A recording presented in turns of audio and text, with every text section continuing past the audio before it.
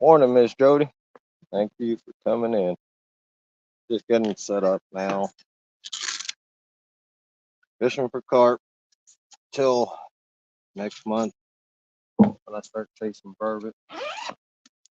Today we're trying something a little different. Same old boilies, pineapple, banana. I soaked them overnight in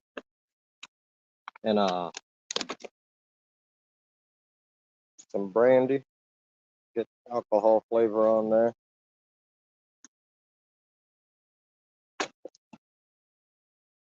Then I made some banana cream with the brandy in there. We're gonna dip the boilies in that, and when I make up some PBAs bag.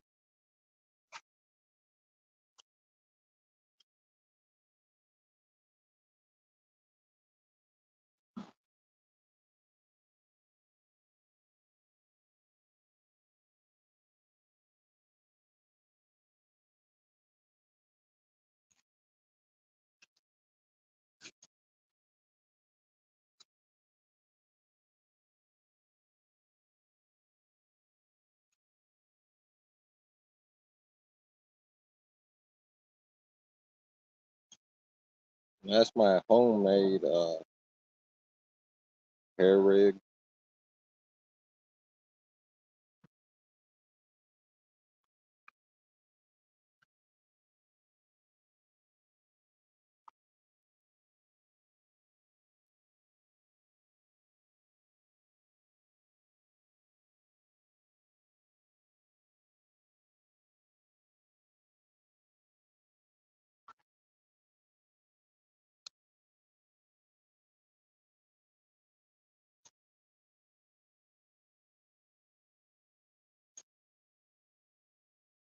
That's it.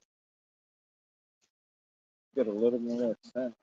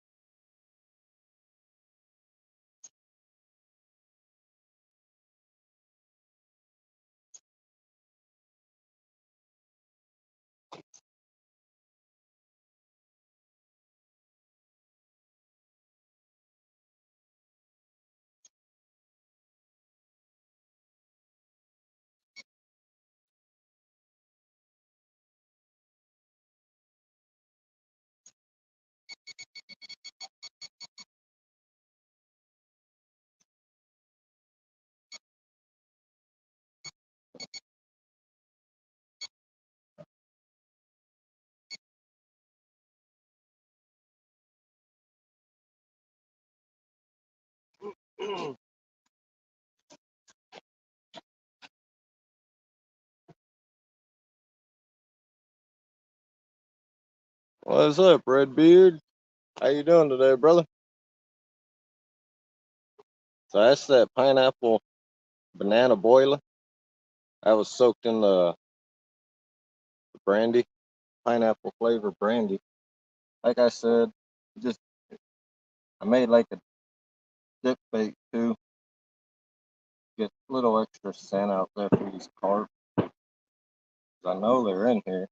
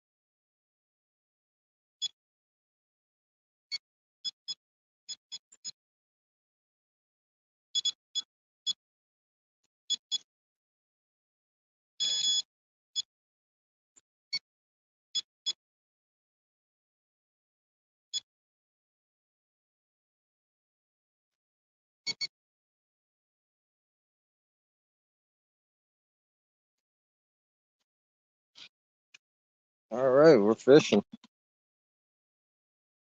Now we'll just see if this works. What's up, Nate? Thanks for coming in, brother. How you doing this morning, Ty?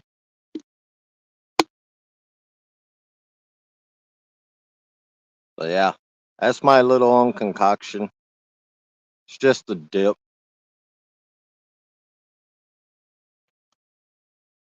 And then later on,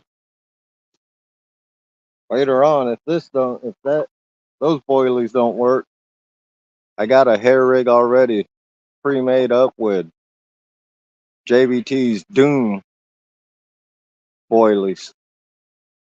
No, I ain't sponsored by them. I bought these. They smell pretty good too. Bullets and barbecue. Thanks for coming in. Good morning.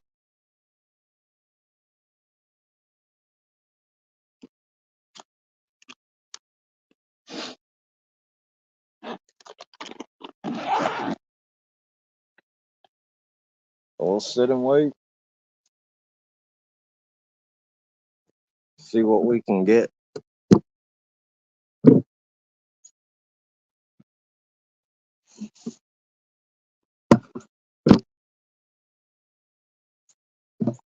There you go. See the rods a little better.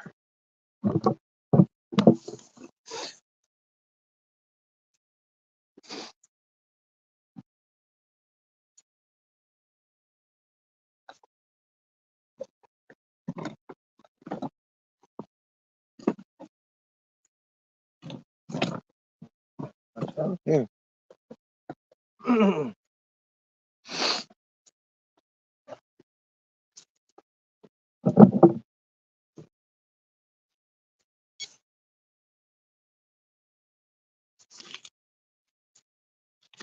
Oh, we got something.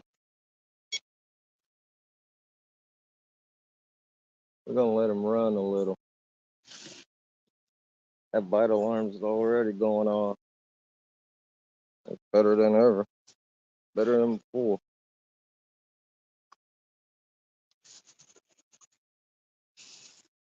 Let me go.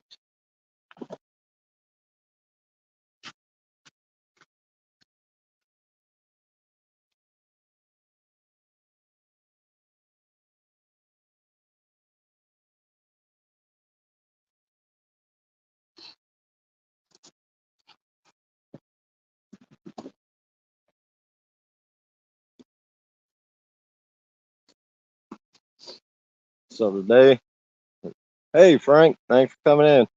Curtis. Good morning, fellas. Thanks, Frank. Appreciate that, brother.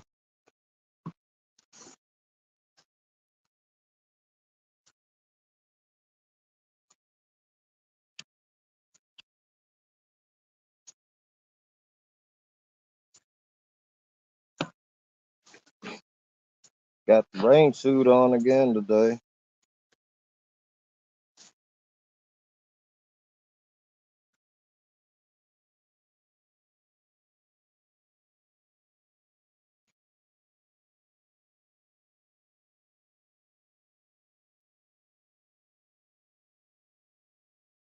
It's supposed to rain, so we'll see. Rather be prepared than not.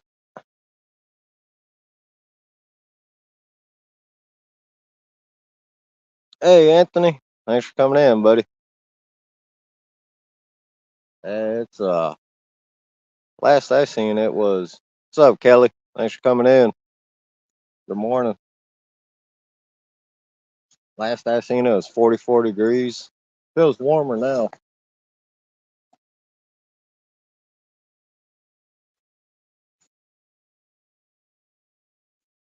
For now, I got my American Carp Society beanie on. Later on, I'll put my River Cat Tackle special beanie on.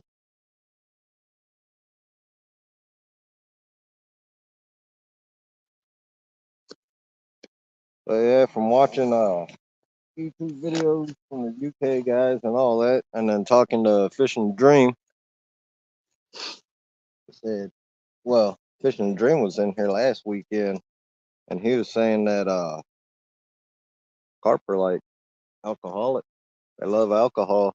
So I went and got a bottle of Paul Mason brandy.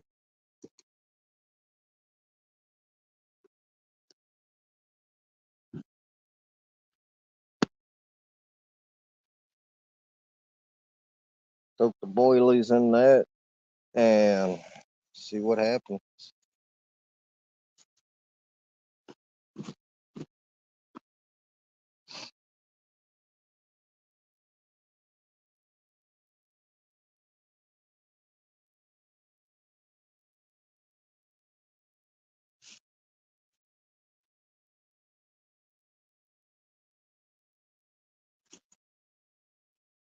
All right. Nah, I just got set up. No. Perfect. Yep. Oh, that's it. Okay. Have you seen salmon moving? Not this morning.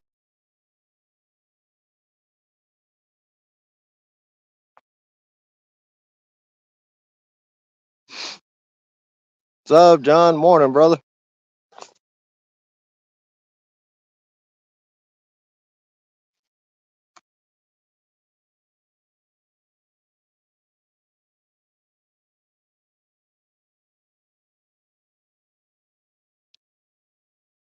Yeah, I got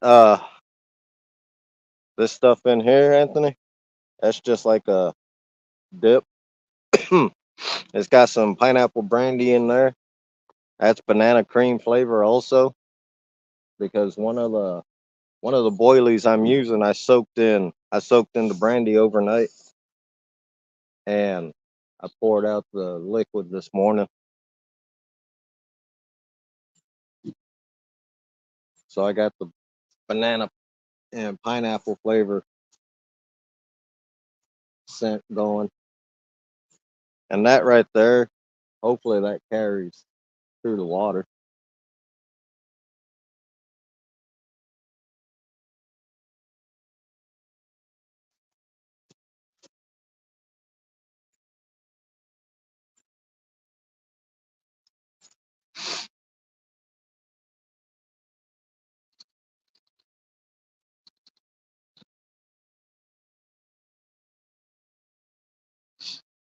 I'd say one thing: when I was younger, I wouldn't be drinking just coffee by this time.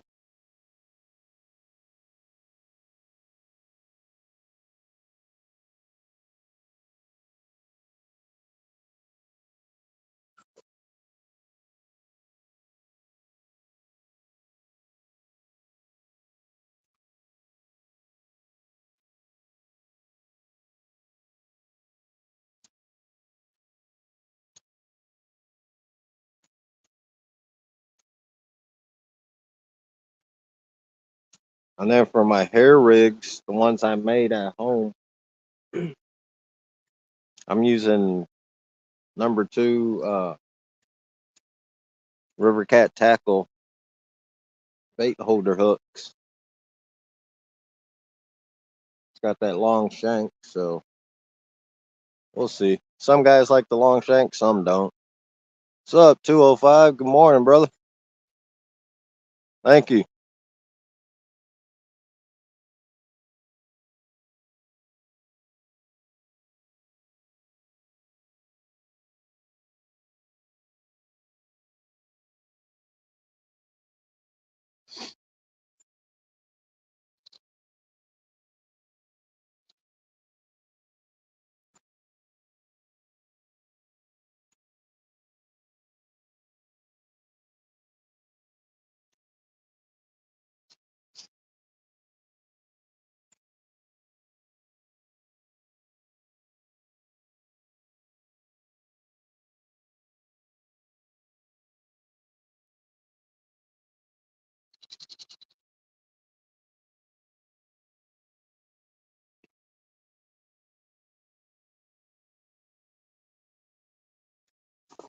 If you sent them this morning,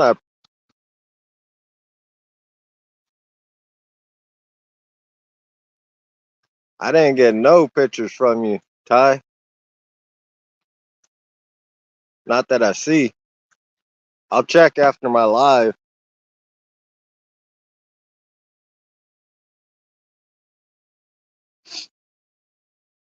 If you guys want, you can go to rivercattackle.com.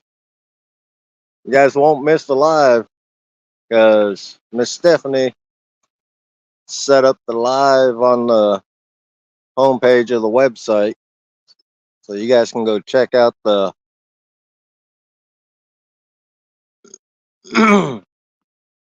check the website out and not miss the live. Maybe by a miracle I catch a fish.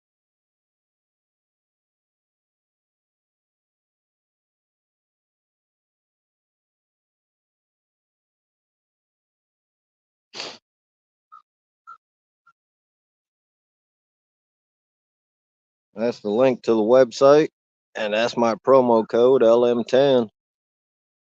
All right, I seen it now. I didn't see the pictures yet, but I'll check them out after the live. But I got them.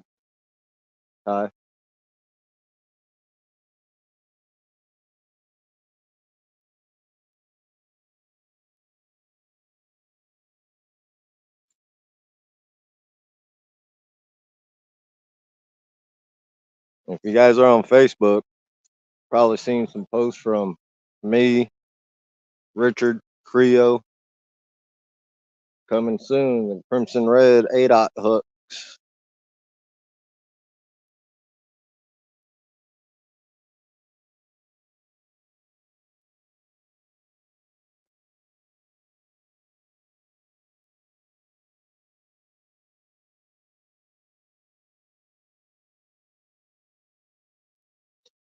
I know a lot of people catch carp when catfishing and throwing the cast net and all that, but trying to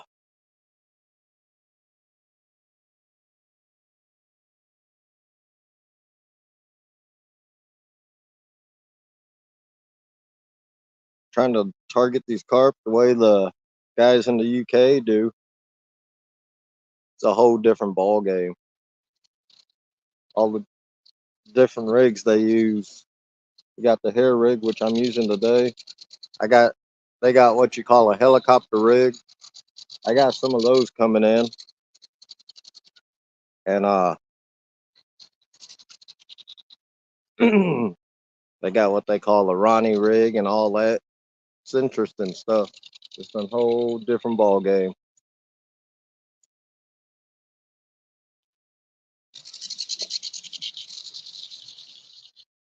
And they're catching the way they got it set up there. They fish the river. Oh, we'll try.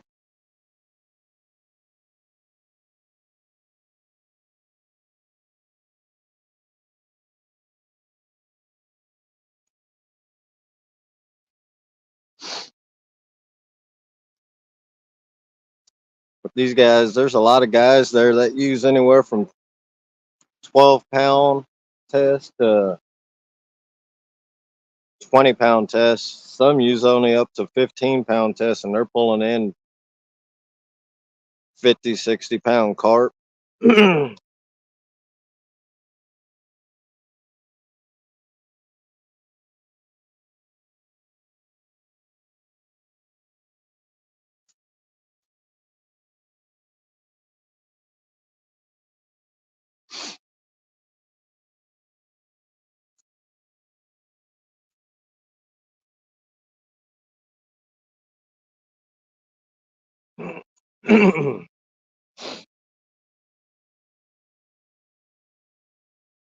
And looking at some of the gear, I mean, all the gear they got, the different stuff you can have.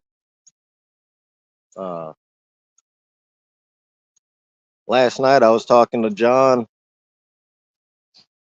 on the phone, and I was looking at different groups on Facebook. Some of their just the bite indicators or whatever you want to call them. There was some for 3-pack and a 3-pack and like a remote where if you're away from your rods or something or it's at night you can't see them.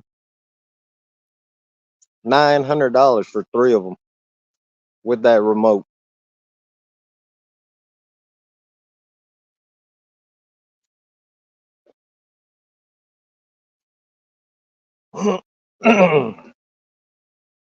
And I know fishermen, fisherwomen, we spend good money on just regular fishing gear. These guys are spending all kinds of money on the across the pond just for carp fishing. Their rod and reels, I've seen them where they're $700-800 a piece.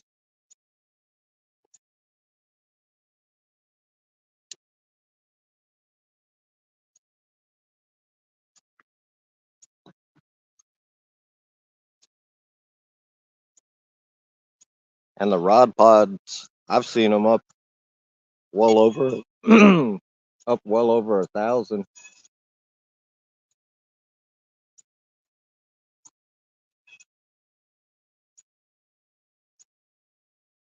I'm getting a little more action this morning. Something interested in the bait.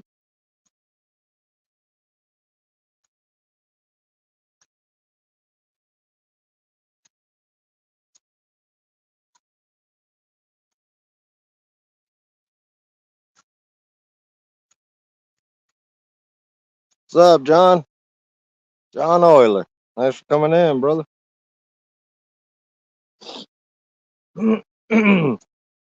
That's the second time that bite alarm's gone off. I'm waiting for him to run with it, though.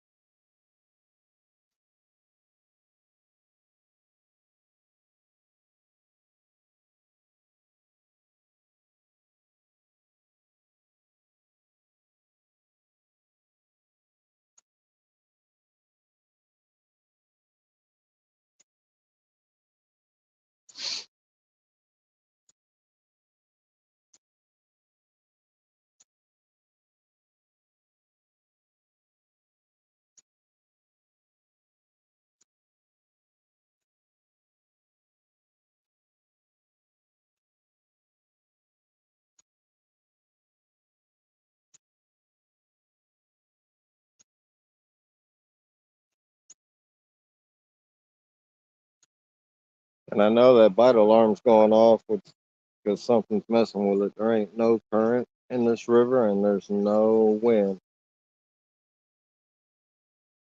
So the wind ain't blowing the line around.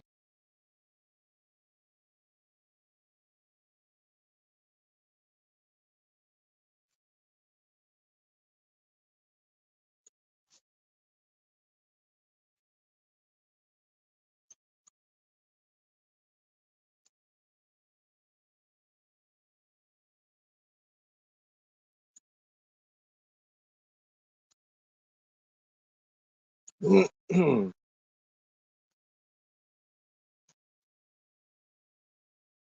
think it's supposed to clear up later. So I'll be out here for a while.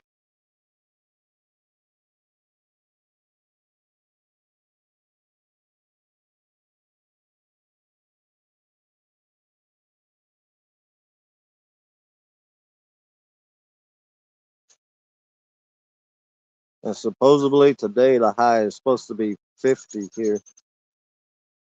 Feels like it's warmer than that, but that could be because I got this rain suit on. I got a hoodie on. Got a shirt underneath that. Plus my jersey. My River Cat tackle jersey.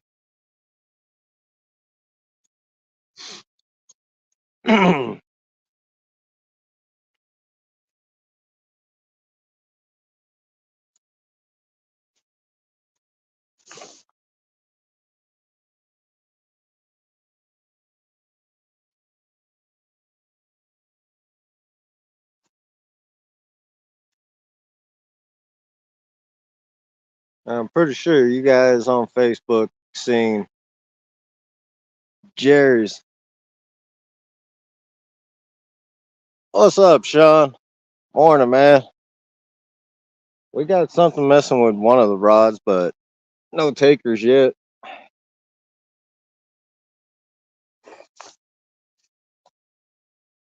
Trying to catch these carp, man.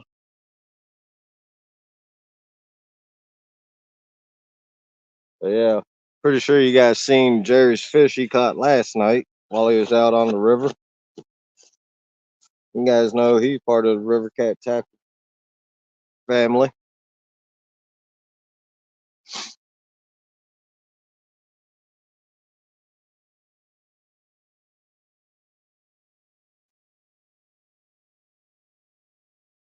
And then you seen Creo's fish he caught using the Crimson Red 8/0 hook.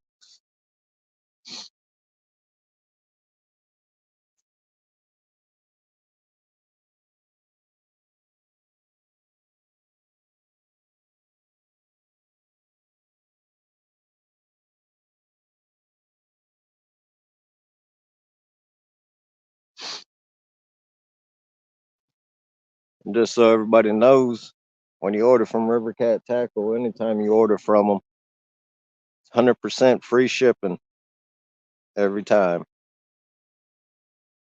I bet there ain't nobody else out there that can say that.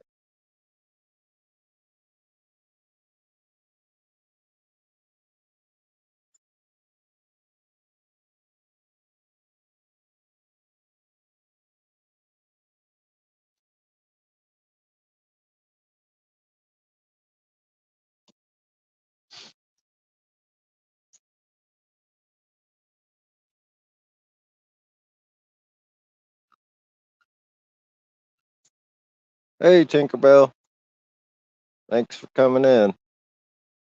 George, thanks for coming in, buddy.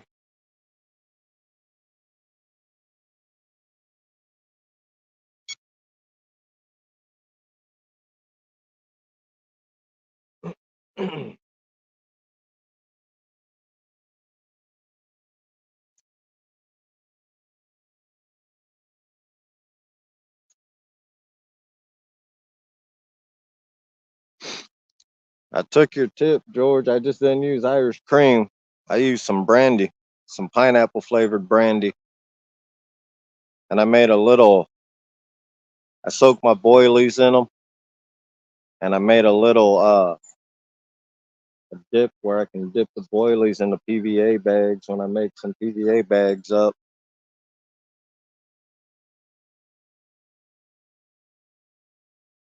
What's up, JBT? I'll be using your I'll be using your Doom boilies. I got one actually set up on a hair rig for later.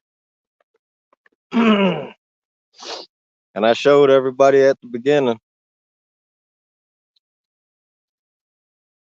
I don't know what flavor they are, man, but they smell good too.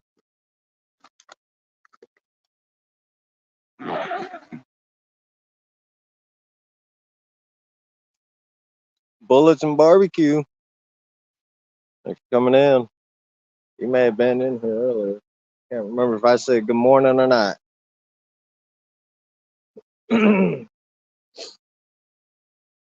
Funny thing is, that's 3 times already that bite alarm made some noise.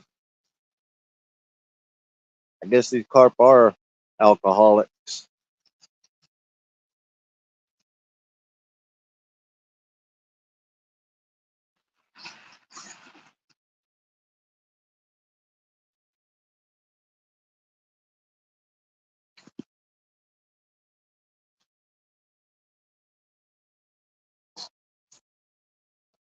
Yeah, it'd be nice to get one, George. Eventually, I'll get one. I'm too stubborn not to. I'm too stubborn to quit. So I'll keep chasing them till about the middle of next month.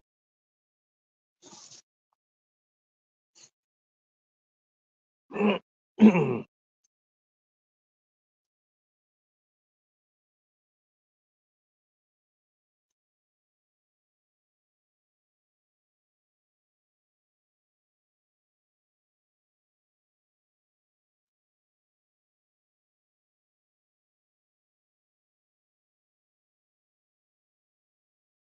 JBT, do you ever look well?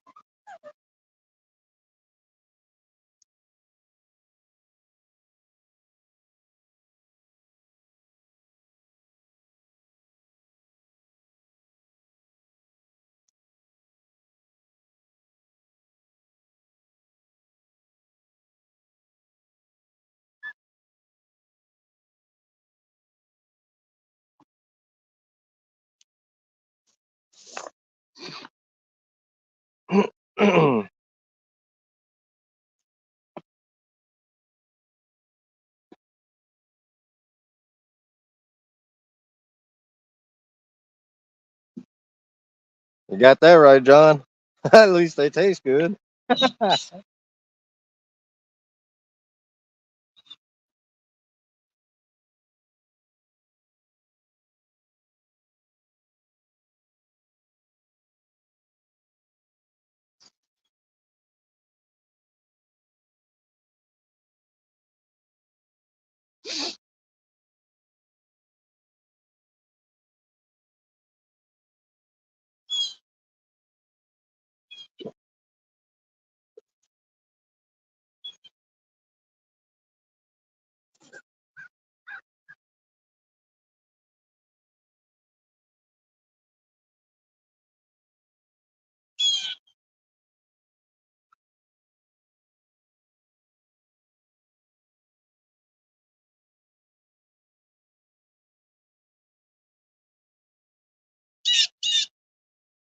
Hey, don't forget they're also dipped in banana cream.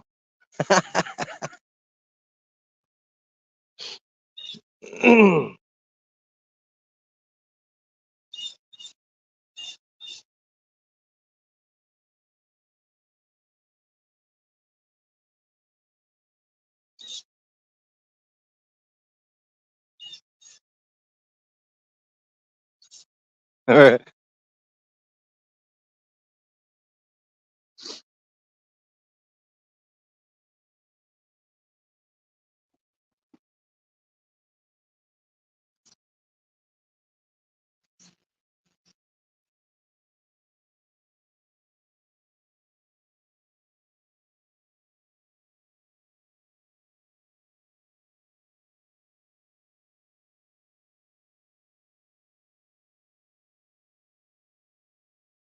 right, JBT, later, man.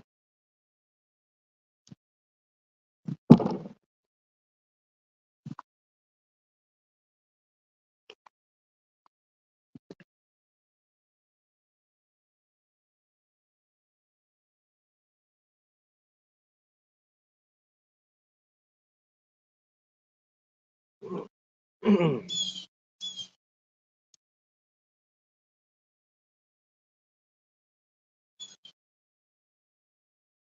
up, Brandon? Morning.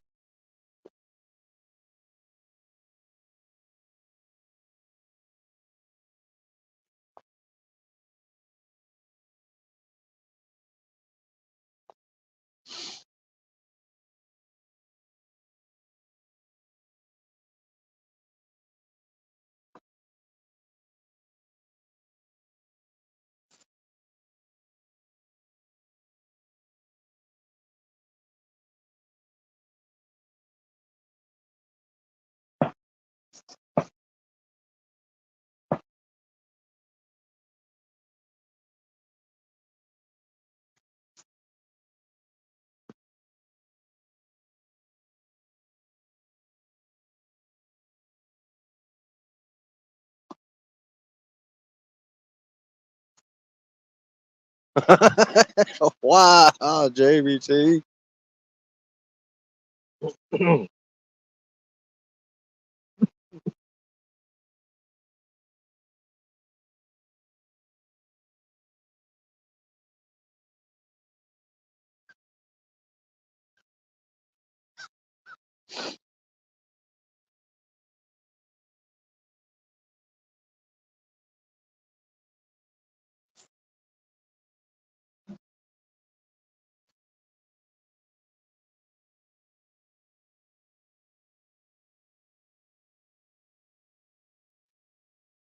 right, JBT. Thanks for stopping in, man.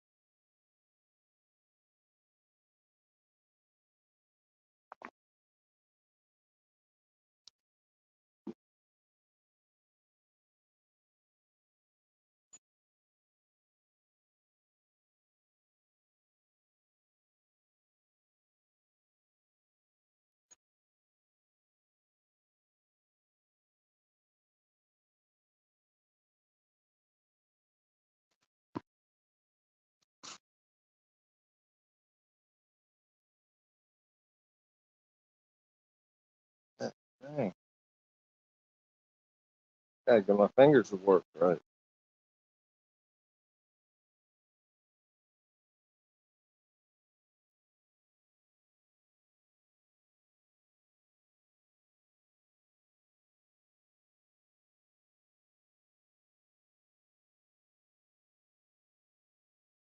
If anybody wants to come up. And also, uh, tomorrow night, Mike Irvin. Good morning. Thanks for coming in. Tomorrow night, we we'll be having our Rubber Cat Tackle Talk Show at 6 p.m. Our Central Time. We'll probably have Creo up there. Uh, we'll have Richard probably up there, Fishing and Freedom. So with Creo and Richard up there, we'll probably be talking fishing like we have been.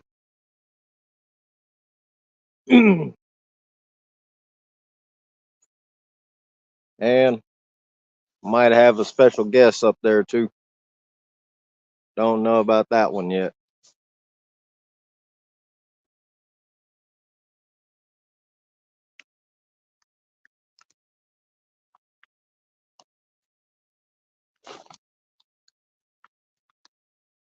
Here comes the rain.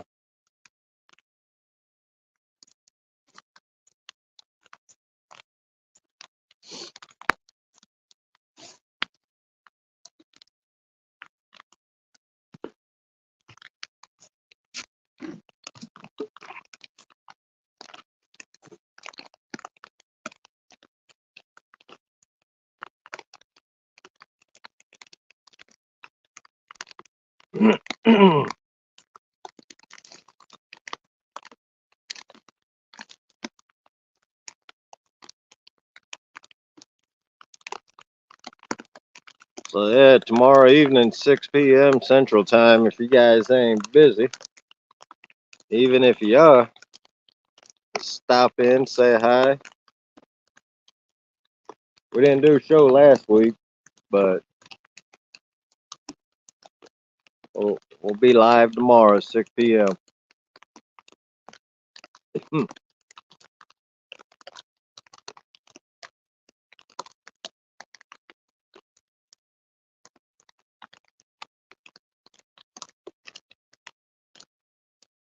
I don't know how long. This rain shouldn't last too long. It don't really matter. I'm crazy enough. I'll stay out anyway. All right, John, be safe, man. You know all them crazies on the road.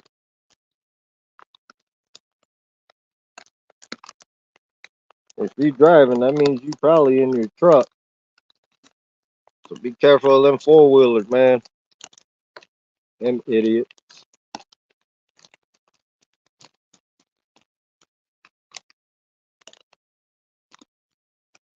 Oh, we got salmon jumping. Look like we got coho salmon in this river this year.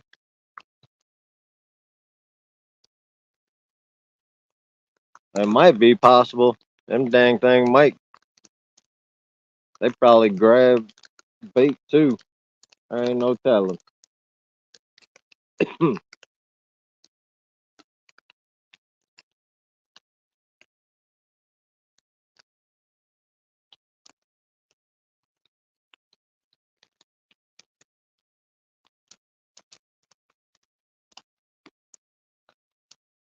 And I won't complain if we hook into one of them too. Because they say coho salmon is probably the best salmon in the. They say a lot of guys say that's better than the king. They taste a lot better.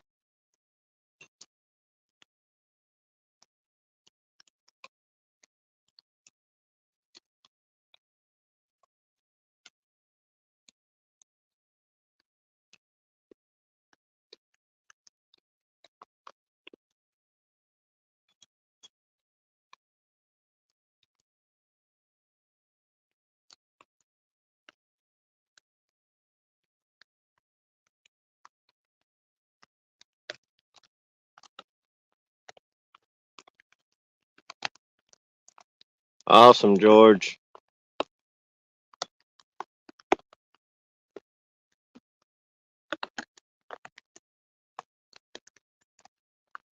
Yeah, I seen that. I believe it might have been the last time you was live. I stopped in. I didn't say nothing, but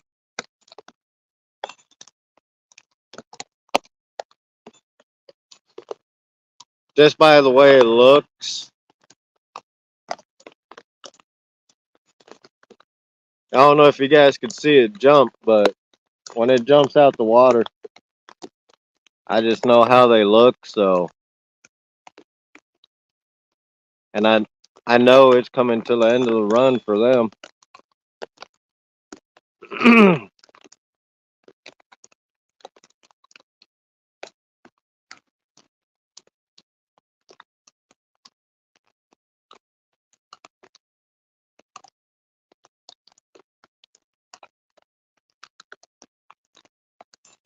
Yeah, it's coming down pretty good now. This rain.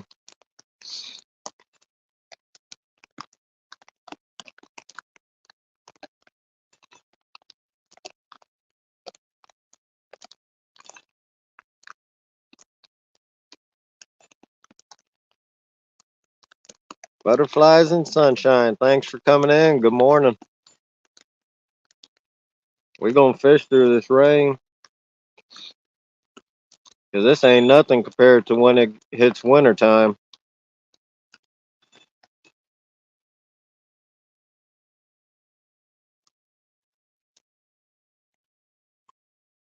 I mean, last year during the salmon run, I think I fished 9 hours in the rain and I was live.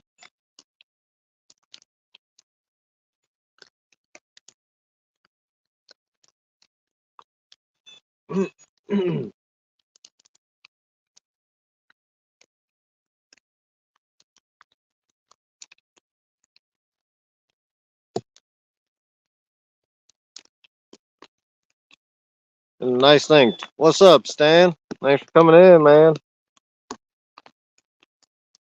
Nice thing about these bite alarms, they're waterproof, so you ain't got to worry about them not working.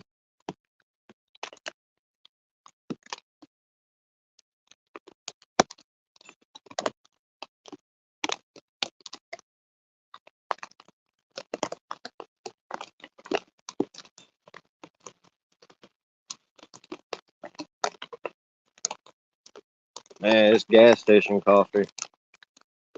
It's not the best stuff in the world, but it's better than having none. What's up, ugly dog? Thanks for coming in. Sean, I'm in Sheboygan on the Pigeon River.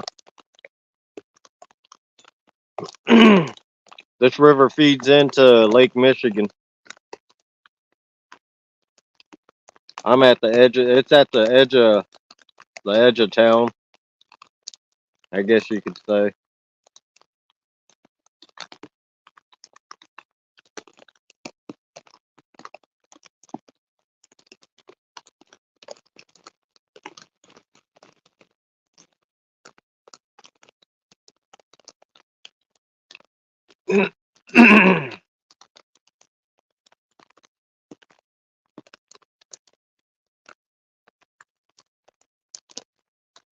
And I mean, today we've had what that bite alarm's gone off 3 times, but no takers.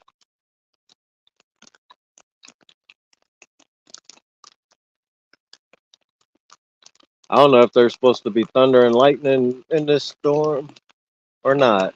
If there is, oh well. Won't be the first time I fished in it.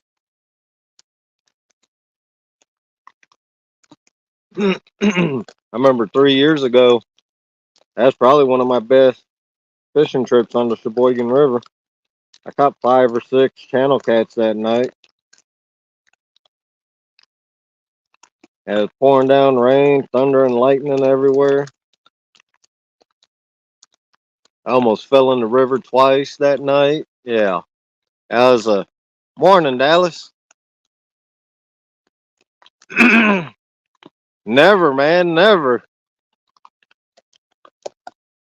I mean, you think about it, even this summer. This summer we did okay. Wasn't too bad. But I mean, last year, if you remember, we was out catfishing and it started pouring down rain too. Nah.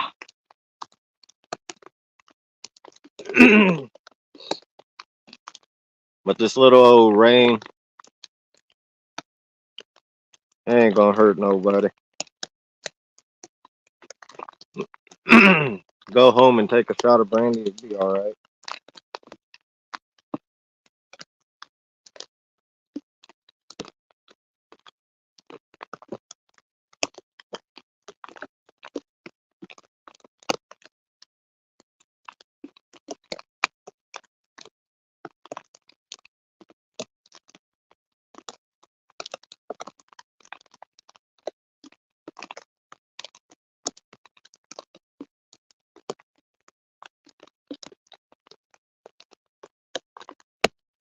Did I get my costume? I'll message you, or I'll call you, Stan, later on.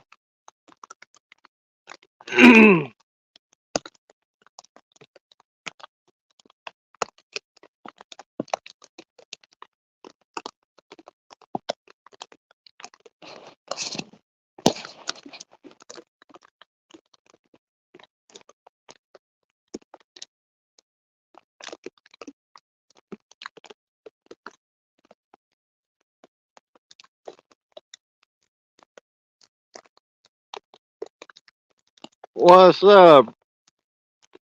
That must be Randy Bible. Morning, brother.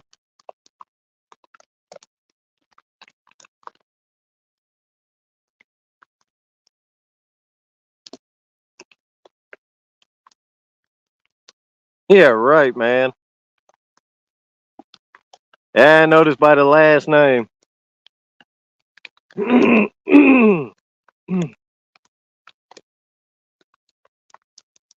But yeah, like Dallas was saying, asking if I ever fish in good weather.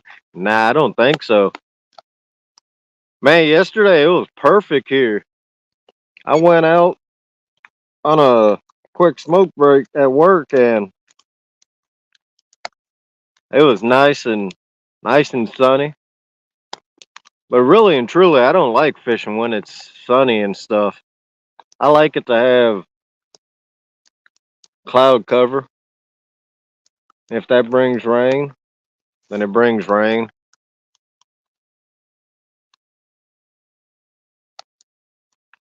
But I know it's better than sitting on the couch.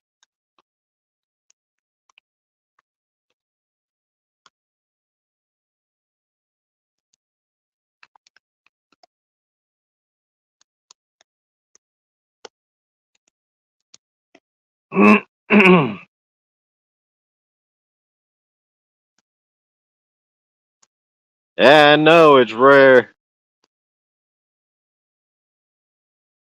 You been out fishing, brother?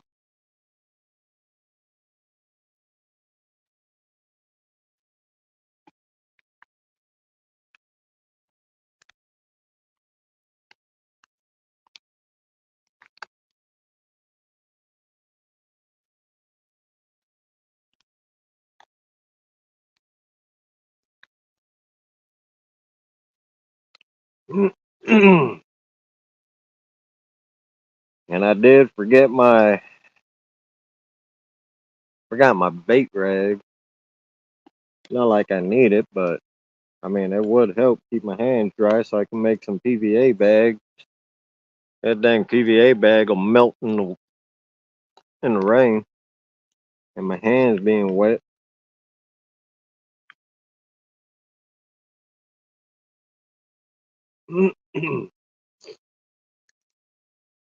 Now, hopefully today, I don't really care, but hopefully Mr. Green Jeans stay away. I'm busy, relaxing.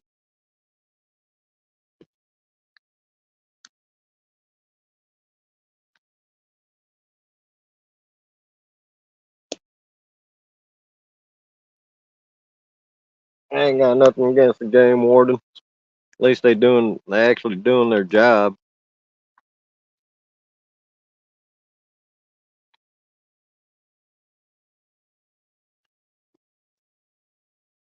Not in this river. This river, man, it's muddy. I mean, it's somewhat clear right by the bank, but now, George, when I go fishing on Lake Michigan for carp, I'll show you some clear water right off the piers. Uh, on the lakeside, because you got the river, you got the Sheboygan River runs out into Lake Michigan. But on the lakeside, man, I've seen some real nice carp just swimming around, hanging out by the rocks and stuff. And then my other spot that I usually go burbot and salmon fishing, which I didn't go burbot or salmon fishing there last year. They get kind of stupid in that area.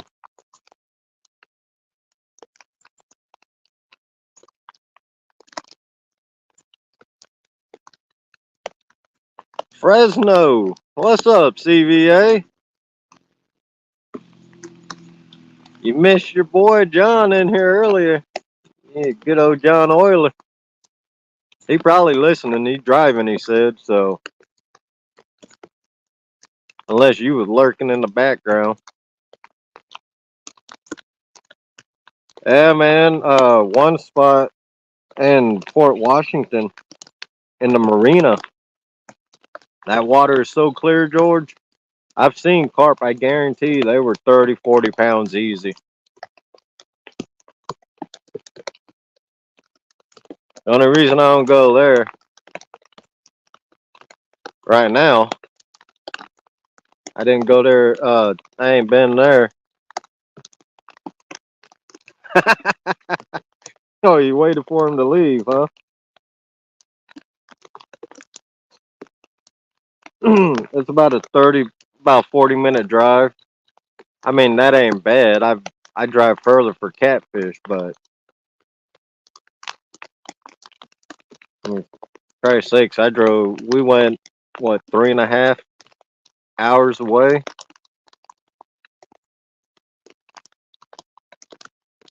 and I fished the Mississippi. Although I only fished it for an hour, but that wasn't why we was over there. I was just happy to throw a line in the Mississippi River up here.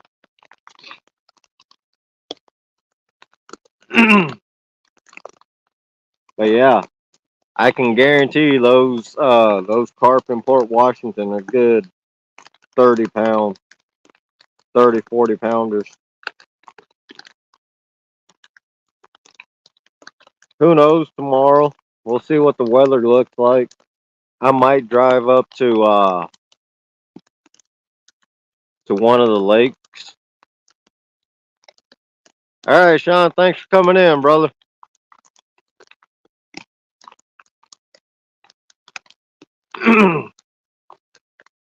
But I might drive up to Lake Winnebago and try fishing there for carp. And a buddy of mine, like I was saying last weekend, a buddy of mine lives right over there. He grew up in that town in Oshkosh, and if I don't go there, I may try and go to Manitowoc. That's 30 miles north. But I know Manitowoc River, that has, can't see the carp, but it's got some, it's got carp in that river, some decent sized ones I've heard. I've seen almost a 9, maybe 10 pounder out of there. Audra's cousin, Dakota, a young kid I taught how to fish, he caught one last year. So one of those two,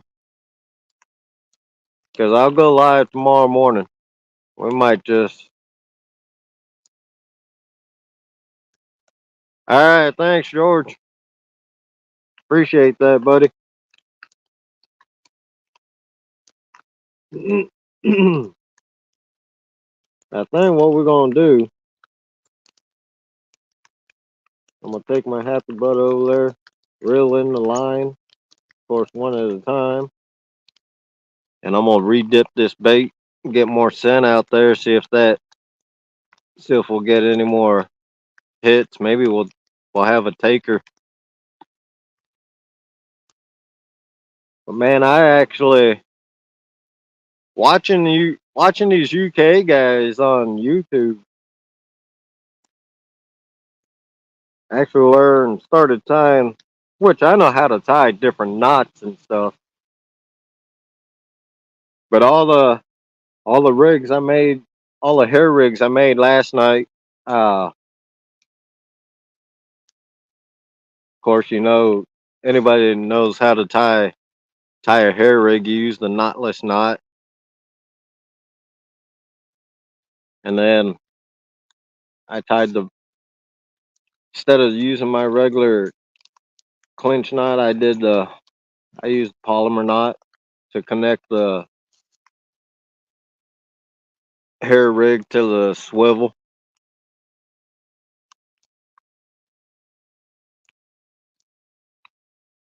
It's a heck of a lot easier, I can tell you that, tying the polymer with the braid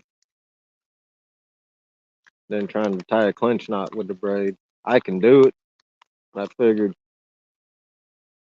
try something different.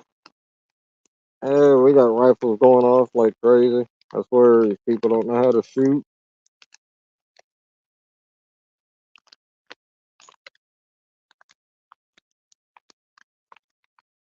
Unless that's one of the gun ranges.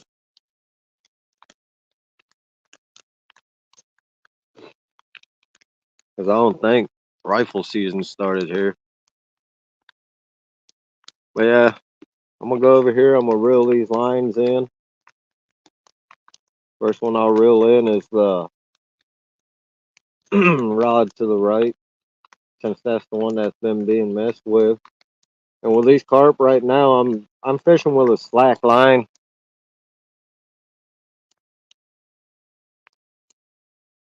Yeah, George, I used to tie it quite a bit. Then I got set in my ways of just tying the clinch knot.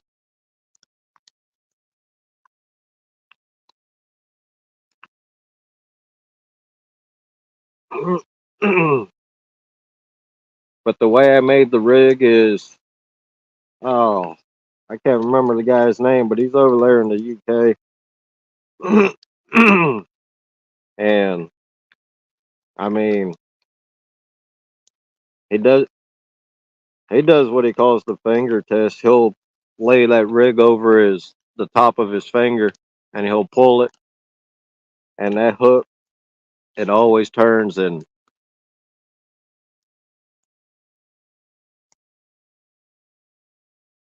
always wants to grab. So I got the hair rig down in no time.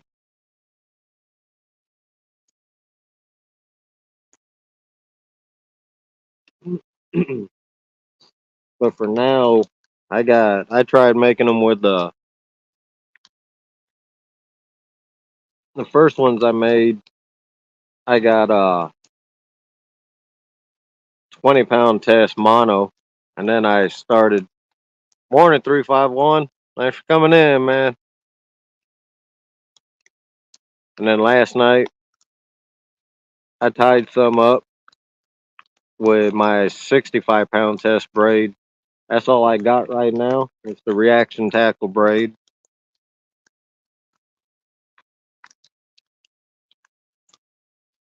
But I do got I do got the actual I got some stuff coming in for leaders and stuff. That's actually for carp fishing. And I got some of that putty too, where to hold the line down and all that. I'll be right back.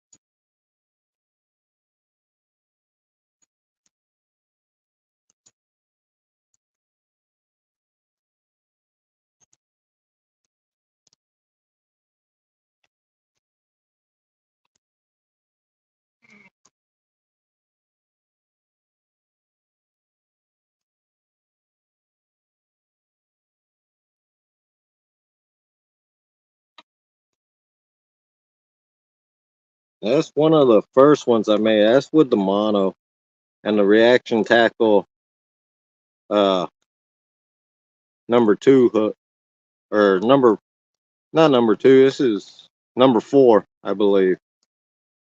I asked John to send me. That's the number four. It's a long shank. And my good old dip here. Re-dip this bait.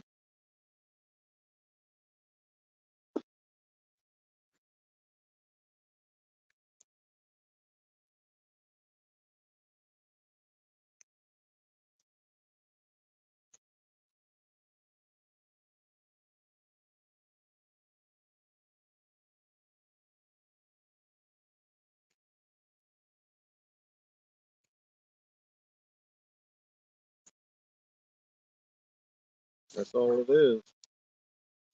Get this back out here.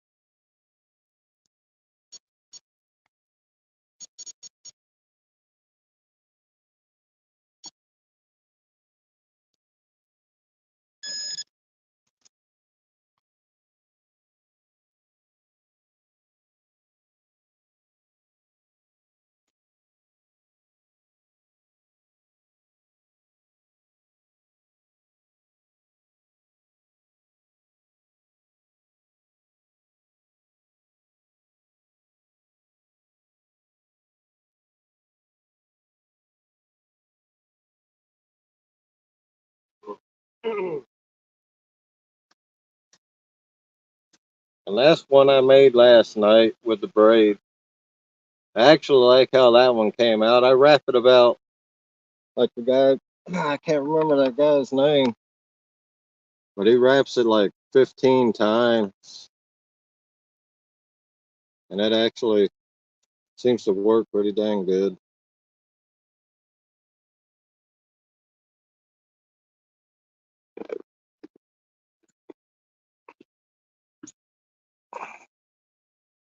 I'll get this one back out.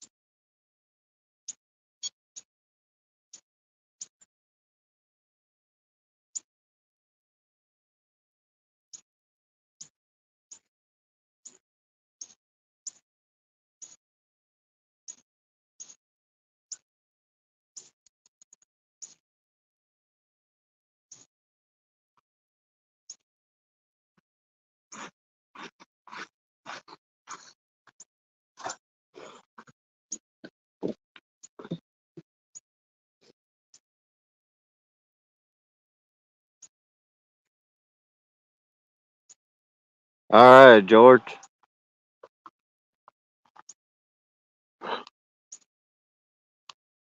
And I'll know right away if it's the same guy or not.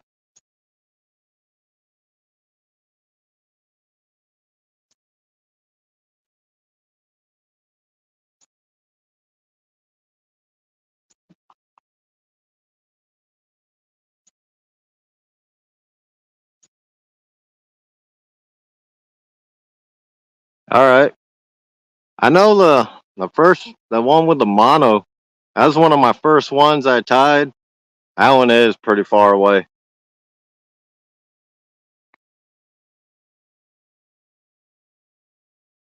I'll get it. I'll get it down. I'll just keep on making them, and I'll get it eventually.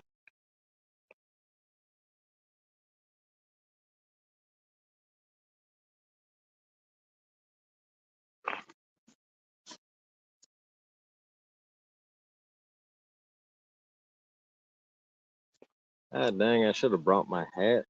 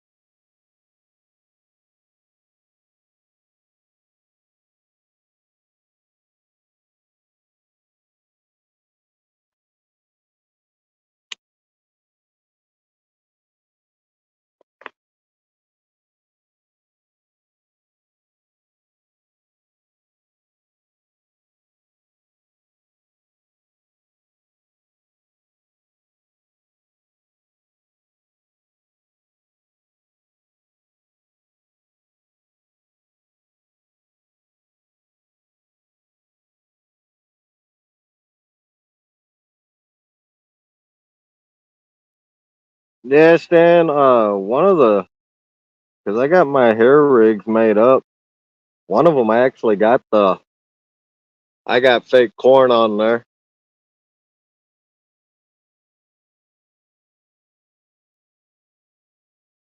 I got fake corn, and then one I got JVT's boilie on there, the Doom boilie. I'm gonna be out here all day, so I'll end up switching. Oh yeah, I've watched. I've probably seen that video. I'll look at it again, but I'm sub I'm sub to them.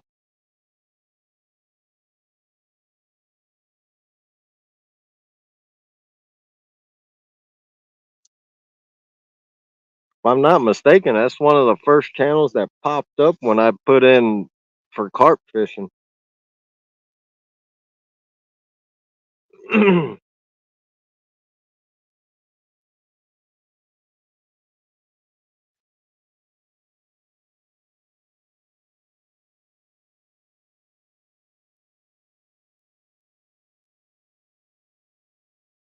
Yeah, Stan, I got that fake corn from dang, what the heck?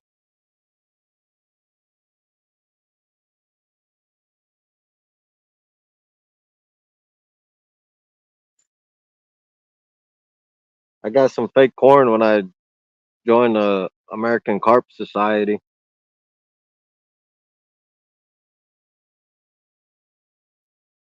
I know a lot of cat fishermen use carp for bait, but man, the few I have caught when I wasn't fishing for them, they give a good fight. So I finally decided. That's when I decided. You know what? Not that long ago, I'm gonna start trying to catch them just for the fight. Bugman 0.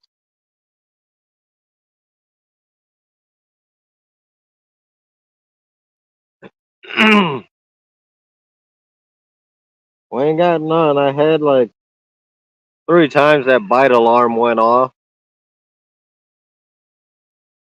I'm gonna be out here all day anyway, so we're gonna try and we're gonna keep trying.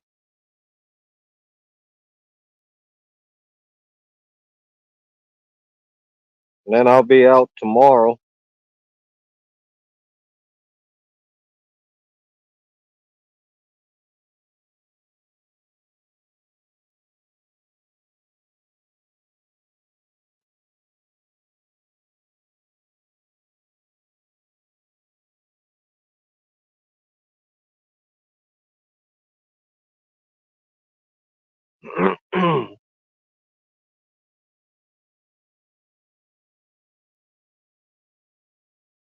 I'm using a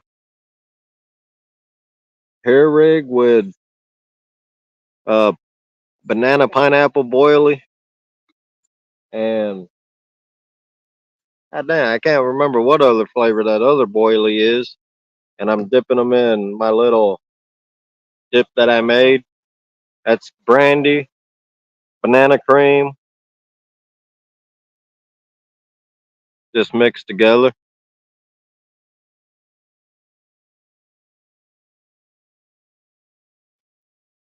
Try and get a little bit more scent out there. And I'm using a number 4 River Cat tackle bait bait runner hook.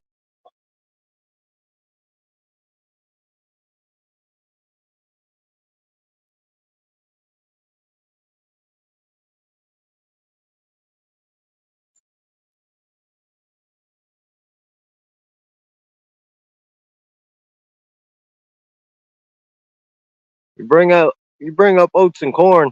I actually got a mix of oats, corn, some hot chocolate, and some Potsy's Boraxo Fire. I forgot to grab that this morning.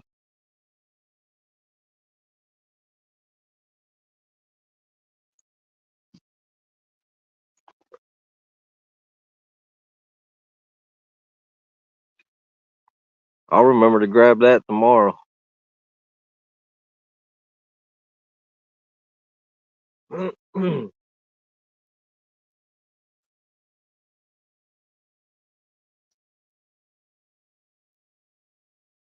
think the other boilie I'm using it's chocolate and vanilla, and it's a 20 mil boilie. Uh, I got a pop up and boilie on the other one. Those are 15.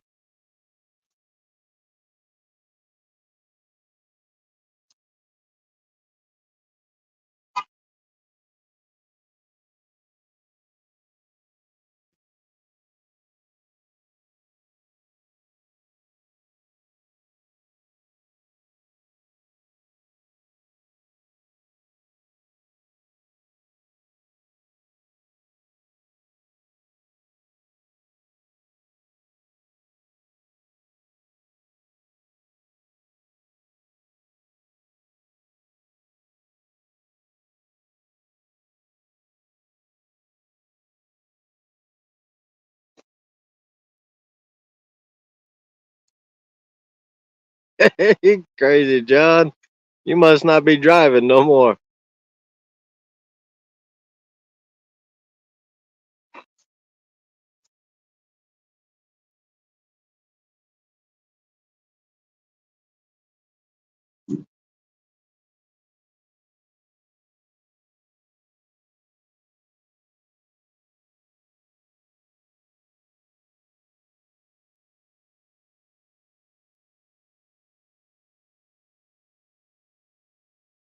Morning, Rustic. Thanks for coming in, buddy.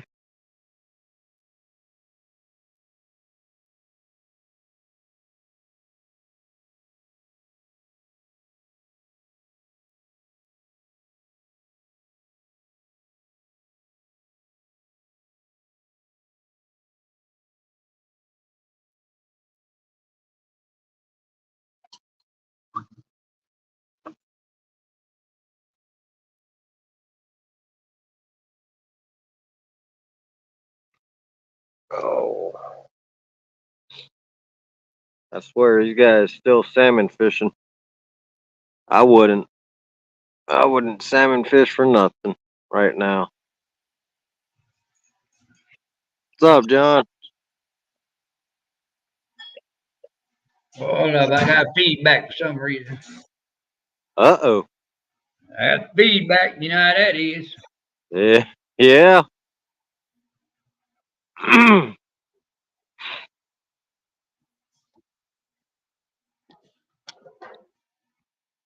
Let me get out of here and come right back. All right. Hold up. Did it straighten out? Yeah. No. You sound clear on my end. Yeah, but I get it keeps repeating. Really? Yeah. Let me see what I can Yeah, do. try dropping out and coming back in. That's the man right there. Mr. John Cyclone.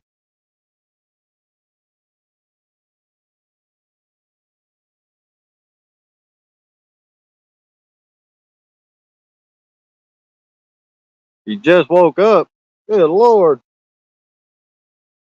I think I woke up at 4:45.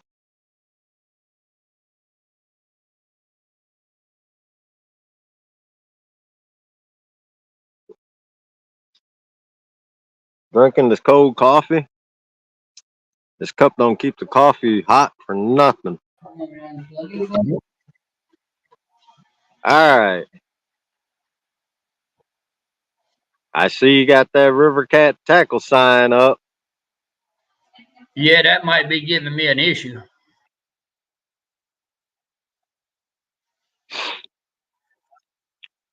Oh, that bite alarm went off 3 times earlier.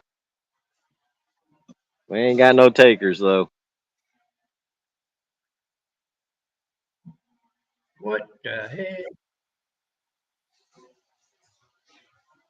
Everything you say, I hear it 3 times.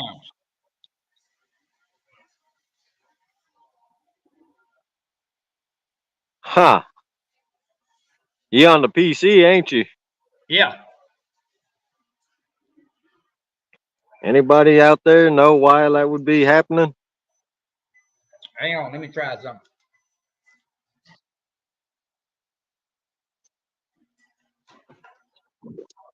Because I know a lot of these guys use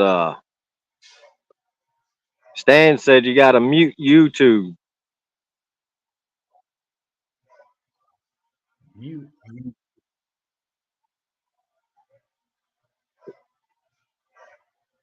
Because a lot of these guys be using their PCs and stuff for when they're not out. Yeah. Stan's gonna make me do something up.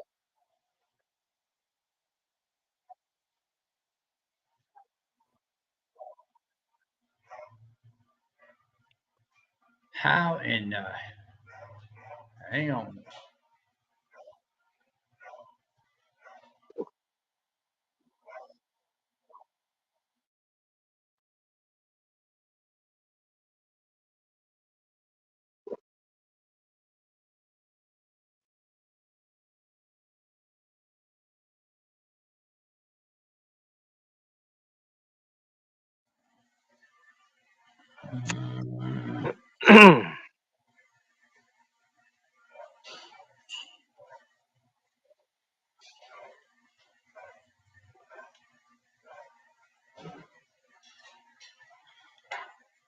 All right, Lance, what you think about that one?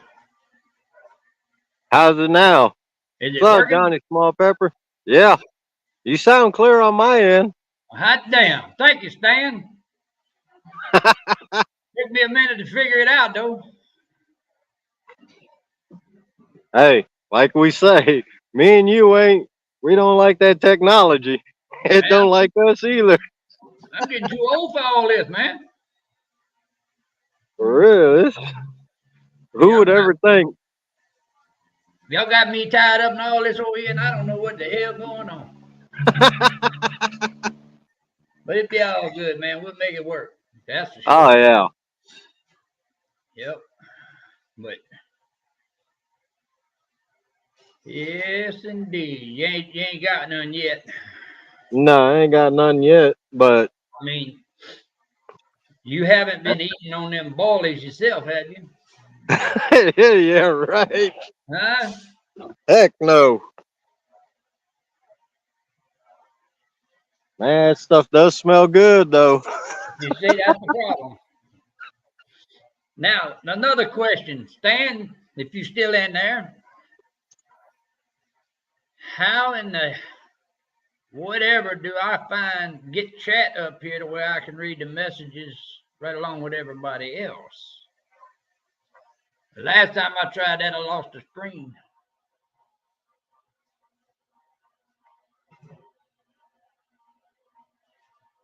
Yeah, that right there. I know how to do it on the phone. I'm looking. How you guys bring chat up on while you on the PC? I know you computer geeks.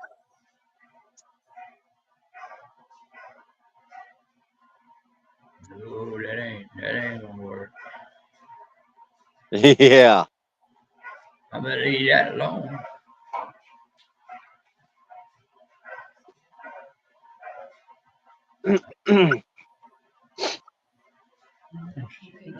Heck, Stan said just use your phone, just mute it. Now it's really gonna make me work hard with these old eyeballs, ain't it? Hot dog it. Y'all killing me. Oh, Hang on, let's see, Stan. I'm gonna try this. If it don't work, it ain't my fault.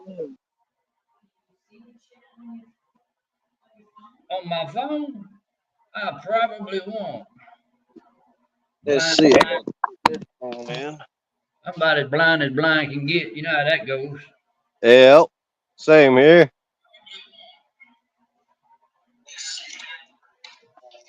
I can't even make that work. And I'll leave it like that. You're just gonna have to read the chat, Lance. Yeah.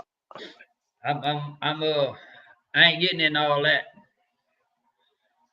I'll have a few of these fellas down here in December that'll be able to help us get this straightened out. Yeah. Oh yeah. They'll get it. They get you all hooked up. Yeah. Rustic said good morning. Morning, Russ. Yeah, Johnny. It's a good little spot. Look like a good bait spot. I bet it is. Boy, it'd be nice to throw a cast net in that, wouldn't it? Yeah. It sure would, but not in this state. Well,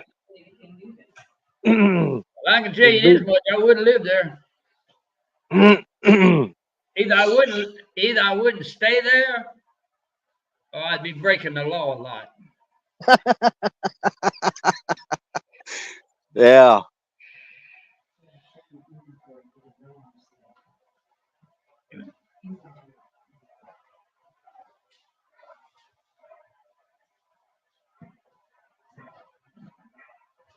Yeah.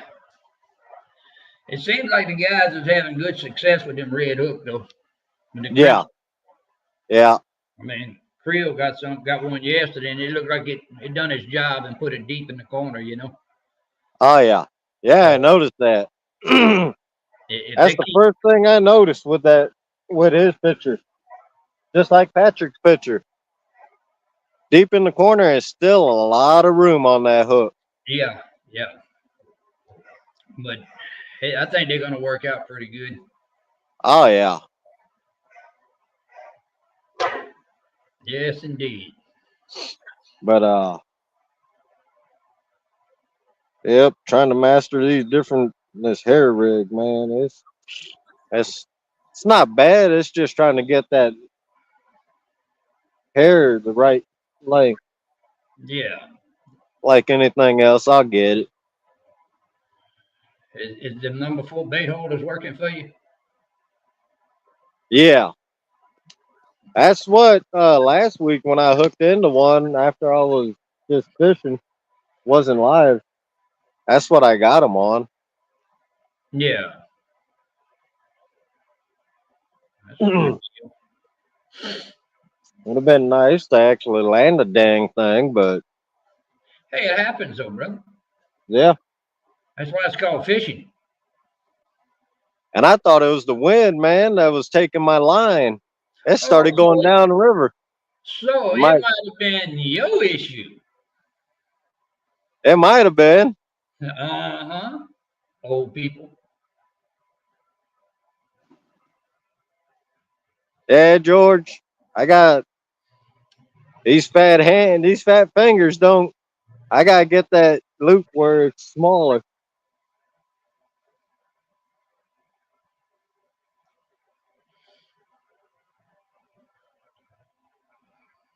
Yeah, the big fingers don't work good tying little rigs. Yeah, exactly. And you got Yeah, Rustic. When these red hooks come out, you gotta check those out. I know you seen the pictures. they're pretty cool hooks, man. It we When we done the hooks, we decided that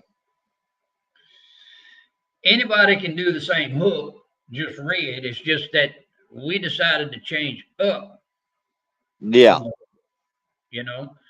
It, yeah. it's our regular 8/0 hook, but we decided to go ahead and go with a little bit wider gap. Well, I say a little bit, much wider gap. I mean, give these guys something with a smaller wire diameter, and help them out with the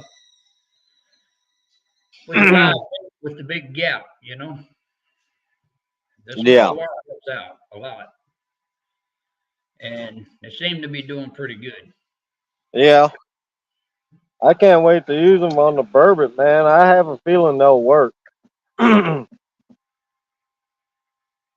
Yep.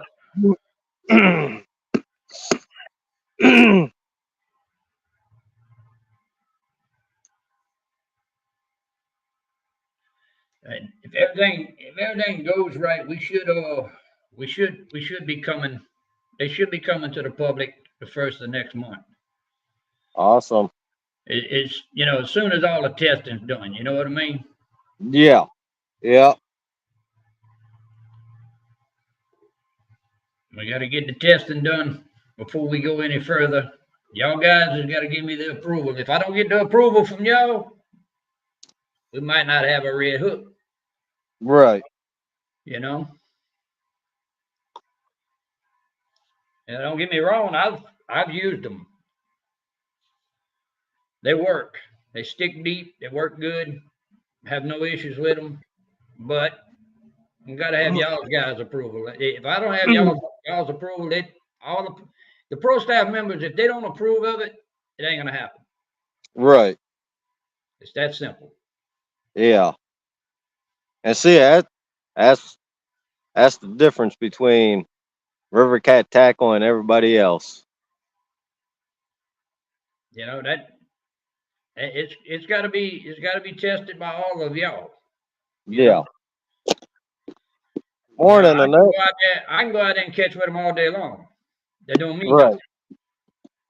If if you group of guys that you got helping you out doing this, if they don't get to use them, how do they know? You know? Yeah. You got to use it. You got to stick fish in order to know, hey, they work. You know what I'm saying? Yeah. But like I say, I've used them. Creo used them. Patrick Graves done used them. I'm pretty sure that fish Jerry caught last night. I'm not sure which ones he was on with them. Yeah.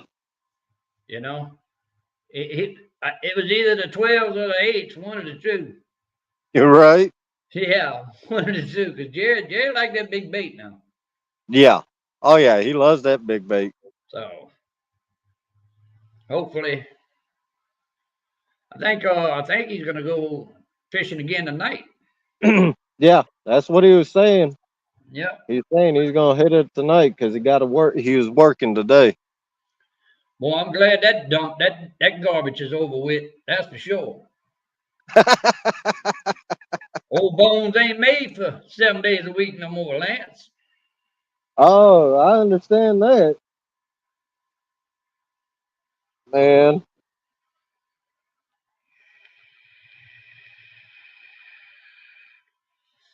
But And yeah. then you got to rest on the weekend. Oh, well, you see the way it's going now. This job I'm starting Monday, that's 4 10s. So Yeah. I get my 4 days in, I rest on Friday and go fishing on Saturday. Right. That's good. You back to the 410. Yeah, the best part about it is it's 12 minutes from the house.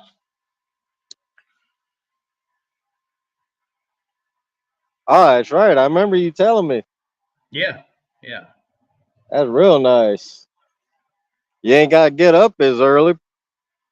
No, indeed not. I can leave the house at 6:15 and still be there at 6:30.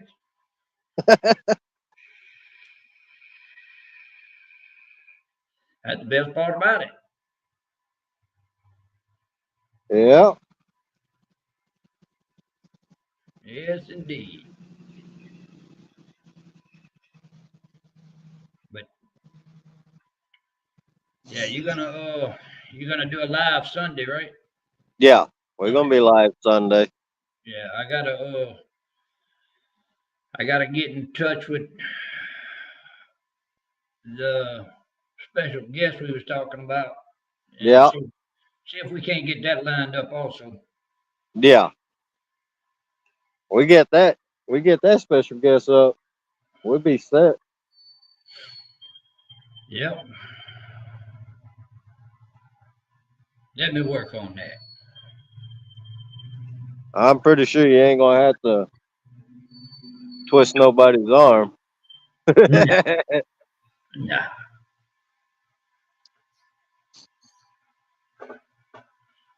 Yeah, Patrick, he was feeling kind of down last night. Huh? Patrick, he was feeling a little bit down yesterday. Yeah, I seen he posted something about him not feeling well yesterday. Yeah, but I checked on him yesterday evening, and he's doing better now. That's good. Yeah, it. He seems to think it was something he ate yesterday morning. Oh man, Didn't agree, so you're right. he's all good. Yeah, I checked in quite a few other the members yesterday. Make sure they was all good. Yeah. That's something I do on a regular, man. Oh yeah. I mean, heck, you. Keep keep in touch with these guys. Make sure everything's good. That's what it's about. Yeah. You know, make sure the family's fine. Right. But the only thing about the red hooks is I'm gonna give everybody a warning early. We had to raise the price on them due to the fact of getting them colored. Right.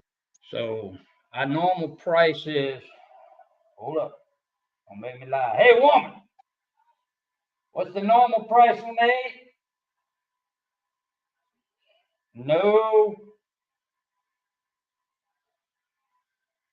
we went up a whole lot now. I'm just letting everybody know. I let her get in the book over there and find out, make sure, because I don't want to lie to nobody. Yeah. Our normal 8 aughts is 550. Yeah. How many in the pack? 7 hooks in the pack. Now, with the red hooks, we had to go up a good bit because of the difference in pricing on getting the hooks. Mm-hmm. So, needless to say, we had to go up 50 cents.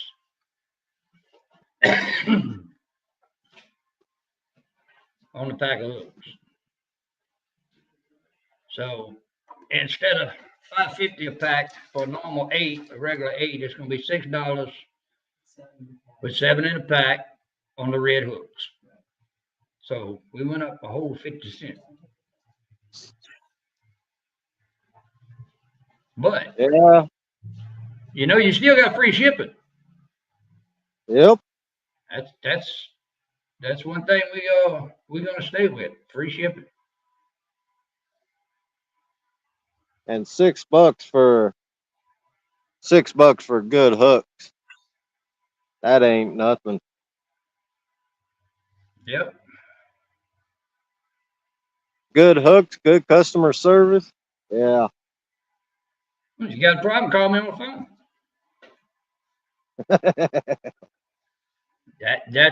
That's how it works, man.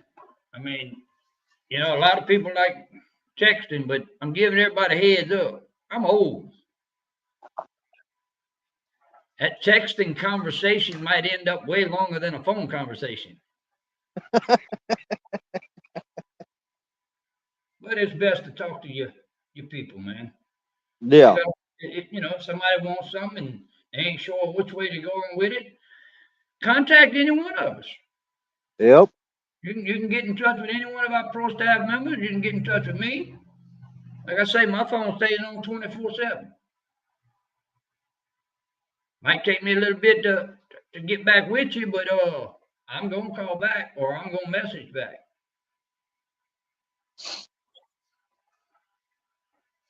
Yes, Yeah. indeed.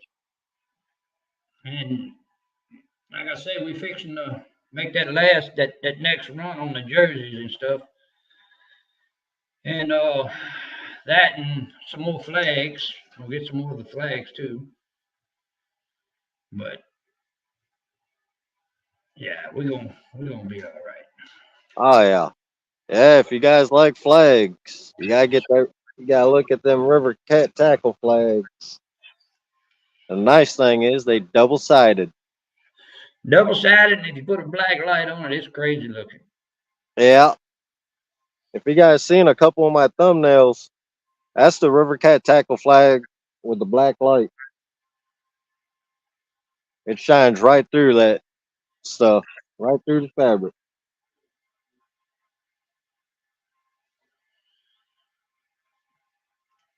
Man, up here the leaves ain't turning as quick as they usually do.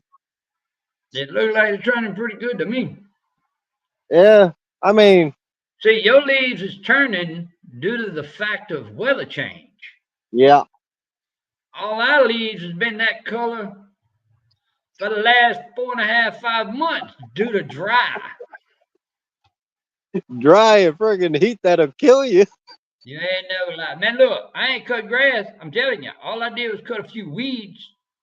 But as far as cutting grass, I ain't cut grass in a few months. Wow. Yeah. And on a normal run, I usually cut twice a week. Ah, Yeah. dang. Yeah, it's pretty rough. Yeah, they say Hell, we in a drought up here. most of our summer was 105, 106 straight temp. That's not the heat index. Oh yeah, probably what heat index? You're looking at 115, 120. 115, 118, somewhere in there.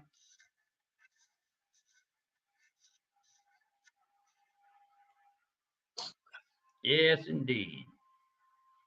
But yeah,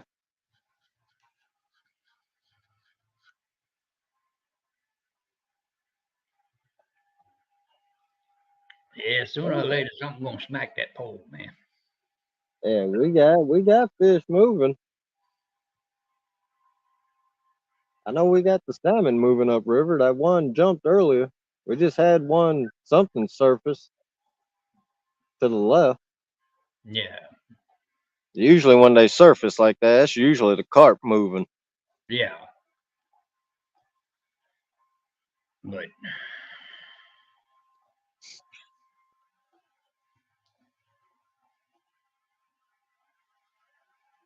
This just another challenge right here, trying to fish this way like they do in the UK.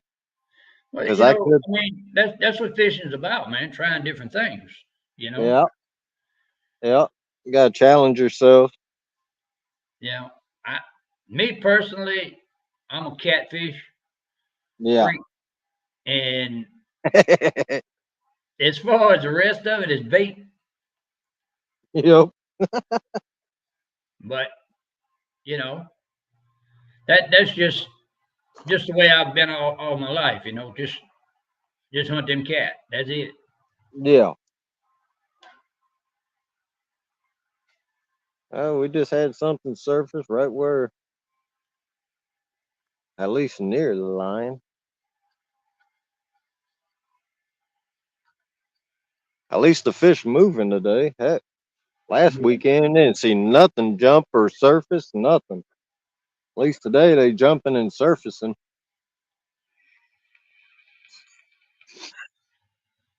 See, I was being nice today, Lance. I wasn't gonna come on with the biscuits. Hey, it ain't Sunday, man. Well, I'm screaming. Yeah, you got something around though. What you snacking on this morning? Oh, believe it or not, I ain't snacked on nothing. I'm just enjoying the fact that I'm off today. Yeah, can't blame you there. No.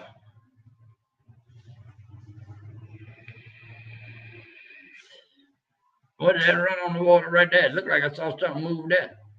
Yeah, that's something that just surfaced again. Yeah, the fish are moving today. That's the good thing. Now, get them to cooperate and bite while I'm live.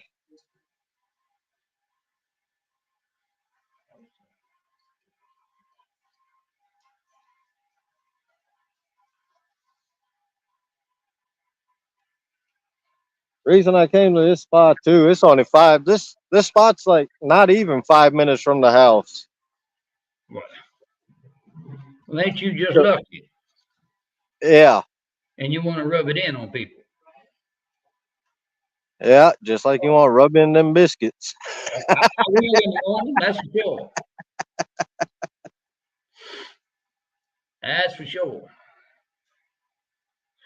But yeah, Lance, like I say, brother, the main thing with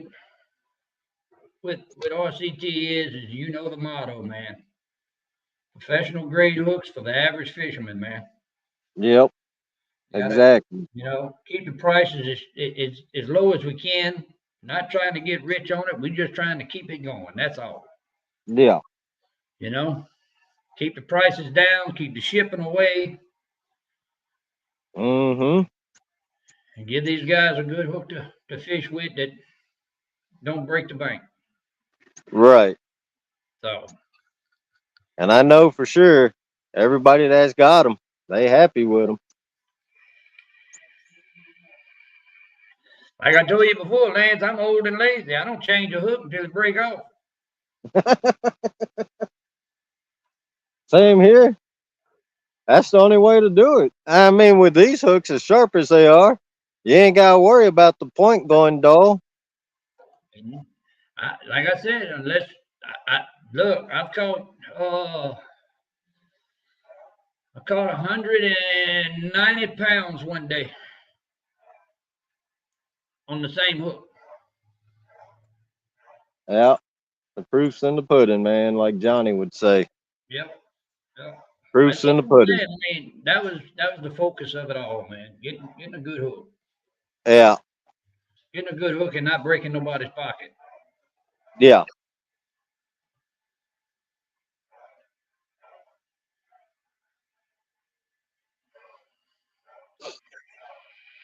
And like we said before, there's all kinds of species been caught with them: saltwater, freshwater. Yeah, yeah. We got it all. I mean, reds. Hell, Patrick even caught a puffer fish, and Yeah, man, they done caught uh, stingray, alligator gar, yeah. red.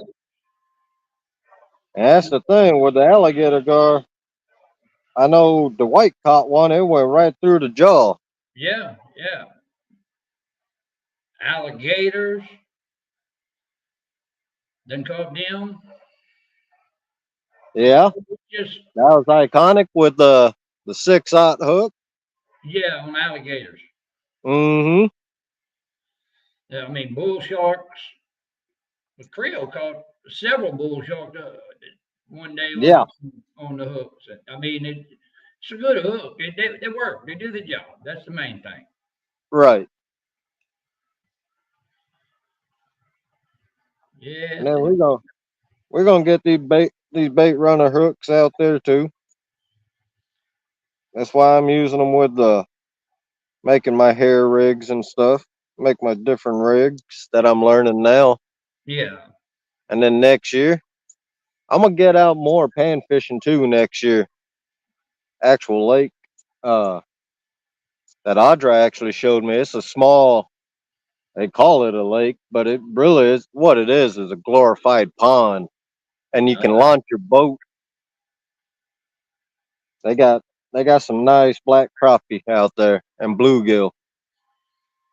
man, the last few times I was out, when I was getting bait, I caught some of them crappie that was 3 pounds, 4 pounds, I wish I could find them around here.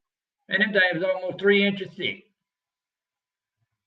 Rustic said he's still using them hooks you sent him, and they still sharp. You see, it's a win. It's a win situation and a losing situation. You know, Yeah, I know what you you mean. win. You're winning by giving everybody a good product, but you're losing because they last so damn long. Right. But that's part of it, man. It's giving the people what they need. Yep. So either way it goes, man, it's a win-win situation.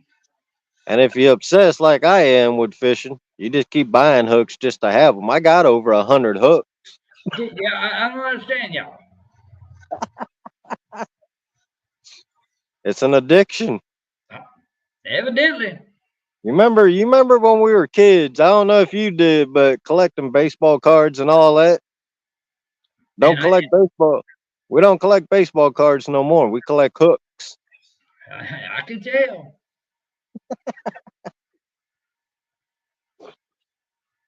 I like collecting lead when I can find it. Yes, I got a buddy. He makes his own lead. I do too myself, but I ain't seen him this year, which is strange I, because he's always out fishing. But he remodels hospitals, and when they remodel that X-ray room, all tear the sheet lead. walls out, That's all he sheet takes. lead. Yep, he Yeah, takes all that sheet lead. ain't that something? Yeah, Lucky I dog. said, man, you got the perfect job. And the nice thing about it, he owned the company, so he Well, got yeah, first you can dibs take on whatever you that. want. Yep. Huh. I got a fella that's trying to work on something for me right now. He's they doing the same thing. They redo CT machines, all that, Yeah. and they do X-ray labs and all that stuff. So I'm working on that right now. Oh man, that's one thing about you. You know a lot of people. Quite a few, well, quite a few, man.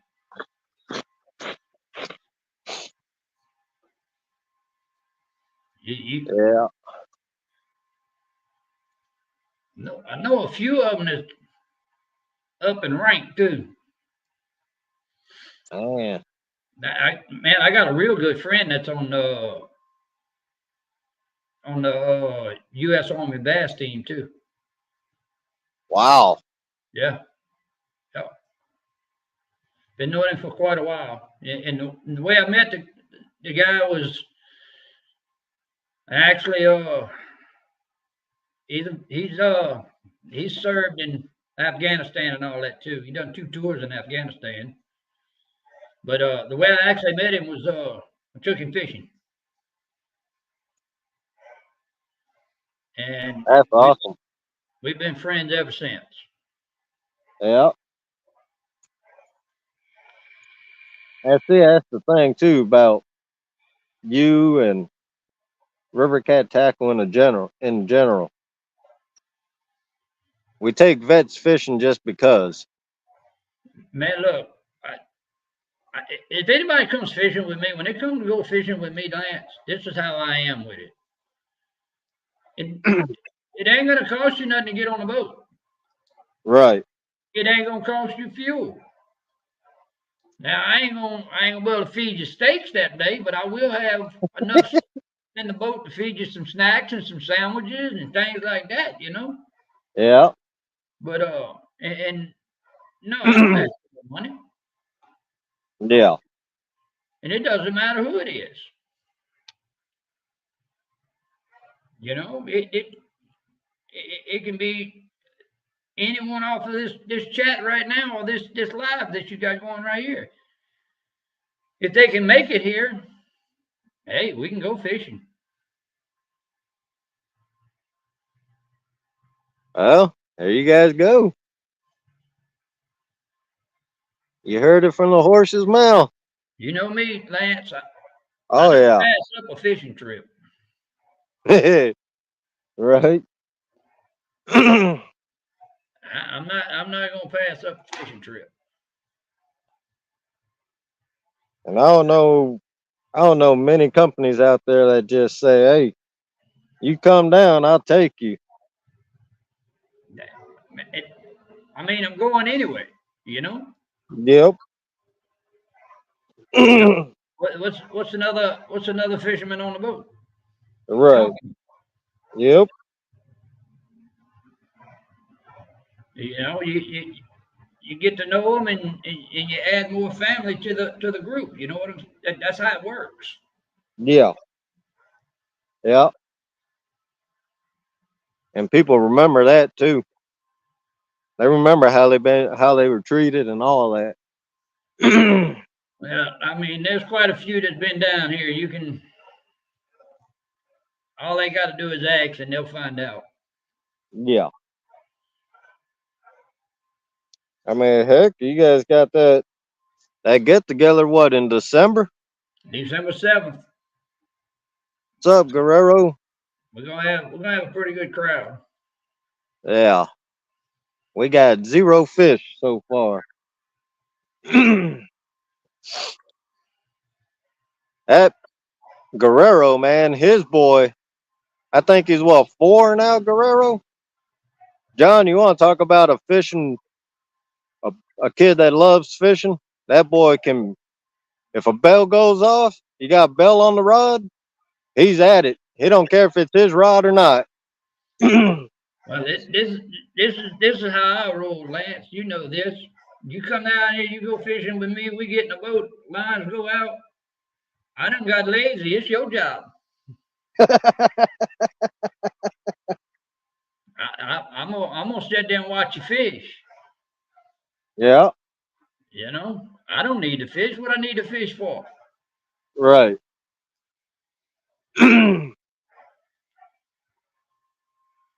That's how I've always been.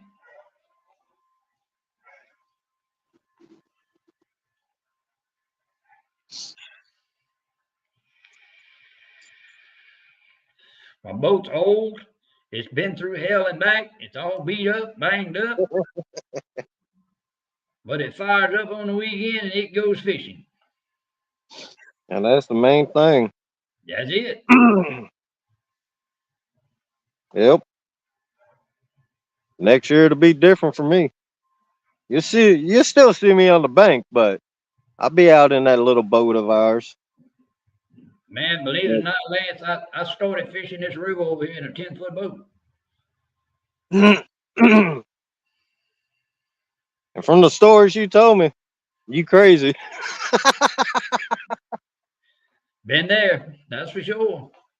I mean, hey, what's the big deal? 10-foot boat with a 2 horse outboard, Yeah. you know? Air cool, no water cool, air cool. Yeah, you won't reverse spin the motor all the way around. It'll back up.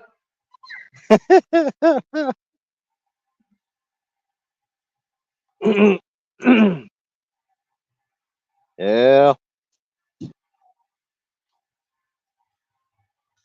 Yeah, but that I was that can't. was that little boat done me right for a long time, Lance. It was 6 mile an hour with you in it, or it was 6 mile an hour with 4 people in it. So Yep. it just took a while to get somewhere. Right. But if you But ain't in a bass tournament, you ain't got to hurry nowhere. but it kept me from paddling Yeah. because I used to do it with a paddle. Yeah. That'd be a big no for me, but hey. Well, they ready to get it, ain't they? Yeah. Pretty sure they going after salmon. They going after that. I believe coho are in now.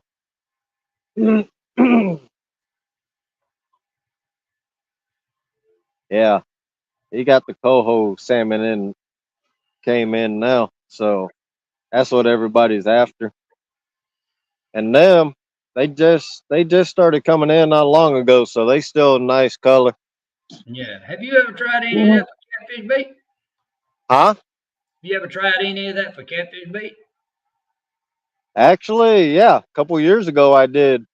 I had a good slab, a good fillet left in the freezer last year from that 30 pounder I caught. And a couple years ago, it was back in the freezer. I use that, man. That stuff is oily. You want to keep bait on, just leave that salmon skin on there. It ain't coming off. Yeah. That's like putting like putting eel on there. It'll stay until something grabs it. But that stuff is extremely oily. That's what I like about And you know, it. you know what's crazy, Lance? I've never done any good on eel. Yeah. See, the only time I ever fished with eel myself was growing up in Hawaii Yeah, in the salt water. that's the same way with with carp. Man, I put about an 8-inch common carp on the hook and left him there all day, and he just about rotted off the hook. I've never done. I used carp down well up here. I used it. Then don't do no good with it. But in Texas, man, used to catch the small baby carp. Nothing. So I figure now, why not just catch them because they fight good? Yeah, I know. I know Jerry and old Danny Stone and them over there. They use carp on a regular and do good, Yeah, and it's the it same water. must it I must mean, be just their section of the river, it's got to be. That's like Creole. He don't do any good with mullet. and you do good with mullet. And man, look, that mullet will surprise you, man. I ain't lying. I ain't lying. There's been a many 60 and 70 pounders caught on mullet on my end, anyway. Yeah, yeah. It's weird how these fish, man. Like this year, earlier in the spring, did good. We did good up here with raw shrimp for the channel cat. Yeah, And once it, and that was only in one section of the Fox River. Man, that one live me and Audra went. That was her first live in a long time she was on. She was slaying the channels with the shrimp. And I use it in a different section of the Fox River. Nothing. yeah, And I mean that was the same river, but it's weird how it didn't. The guy just cast it in the tree.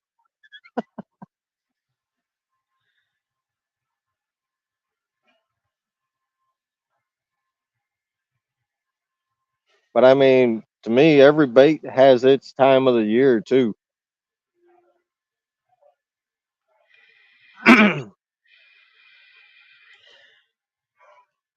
Oh hell, you'd be proud of me, Lance. Why? I figured out how to read the chat.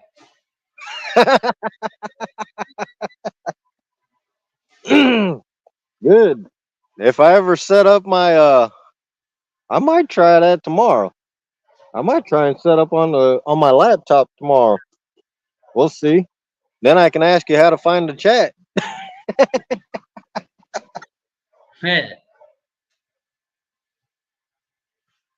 Yeah.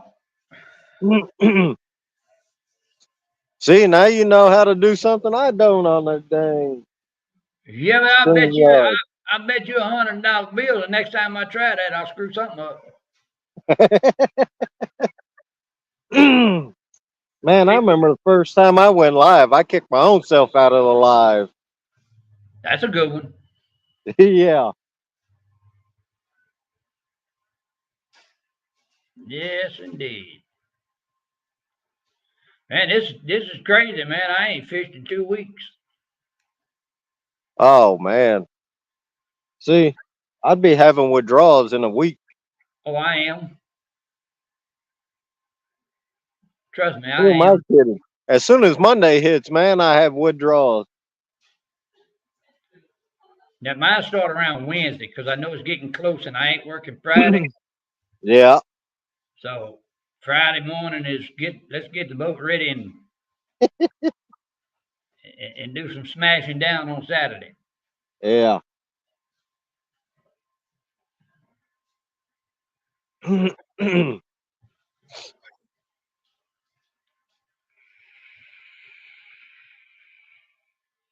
Yeah, buddy.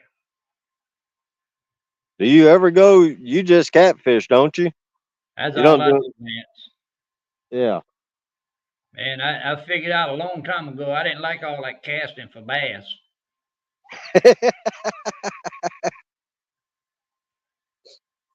Yeah. I, I figured that out. That's too much work on the elbows and hands. Right.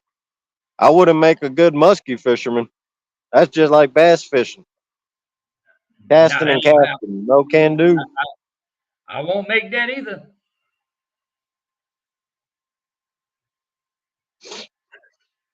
Yeah, I used to do the bass fishing when I was younger down in Texas.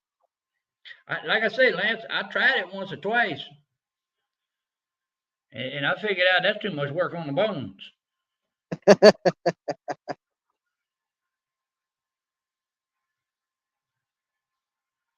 And down there, man, in Texas, heck, I would start bass fishing. What, I was 18, 19 years old, bass fishing. I'd go out 5 in the morning and fish till 6 in the evening all day. I bet that old arms was hurting. It didn't bother me back then.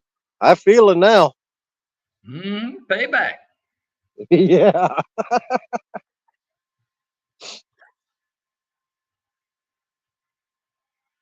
Yes, Yep. indeed.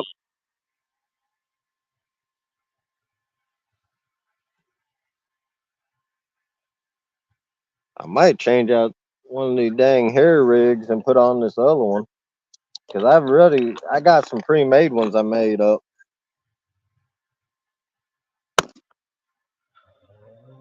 That's the weird thing about making these hair rigs. I mean, you can do them. I seen guys do them without putting the bait on the rig first, but now I just got to find them. Tell me I didn't bring them. You didn't bring them.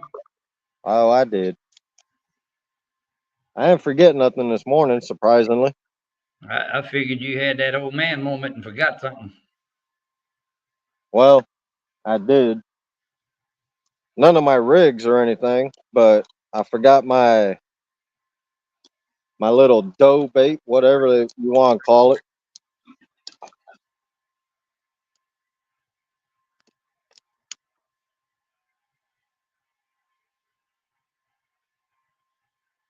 That's one of the homemade ones.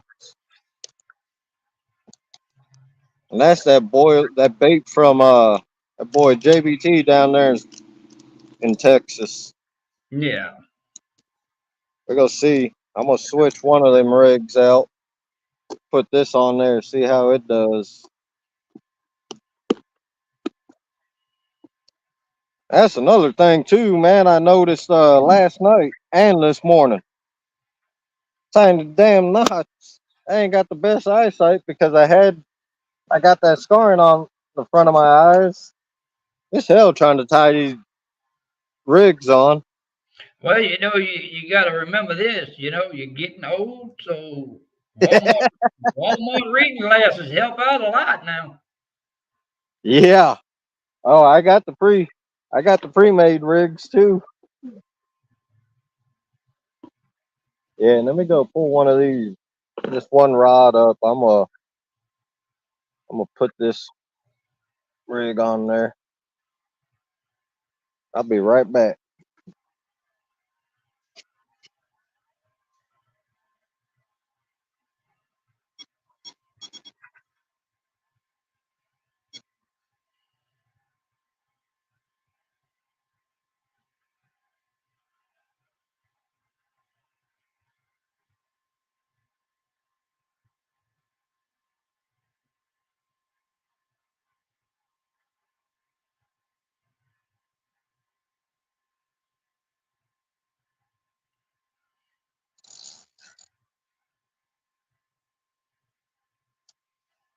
And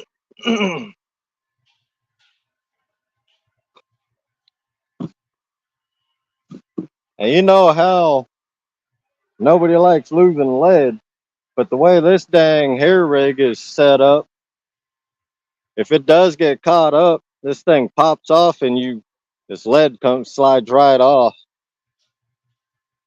But I don't set it up like that. I put this thing all the way on so it stays on. Yeah, you used to throwing for catfish. Yeah. You throw it too hard, you sling the lid off. Yep.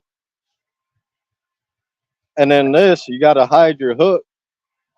That's how it's all set up. You just pull because you got to put that barrel swivel in this part here where it's flush.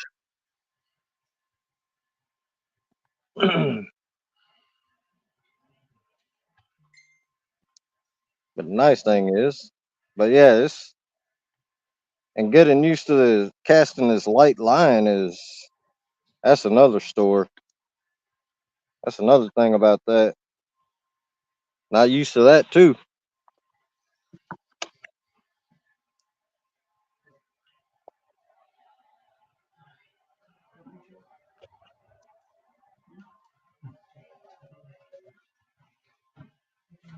Man, I ain't tied a polymer knot in forever. But I got all these rigs I made last night. That's what I used to connect the leader to the barrel swivel. And that's just a small barrel swivel too. It's a number 8.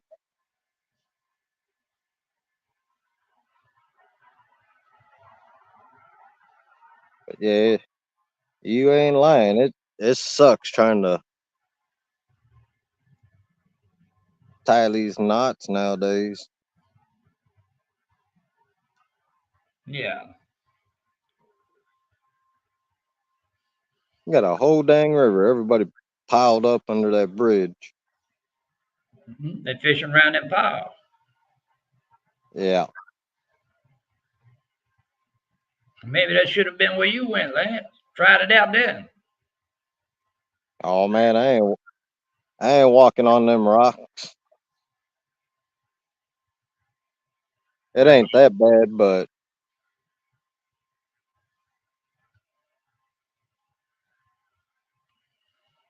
by the time I got set up, there was already somebody under there. come on. Oh yeah, man, we got that dang rule that you can't fish before half an hour. You can fish half an hour before sunrise and all that. They don't really enforce it, I don't think, because these guys be out here early as can be, man.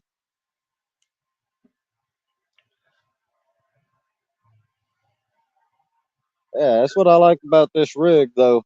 You get it tied on, you pull that dang main line and just pull your swivel back in.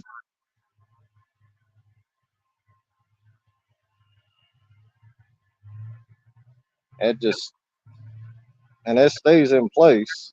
Yeah.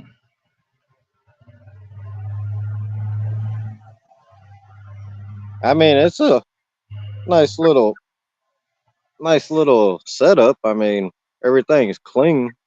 Yeah. But yeah, we're gonna try these JBT boilies up here in Wisconsin. I know they smell sweet, but can they Don't taste? eat it. Don't eat it. Man, they smell like raspberries. I hate raspberries.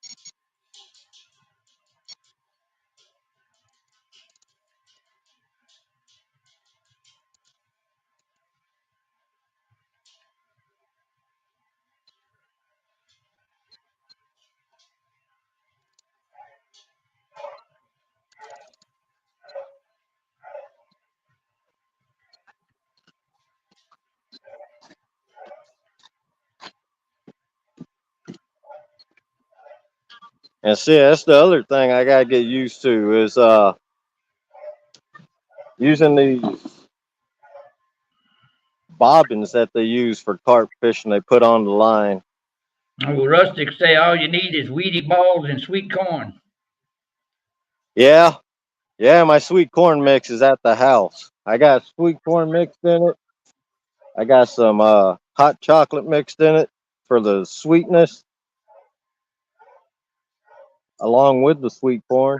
And I got oats in there. Then I got some of that. It's called Baraxo fire stuff we use for salmon fishing. It's got all kinds of stuff in it. Got all that krill and sugar. And of course, that's the one thing I forgot. What's up, Patrick? How you doing, brother? Hope you're feeling better, man.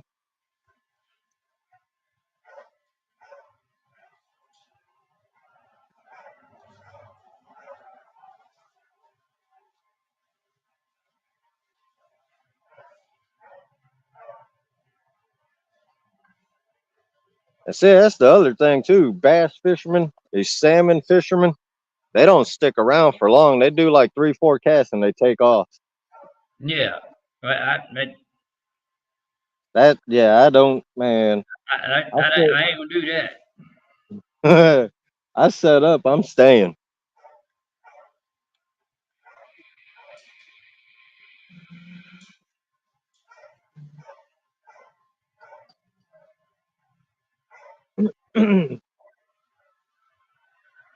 I don't know. Maybe later on, after I'm done with the live, I might move to another spot. Just got to walk down the path a little ways, about 50, 60 yards. Yeah. Ah, dang, Rustic. You only on cup number 3? I done finished 36 ounces of coffee. Well, I done had several cups myself.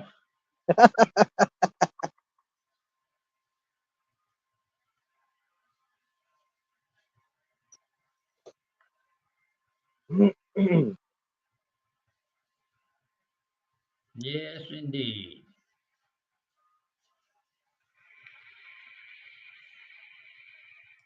But yeah, it's weird, man. Like I was saying, fish setting up for this carp like they do in the UK. They use those bobbins on the line, Yeah. and a lot of them like to put the bobbin down far where that line got that loop, that droop in it. So that fish run, you see it right. That fish grab that hook right away. You see that bobbin will come up.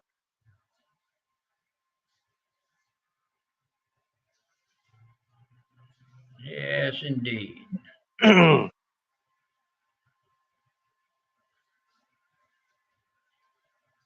Yeah, I am, Patrick. I'm catching the cat fisherman's bait.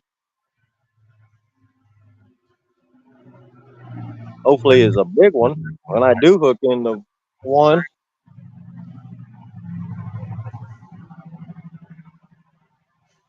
I can just imagine how I've caught 15-pound carp, so I can imagine what the fight is for a 20-pounder or bigger. Well, Patrick can tell you what it's like catching 100 plus ray. Yeah. I caught, man, he wasn't 100 pound, but he had about a 7 foot wingspan. That dang, that Ray down there in Texas City, man. I remember that.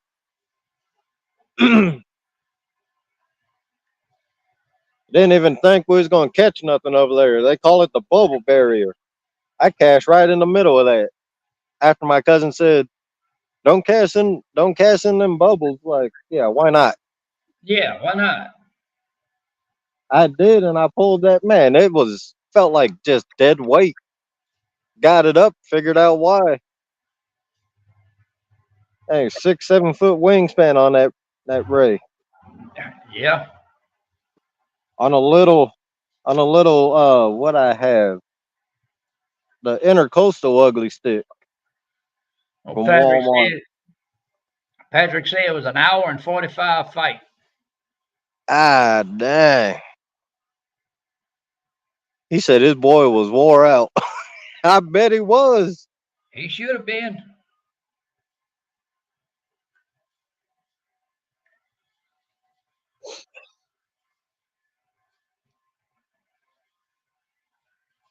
Yes, indeed. Look, I gotta get out of here right quick, Lance. If I can, I got a call coming in. All right, John. Thanks for coming up, brother. Not a problem. I'll see if I can get back in here in a little while. All right. All right, brother. Yep. Bye.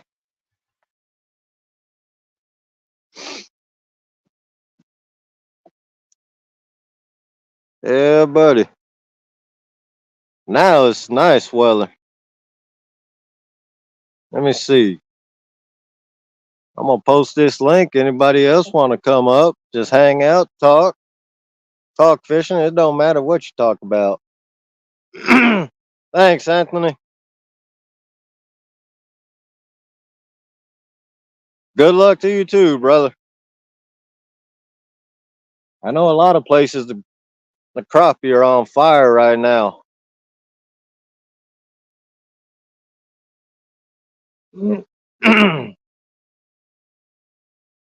I bet that probably rustic.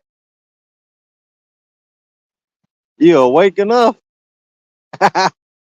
Oh man, we got the spinning wheel of death.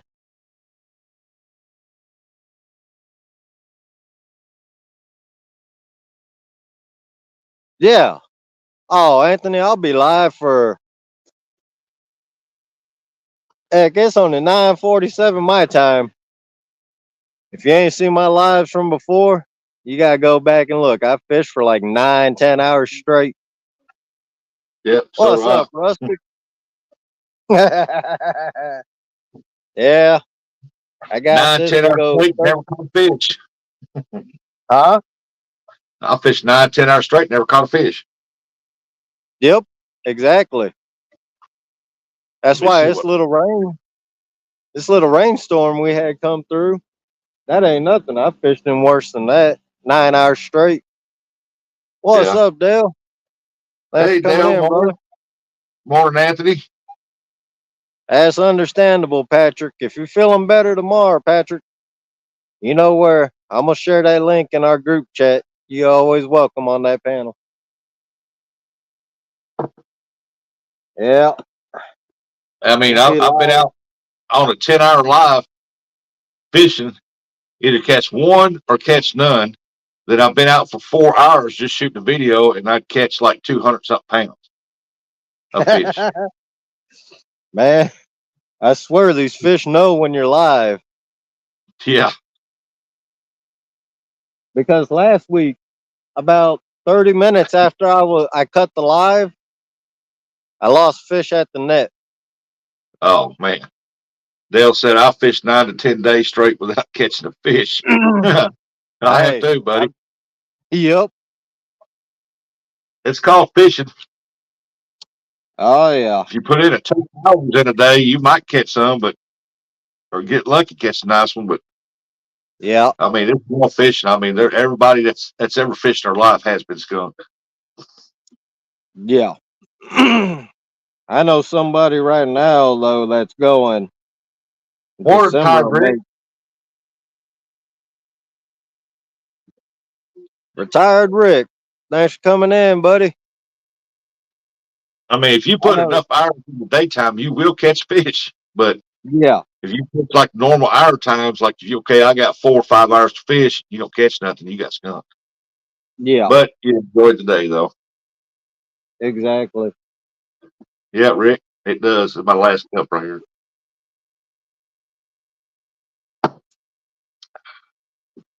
Oh yeah, that coffee tasted good this morning. Man, I was just wore out working on that building. Man, I didn't wake up till a little while ago. I was like, man, I went to bed at 8 o'clock. Wow. So you got it all done, or you still got more to do? I still got the back to take the outer shell off, and then when they put the studs up, they just singled them all the way around. They're not even on 16-inch centers, and so I Oh gotta wow. move them over, move them, make doubles, Yeah. and put it on that back wall, and put 3 sheets on the back, 3 sheets on the inside with insulation. Then that part there will be done. Besides painting the trim, and then my next step is going to be pouring concrete and putting a 24 by 20 shop attached to the front of it. Wow. I've already got the breaker box plug-ins. I got a video made up. I just haven't released it to the public yet. All right. Yeah, when you drop it, I'll watch. And when y'all watch it, don't make fun of my roof. See, I wouldn't have put it now. Wait till you drop it. I put Man. out a report on the roof showing the different color shingles on there, and I just told them straight up, hey, when they're given to you for free, you don't ask what color they are. You just grab and go. Exactly. Right. Never turn nothing down that's free. I got 4 different colors on each side. Woo! Did you at From white. least line the same colors up together on each side? No, I just put them up there. Whatever bundle I grabbed at that time, it just went down to the next one down. Oh, you got white. I got brown, cedar, uh, blue, bluish gray, white, and a dark brown. Wow. But on the other side of the roof, I got it fixed to where it kind of like B's like this. The white ones do. They go up at a B. Oh, okay. If I'd have known I had that many whites, I would have put I would have spelt out rustic on it.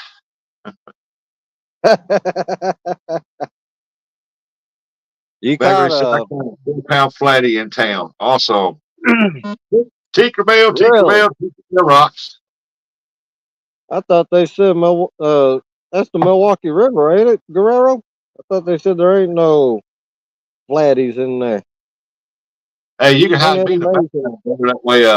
Everybody can watch you fish at big screen. All right, let me see. Yeah, look, I almost hit remove from stage. There you There go. we go. Yeah, man, I'm learning different. This, like I said earlier, this You got to got bite do alerts something. on there. Huh? You got bite alerts on there. Yeah. Yep. They're not expensive. They came the two bite alarms, uh the two bobbins, they all and the chains that came with the bobbin, they came all together. I paid $35 for the Baggery set. said they say it ain't, but I've been finding out different. Yeah, that's usually how it goes, man. DNR don't know. And Yeah, they it's like say they do they like test. that at Kennett, Missouri, at Combs Lake. It's a stocked lake. I think it's Yeah. 200 might be 200 acres there of it. Uh, they say that it shows flathead on the sign, but people say there's no flatheads in there. Well, my granddaughter caught one out there about 1.5 pounds, almost 2 pounds. Yeah. So I know there's flathead, at least one. See, like this river here, the Pigeon, it feeds in just like the Milwaukee River. It goes into Lake Michigan. It's a Yeah. tributary to Lake Michigan. A buddy of mine said his uncle years ago. They say there's no flathead in here, but my buddy swears up and down his uncle caught a nice flathead in this river. Where? I think just there's a bridge right here, and Yeah. just on the other side of that bridge, I believe, is where he said his uncle caught it. Oh yeah, they love But I them mean, pylons up on the bridges huh? when the water Yeah, when the I water mean, this when the water's bridge, scorching hot. The best place to fish is up under a bridge. yeah, there's no pylon in the water here. It's not a real big bridge Yeah, because the river's not wide. it's like So, right now, the Mississippi River so got so much uh, sand and silt flowing down it right now, man. It's just thick because they at every bridge they've got dredgers going, dredging all underneath all the bridges. wow, And I guess flatheads are native to Lake Michigan and the Milwaukee River Basin, from what I hear, but they're not real prevalent. Good right. morning, Bill. Good morning. Yeah, I remember you was telling me that, Guerrero. And like I said, I've been talking to guys. They said I know they catch some monster channel cats out in Lake Michigan, trolling for like walleye and stuff. There's a guy that posted I think it was a 25-pound channel cat he caught while he was on his walleye rods. He was trolling Yeah, for walleye and he landed, I think it was a 20 or a 25-pound channel. Like I said, the DNR, they should know what's in the dang waterways, but they don't know half the time. Heck, no,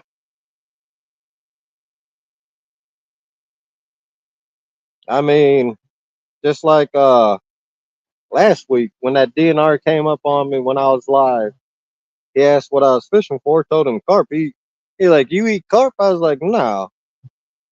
Uh, it, I catch it's them like just for now. fun.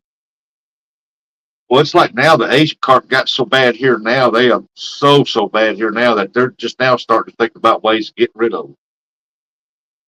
Wow. Yeah, I know. There's some rivers here in Wisconsin where they've caught Asian carp, and if you do catch an Asian carp, you're supposed to call DNR so they know.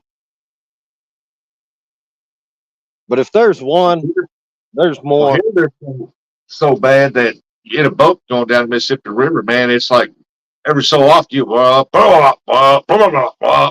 hit them carp with that prop on that motor. It's like, golly, Yeah. Or you got to dodge them when they jumping out the water. they ain't no dodging them things. I've seen them things jump as high as 15 feet in the air. Yeah.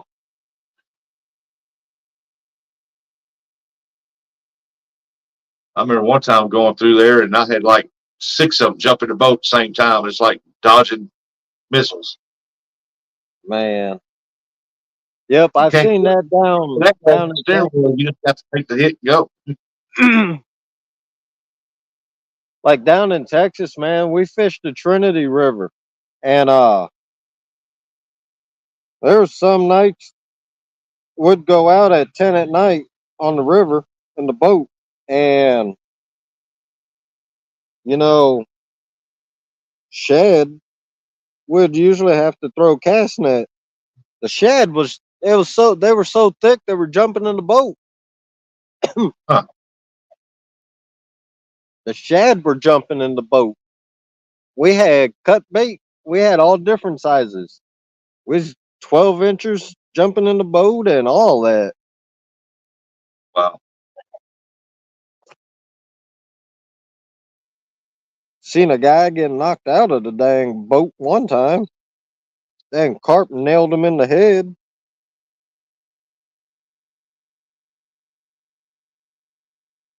I had one time jump in the boat, hit me in the nads while I was driving. Oh man. Talk about painful. Jeez. I He, he, bet. flopped, he flopped right between my legs, and that tail come back and said, smack. And he hit him twice before I got him stopped. Wow. I told a buddy of mine, he was with me, we was in that boat I got now. Back then, I told him, I said, you're going to have to drive, man. I can't drive. I'm hurt.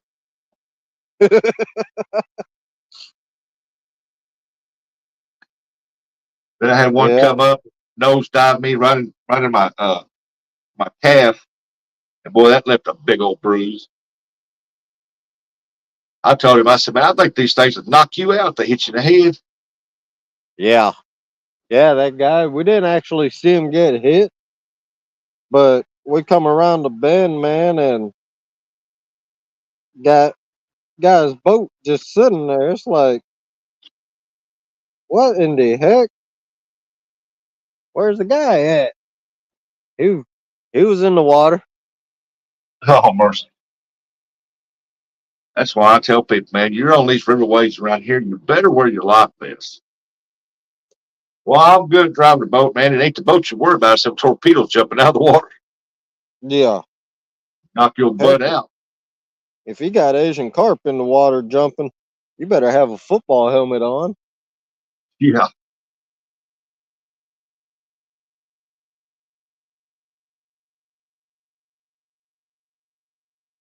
Yeah, maybe one of these weekends, Rustic, probably get you up on a Sunday if you're available. Get get you to talk about these river cat tackle hooks since you use them. Yeah. I use them. I pressure tested one of them, the 7-aught. That's what he sent me. That's what I asked for. So, hey, Alvin, morning. Alvin Lewis, thanks for coming Patterson, in, they're buddy. John's neck of the woods. I got a video, I think, on my page where I'm standing at the boat ramp and I'm filming. It's got Jaws music to it, I think. I don't know if it's on there Yeah, or not. I don't know if it's on. It's probably on the TikTok that I had. But anyway, man, they were so thick in there, boys. I mean, golly. Yeah, I'll help you out if you need it. I pressure tested one of his 7-aughts, and that 7-aught, uh, man, it ranged between 150 to 200 pounds of pressure before it snapped. really. Oh yeah, that stout hook. I took an eagle claw 7-aught. It got up to about 90 pounds of pressure and it broke. Wow. I'm thinking, man, that's why I quit using them because them stainless the stainless eagle claw hooks are good hooks. But man, I've been fishing out there with them. That's what I used to use, and I said, man, I'm tired of these hooks. They're breaking on these channel casts, and they shouldn't be breaking like that. Right. And I was using 6-aughts, and man, they on a freaking 5-pound channel cat, it would break. And I'm like, come on. You know, that's the sad thing. Eagle claw used to be a really good hook. Yeah. When they made the steel ones, like the circle hook steel ones, they're good, but they come out with them stainless ones, and it's like it's not only bad for the fish, they won't rust out, or if they're down the side of their gullet, Yeah. can't get it. They won't rust out over time, and they break real easy. But I put his up against the Team Catfish 7-aughts. They're a good hook, but they don't hold that much pressure. Uh, and I put it up against the Stellar hooks that I buy, and Yeah. his and the Stellars, man, they held a bunch of pressure on them before they broke. Hell, I've had two of them. Well, I've had two of them of his that I put on there, and they bent. They never broke. But one broke, but two of them just bent. I thought, well, heck, that still hold fish. Yep. Oh yeah, we've had customers catch some big sharks on the river cat tackle hooks. They bent, but they still got that shark in. The sharks, Yeah, they bent, but that's it. it's a good hook.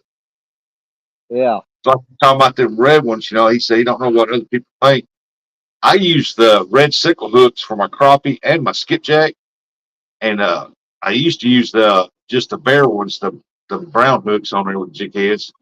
And them red hooks produce me more crappie because it looks like blood. And they think that thing's wounded when they see that red. And And so, boom, they're going to attack it.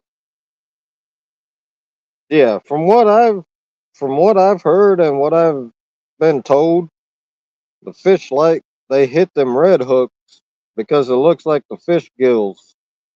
Yep, looks wounded. Yep.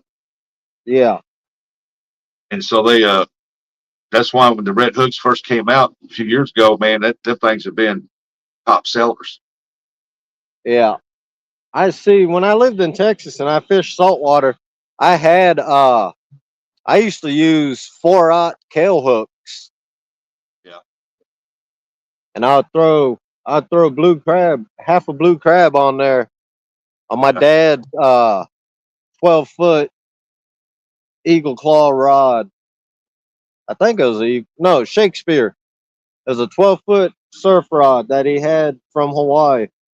He brought it to Texas, but he never really got back into fishing in Texas. I got him to go out with me, and then we brought my brother, my younger brothers, and my baby sister.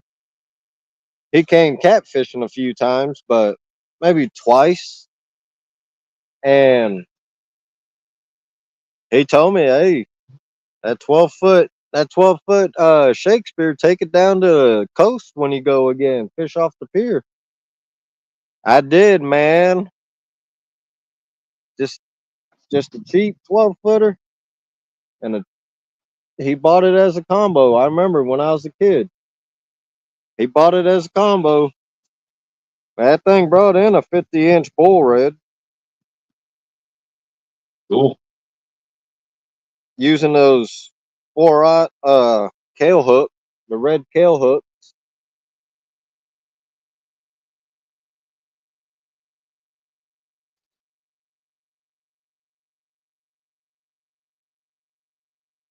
Are you guys getting any rain down there or what? Agray said, WYA, where are you at? I am in Sheboygan. I'm on the Pigeon River, Guerrero. Right Agray off said, of them uh food. right off of LS. Like literally, if I walk about 20 yards, I'm on the road. Yeah, they fight real good. Hey, morning, Randall. Morning, Randall. Thanks for coming in, brother. You old hard worker, you.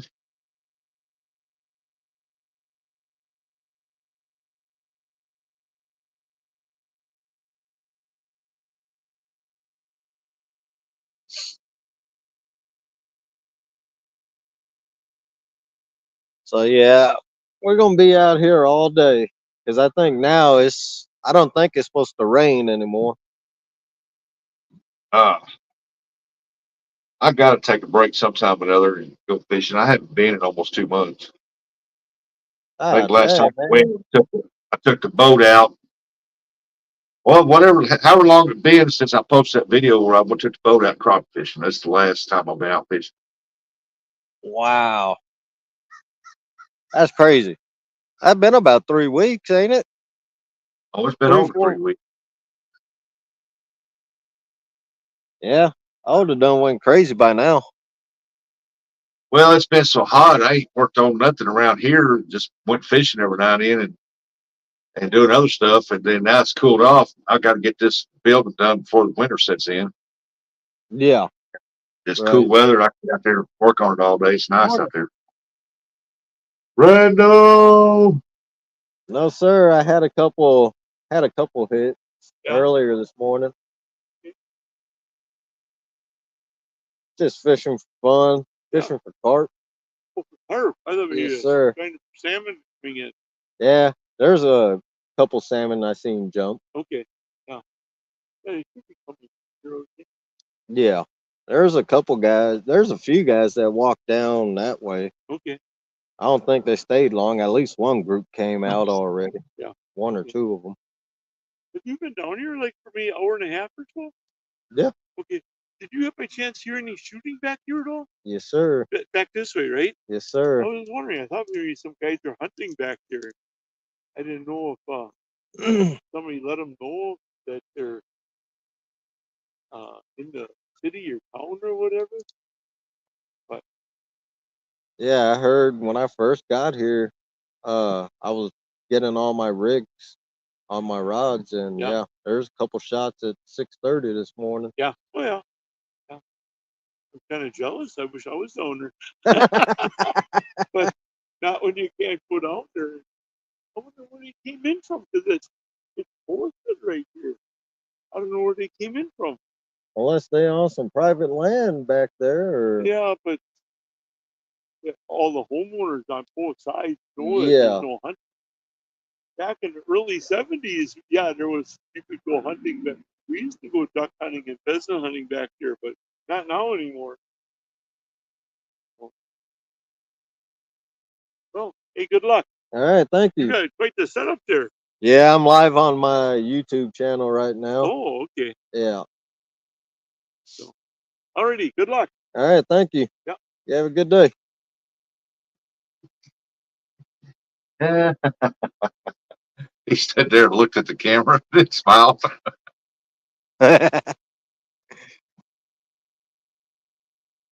Yeah. You get a lot of these old timers, they come down here.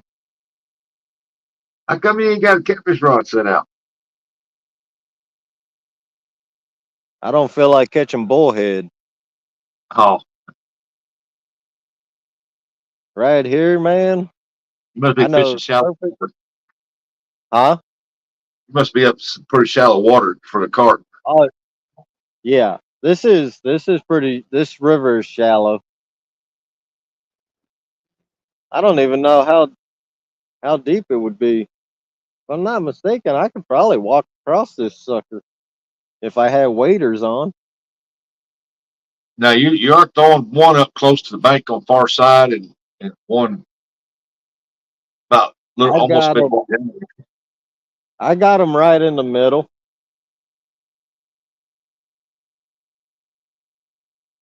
See, when I Yeah, carp fish, throw one not too far from if I can reach the other side, let it set, and I'll put one out towards the middle, and I'll put one not too far from the bank on my side yeah. because When I them carp recast, love to travel that bank. yeah. When I recast this one of my rods, the one with the bigger reel, I got actually that's a pretty nice reel, man. It's a 6,000 series, and it didn't cost much from uh I had to save up for it, but Yeah, I'm gonna cast that one on the other side because this river is not wide at all. I'll do that. I'll be right back. Well, I'm trying to Okay, win so those reels from Timu because I'm gonna have a giveaway. Some of them. I'll be right back, Rustic. Uh, hey, everybody in chat, how's everybody doing on this fine Saturday morning? Me, I got to me and the wife's going to make a Walmart run to get some groceries and stuff and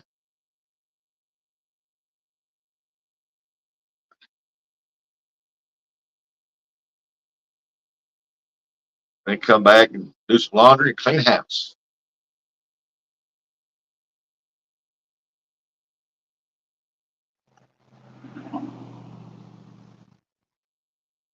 Here in a minute, got to run to the post office and here a little bit while, check it, see if my free Timu stuff came in.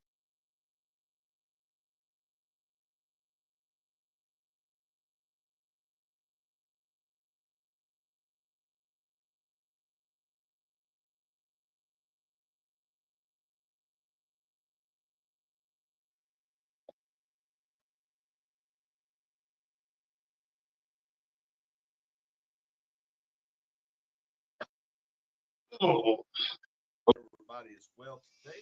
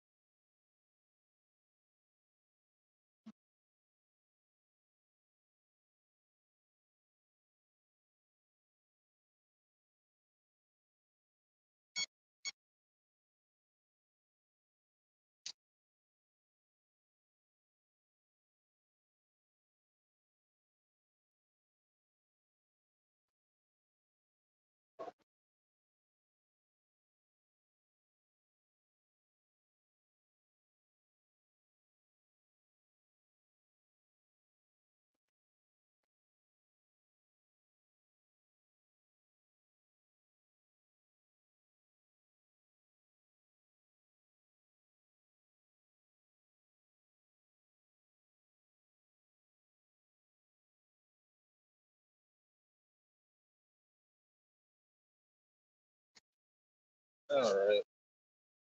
We're gonna we're gonna add some of my little brandy and banana cream dip I made at the house to JVT's boilie here. Woo.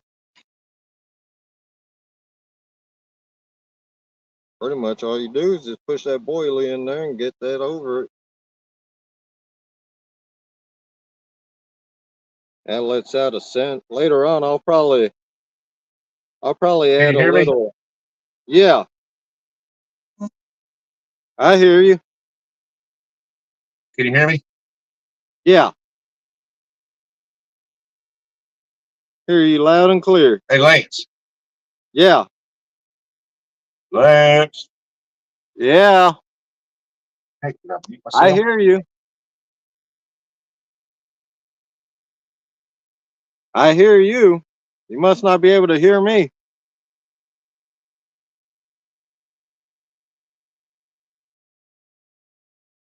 Somebody let Rustic know I can hear him on my end. So that right there, that's just some banana cream pudding and some brandy, pineapple flavored brandy. But later when I get to the house, I'm gonna put some condensed milk in here, see if I can get it more thick. But I had some hits on it, so maybe we get lucky with that combo. The JVT Doom Boilie with my own little liquid concoction. Go cast this out again. Be right back, everybody.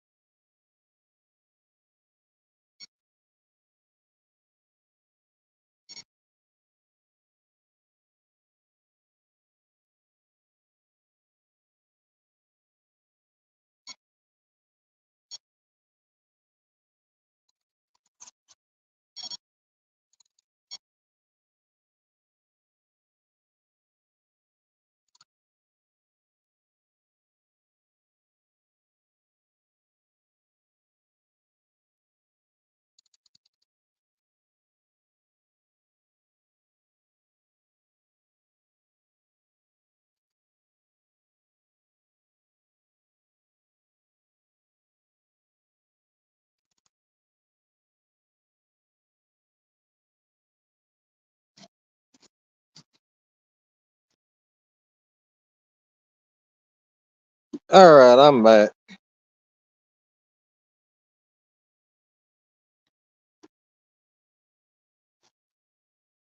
Yeah, I'm just glad this rain stopped. I'm guessing Rustic dropped out. All right, Guerrero, thanks for dropping in, brother.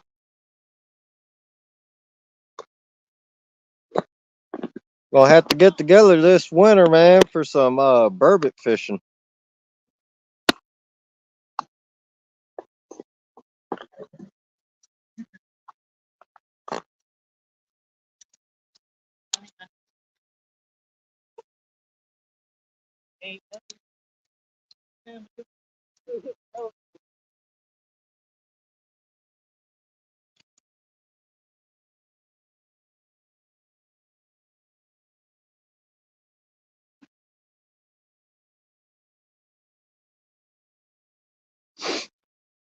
Yeah. You still waiting to get loaded, John? I had some eggs too. Hey, when I start making my homemade boilies, man, boilies gotta have eggs in them. I know. I'm gonna actually try and make some tonight and see if I can get them. See if they'll be ready for in the morning. I might make some banana cream one.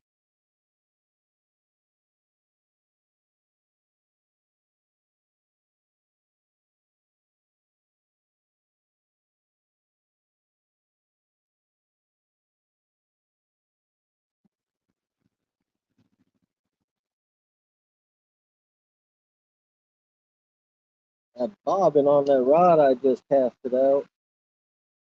I did have it where that line looped and that bobbin was sitting straight, not standing straight up. I wonder if something messing with it.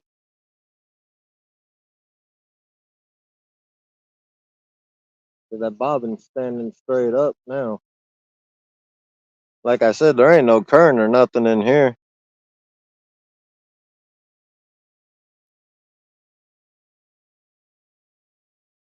Yeah, these guys chasing they chasing some coho. What they chasing?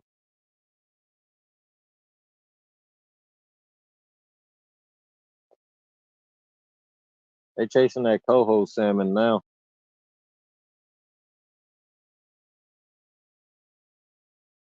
But I'll be right back, everybody. I'm gonna run to the car. I'm gonna bring my coffee cup up there, and I'm gonna switch out my beanie. Put this out.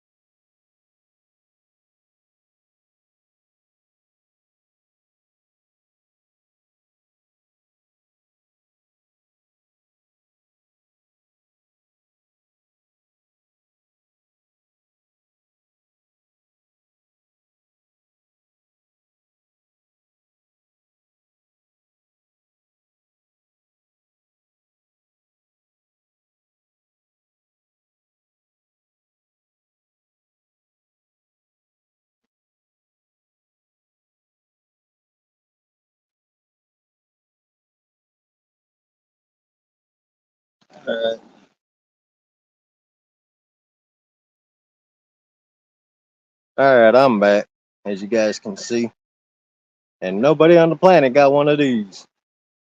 If it ain't on the store, that's what happens when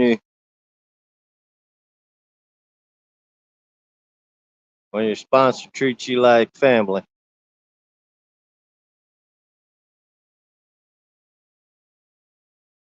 I got that River Cat tackle beanie. Like I said, don't go looking for it, cause you ain't gonna find it.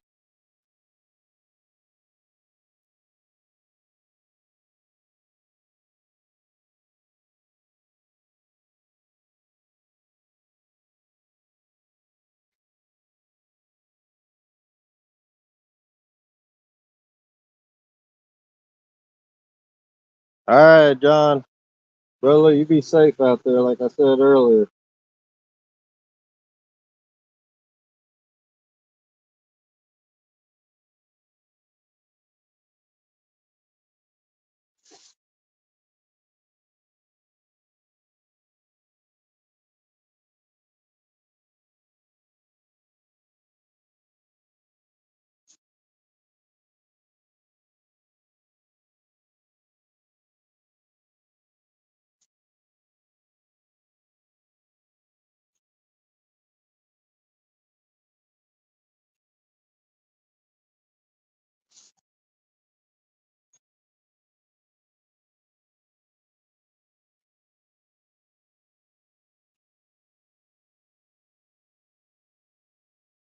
Can't believe this morning I ripped my dang rain suit.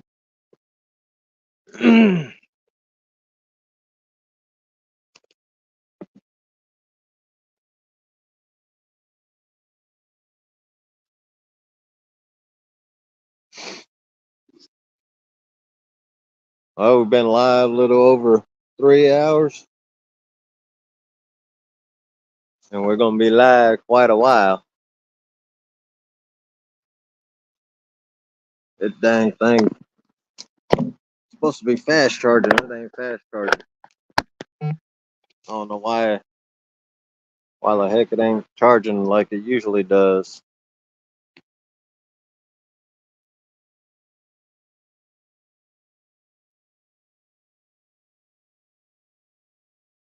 And next week sometime, maybe Wednesday, I don't know.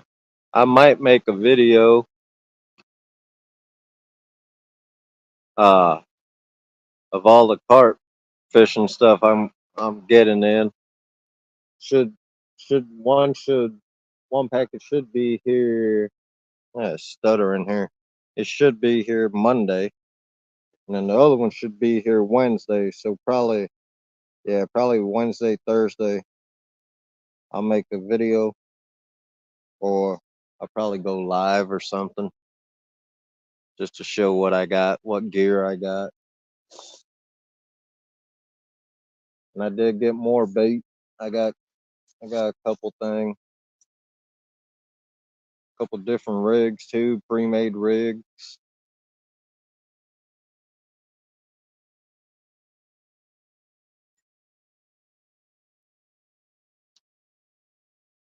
So I show everybody what that stuff is, and next weekend be back at it. Saturday morning, next Saturday. Of course, tomorrow I'll be out again.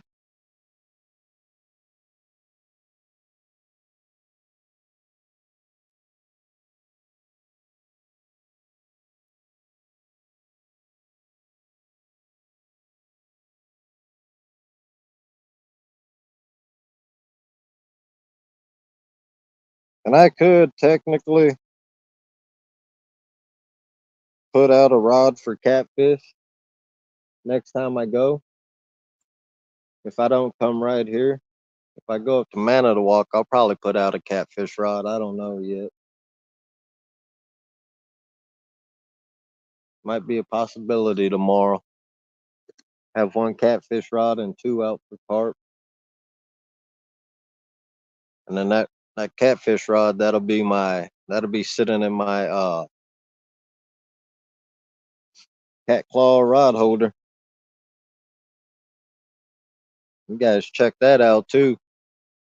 I don't know what's available. You can check that out. Catclaws.com. Use Lance 10. See if he has anything available. I gotta get in touch with him and see. That's some good rod holders. The first carp fishing, I got that rod pod. Trying to fish like they do in the UK.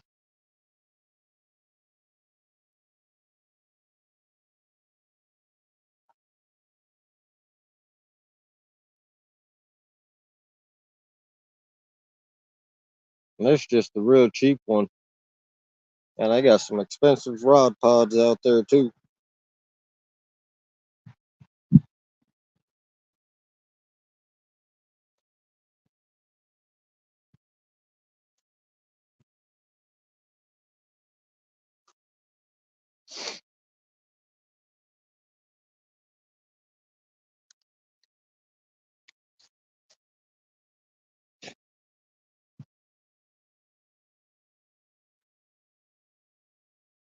Like everything calmed down. We had a couple salmon jumpers not that long ago.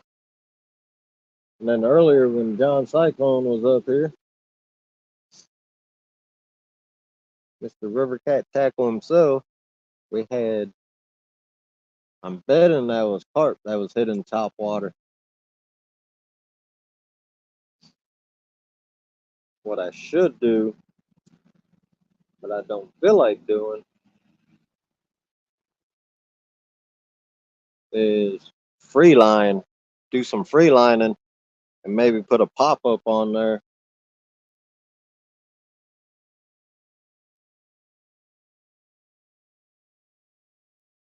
And see if that'll do anything. I might do that later, actually. Do some free lining, see if that works. Right now, just fishing on the bottom with the hair rig. But I do got pop-ups. I might do that. Like I said, I might do that later.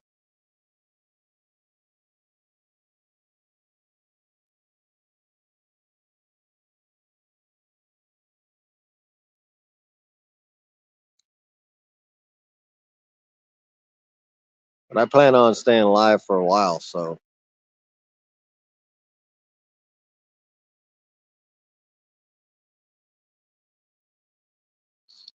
And earlier, I think, who was it? Anthony J. He headed to the dam, do some pan fishing. So if he can, he asked if he could get up on panel. Let's see. See if he comes back in. If he does, I drop the link for him. If anybody else just hanging out and or fishing or just hanging out want to come up, let me know. I know there's 6 people in here now, according to what I see, the numbers.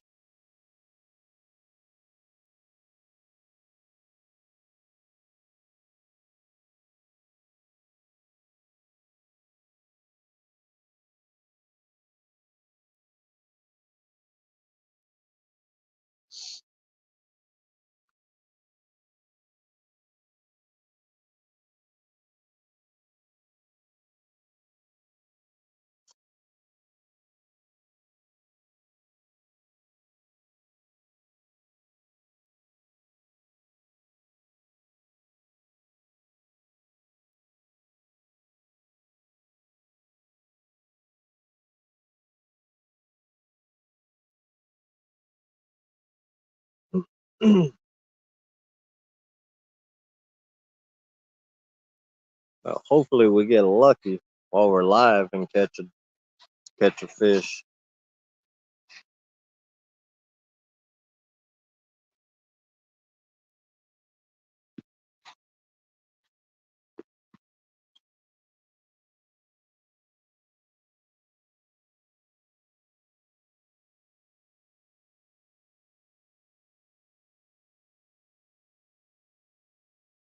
Now it ain't raining. I might make up a PVA bag or two. Make up some PVA sticks. Let's see if I got. Oh yeah, I got some broke up boilies. Let's see where I got that PVA stick at.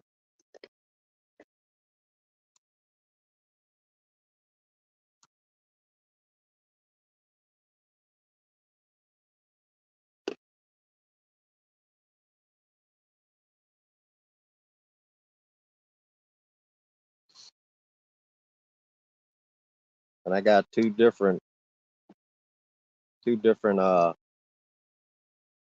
for the PVA bags, PVA stick.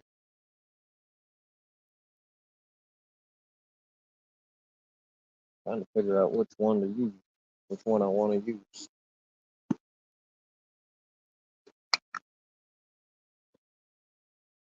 Don't want that happening.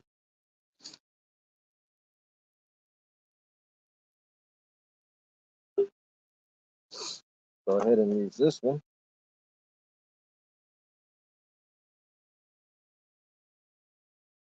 All right.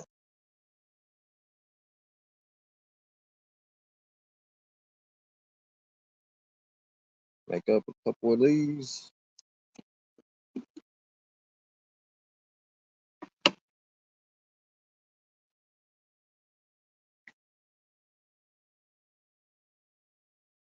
And this mix right here, I got these broke up boilies. I got a couple, about 3 or 4 different flavored boilies in here. And what I'll do is I'll I'll dip this once I get the bag made up. I'll dip it in. I'll hook it to the hook and dip it in this concoction I got made up.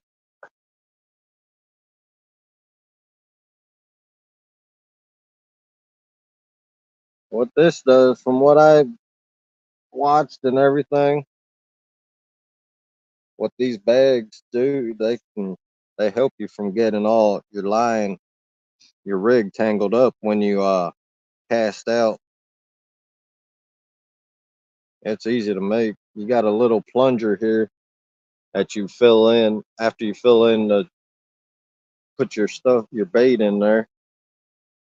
What I do is I'll just push that plunger down, get that all compacted, and then you push it all the way through, and you just tie an overhand knot, tie the bag up, and then you tie a second overhand knot. So when you go to make that next bag, it'll be ready to go right away.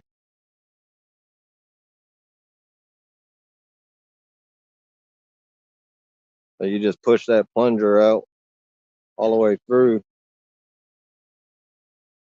I like to keep it tight. And you can make it as big as you want or whatever. And then you just twist. You twist it. You got a bag like that. You pull that plunger out, twist it up. You pull a little bit more, and then you just make your overhand knot.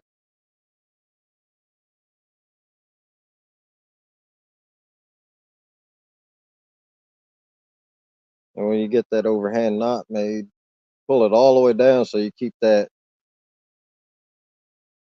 bag tight, keep that bait tight in there. Just a regular overhand knot, and then still getting used to tying this thing.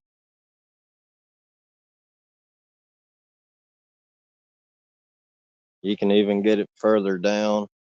Then all you do, you make the second knot, and then you cut with the scissors. Then you just hook this on your bag or put this bag on your hook. Like I said, it's just more bait out there.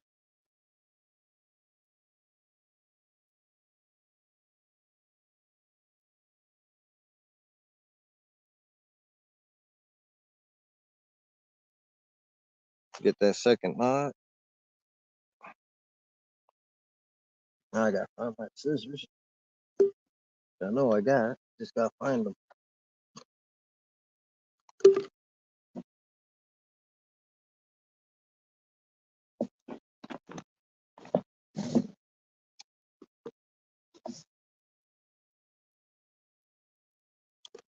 I got so much stuff. I don't know where they went. But I know I got them.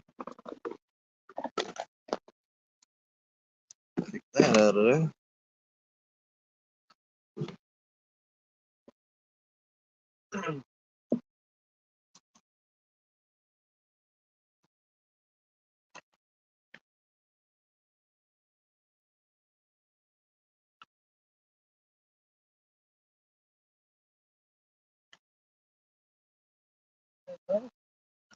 Wash the dang scissors. I know I put them in here.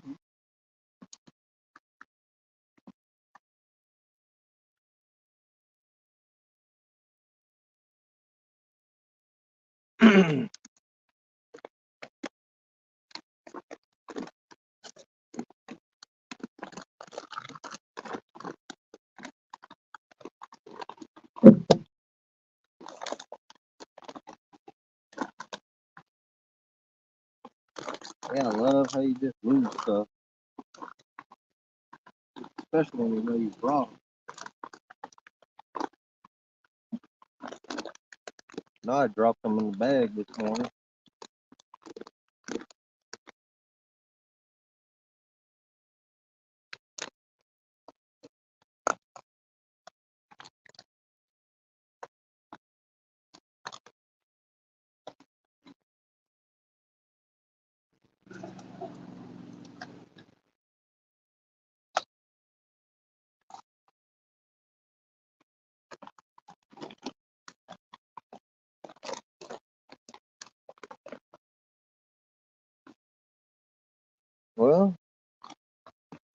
Can't find your scissors?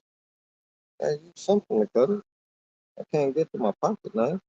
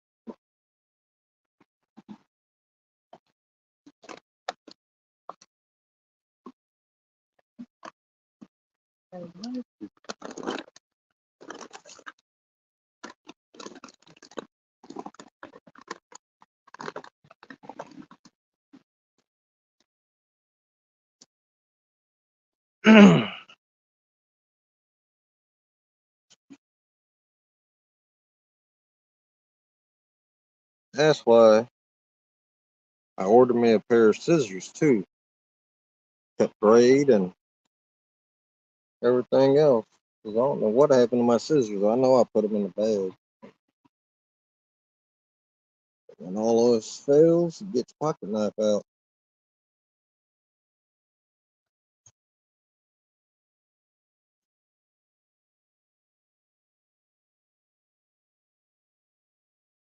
That's a finished bag right there. I'm gonna make a quick one up, another one. What I'm gonna do is I'm gonna put boilies in it. Put couple boilies in there. Then I'll hook that to the other rod.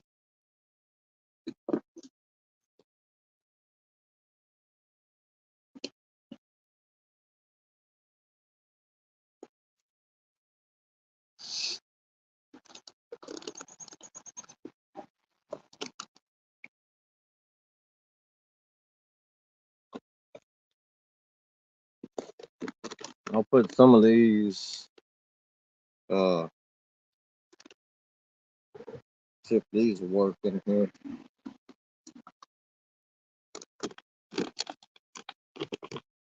They should. I mean, they're still wet from the alcohol, but from the brandy, but it shouldn't melt the PVA. I don't think. We'll find out.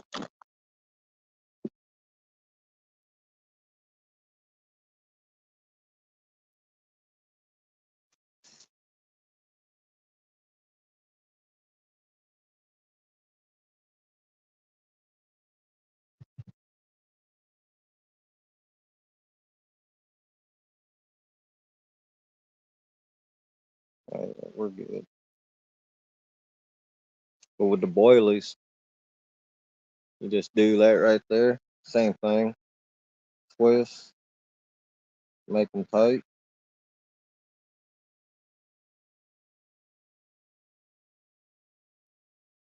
and you make that overhand knot.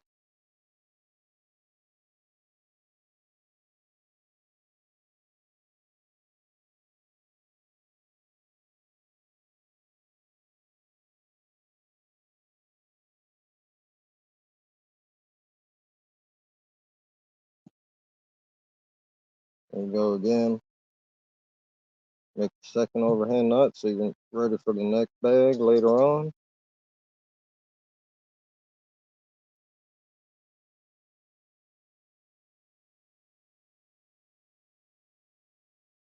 You just cut right in the middle. Yeah, it's weird. I don't know where my scissors went.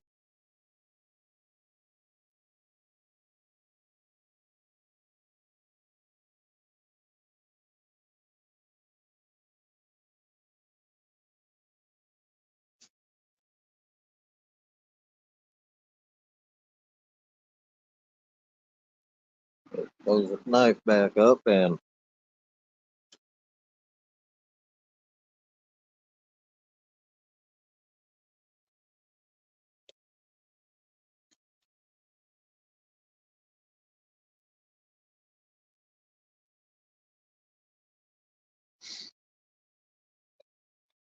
Put all this stuff back in.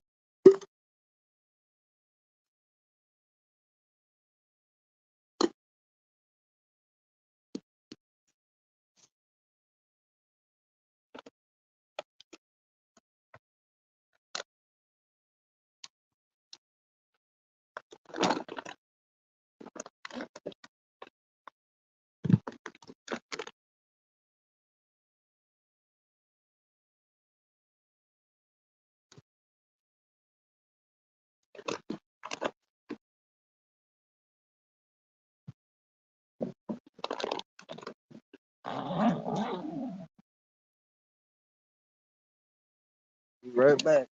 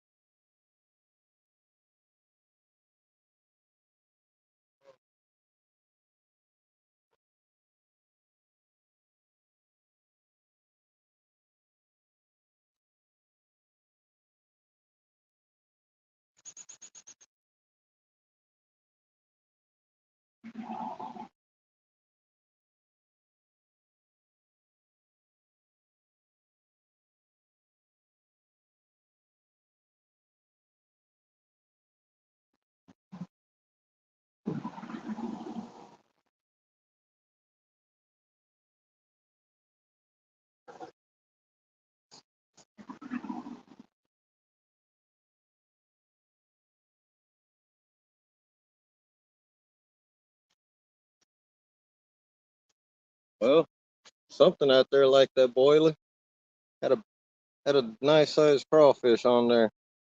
Ate the boilie right off.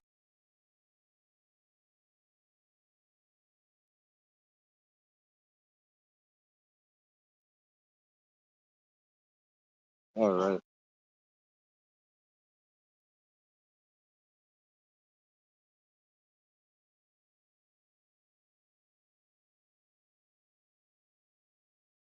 Try not to lose this thing. I gotta get it off there so I can put a new boilie on.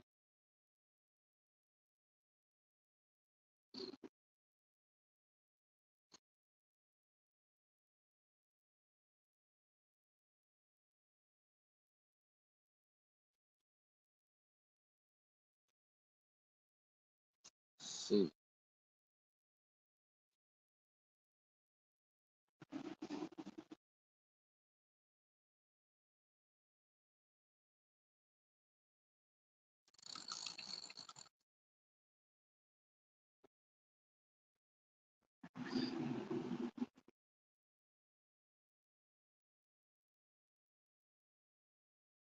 Sit down here. That's fine. Get this boilie. Open the bag back up.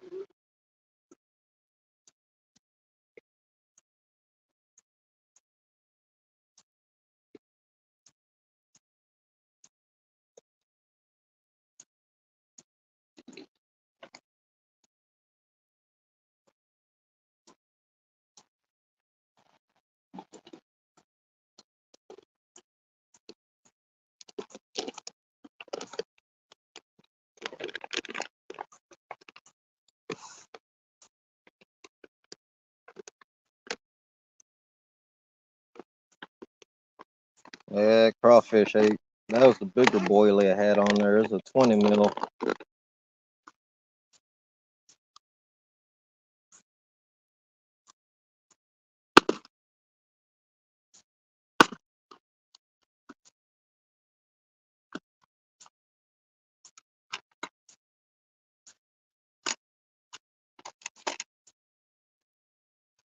Get the little tools here. Got the little drill. Make your hole. You can slide your baiting tool in there.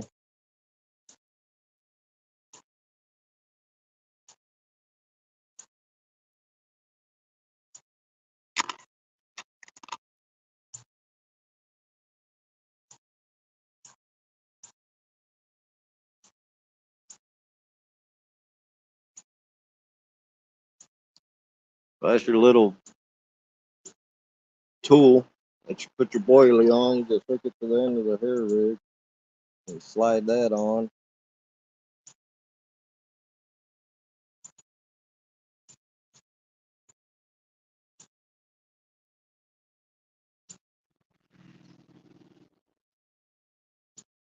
Just hangs like that. Slide your little bait on there, your boilie.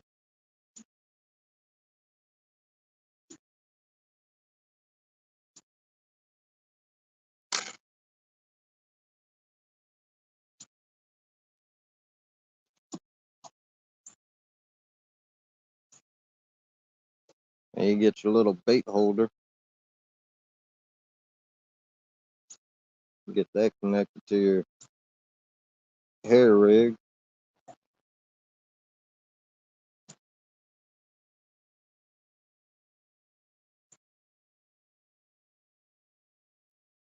That's the thing. Having fat fingers don't work.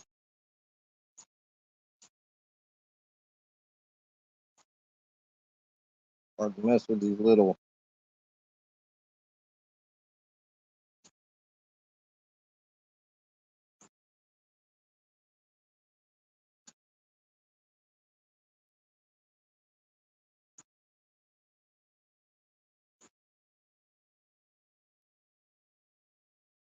bait holders. I finally figured out after messing with it for a few times. Just hook it on like that, and you just pull your bait back down.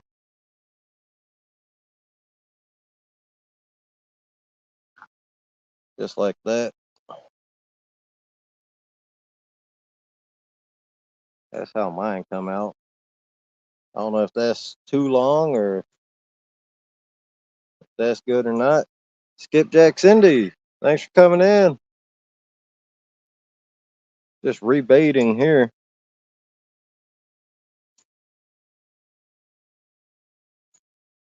But now what I'll do with this, the PVA bag, is I'll hook it on the hook. Just hook it right there. If you're going to cast far, you want to hook it twice. But I ain't casting far, so I ain't too worried. What I'll do now, these are the pineapple banana boilies. So what I'll do is I will dip these in that ink. But what that does, from what I've watched on videos, is that helps your rig from not tangling up when you cast out.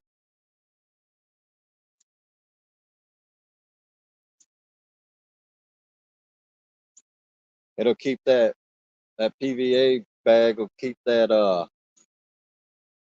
hair rig from tangling up in your rig, in your hook. There went my other hat. Get this lid off. But yeah, just dunk it in there. Stick it in there, get it all over it. It's a little bit more attractant.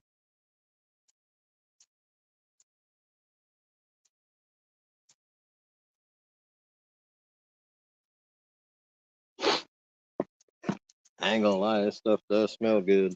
It's sweet, that's for sure.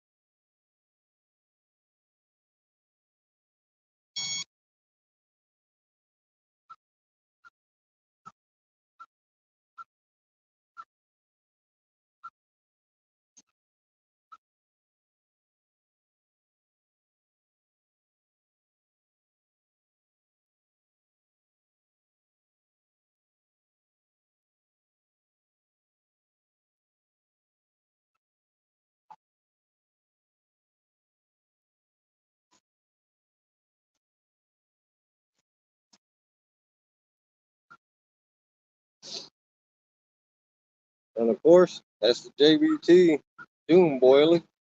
What I'm gonna do with this other one, I'm gonna do the same thing. That's just with the crushed boilies, crushed up boilies. I'm gonna hook it on here, and just like that.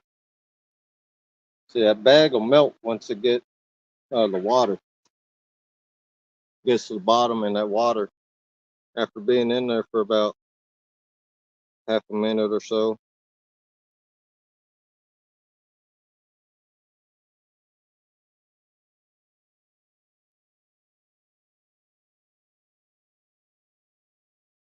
Well, nice to know my little concoction don't melt the PVA bag.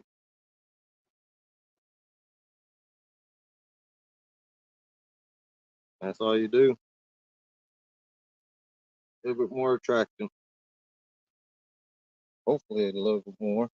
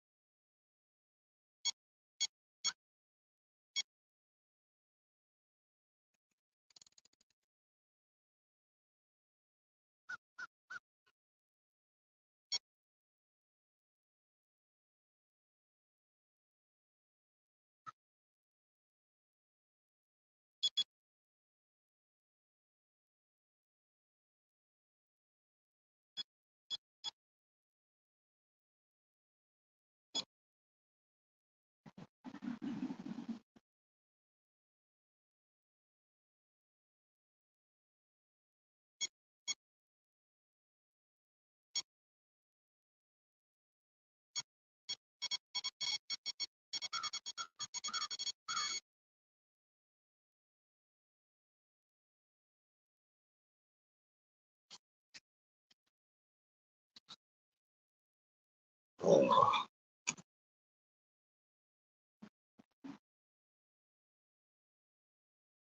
Yeah, pineapple, right?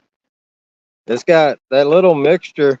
Like I said before, I know you just got in here probably, Cindy. So that little mixture, I got banana cream and bought some pineapple brandy, pineapple flavored brandy.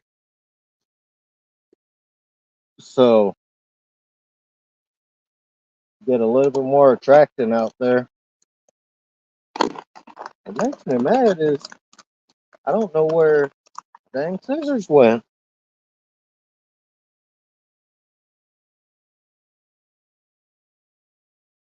I didn't have no boilie on that first rod I drilled in. That dang crawfish. You're lucky I ain't got a bunch of them because I would eat them. He done ate my boilie off the hair rig. But yeah. And the little pineapple boilies on that first rod that was in the bag and that I put on the hair rig, they're pineapple banana. So I went ahead and got that pineapple flavor brandy to mix in with the banana cream and made this little dip.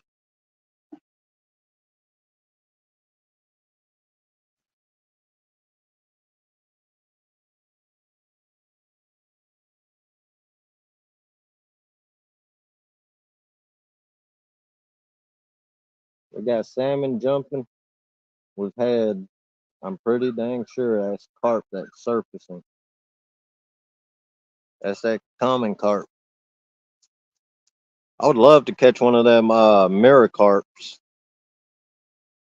Catch a mirror carp. I don't know if they in here or not, but I know the common carp is. But that mirror carp, man, they are pretty.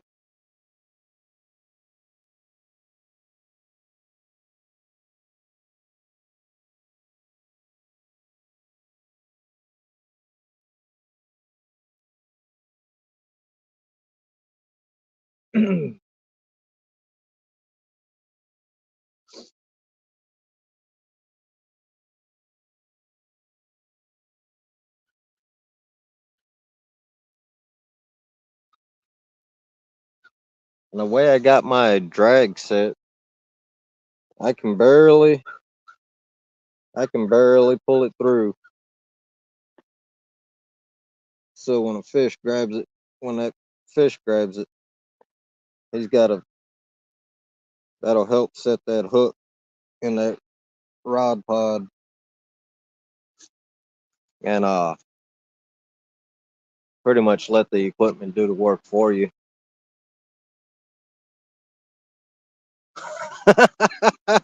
You deleted your own comment, huh?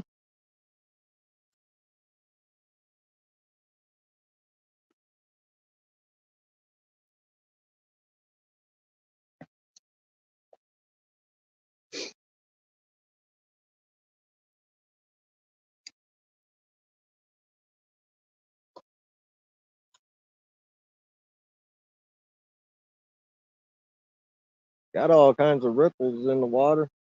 There ain't no wind, nothing, so no current. That was a fish that surfaced. I don't know what it was though. I ain't see. It was off to the right. Got pushers right in my way.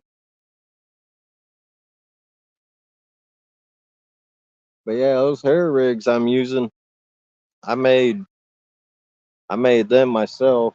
The one in the mono, I know the hair is way too long. I just don't feel like switching it out. I well, no telling. I might have stuff to tie up a quick one with mono again, but we'll leave it as is.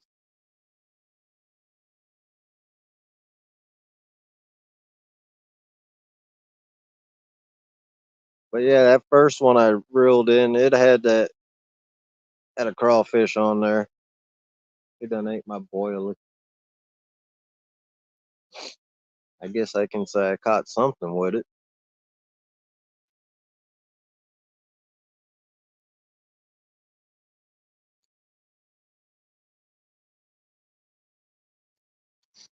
We're just gonna sit back, relax, and hopefully the rod goes off.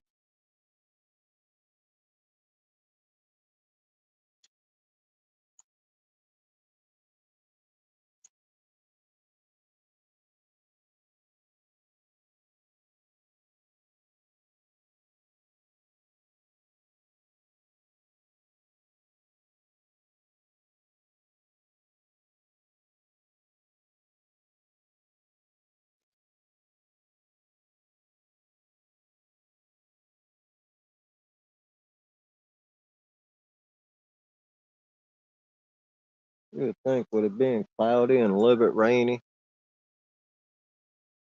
You think fish would be a little bit more active.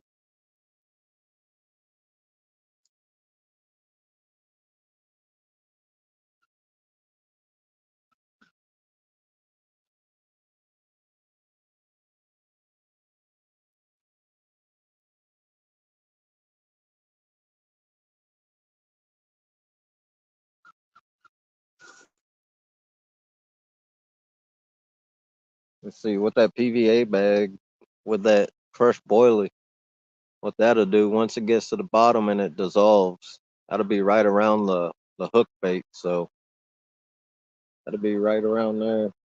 If there's any carp or any fish around, bottom feeders, they'll hopefully eat that up and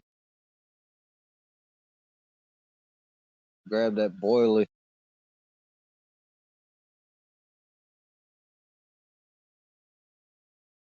Everybody knows how a carp eats. They suck stuff up from the bottom, so hopefully they suck that hook up into their mouth.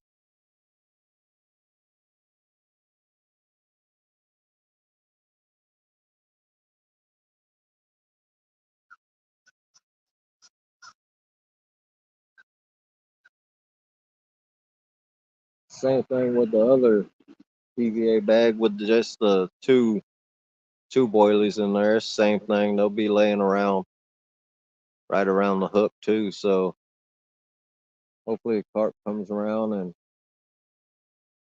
does the same thing. Starts feeding around the hook and picks the right one with the hook on it, the hair rig.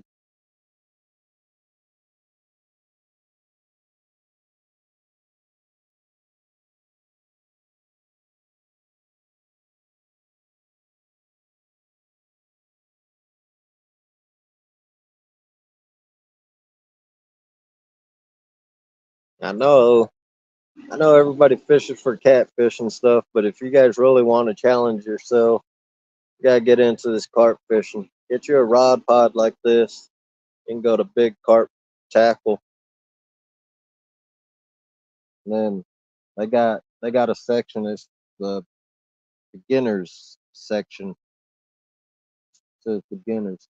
You go in there, they got everything you need to get started.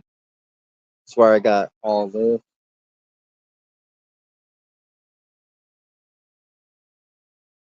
You can get you that rod pod. You can hold it can hold 3 rods, but I'm only fishing with 2.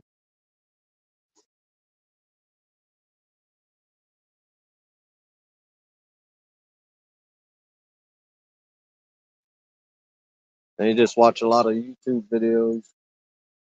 If you know how to tie the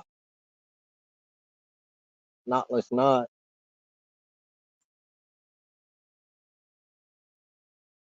just watch YouTube videos, see how to make a hair rig, and challenge yourself. See if you can catch a carp.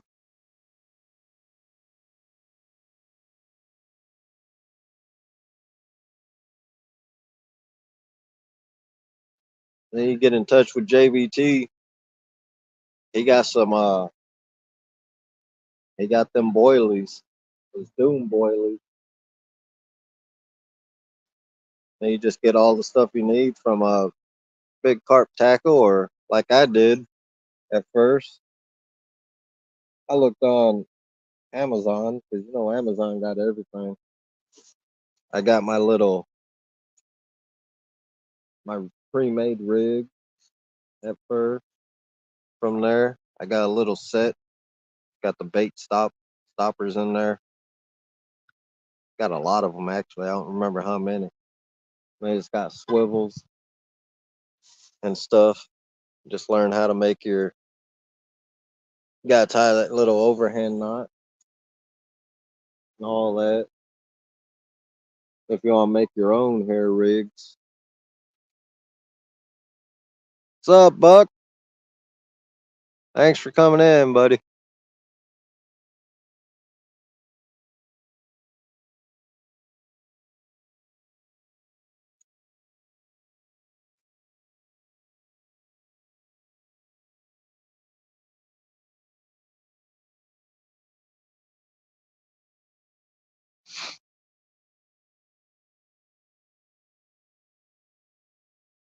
I'm pretty sure being Saturday, there's other people live too.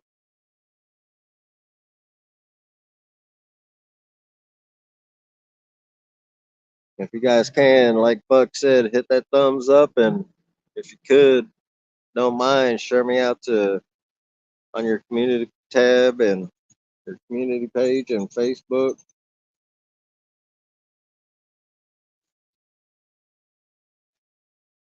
And also go check out that rivercattackle.com. Won't miss the live because Miss Stephanie over there, she sets it up where any of us guys go live.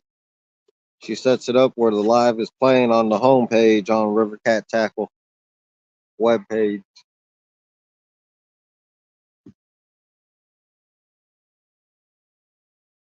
And I'm pretty sure I've never seen that done before.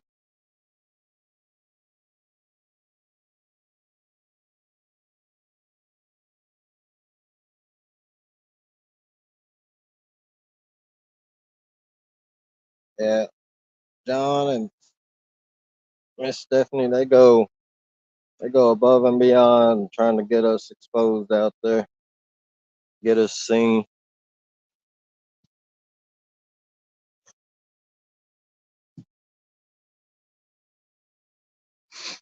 So you can check the website out and watch watch us fishing live too at the same time.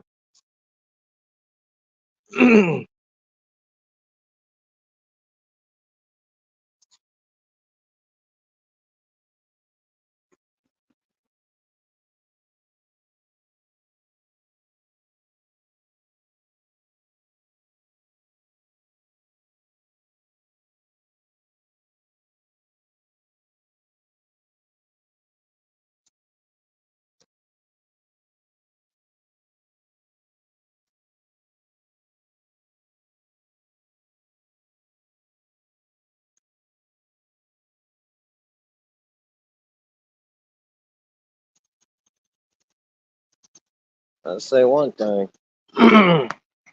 We've been live for 6 more minutes, be 4 hours. Can't say I don't put time in trying to catch fish.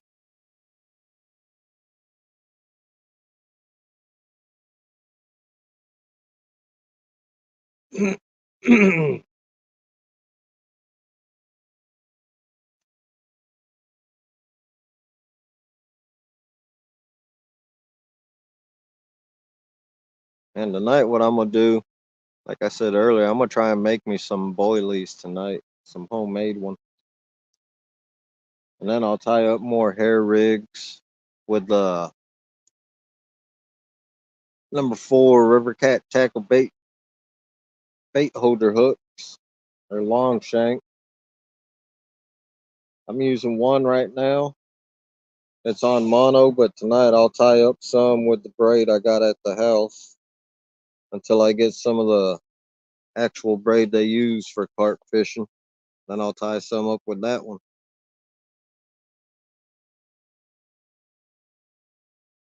And next weekend I'll have different. I won't be fishing with just the hair rig. I'll be fishing with what they call the Ronnie rig and helicopter rig. Try different techniques and stuff. See if I can get these dang carp. I mean, today, right now, it's not real cold either. It should be moving around.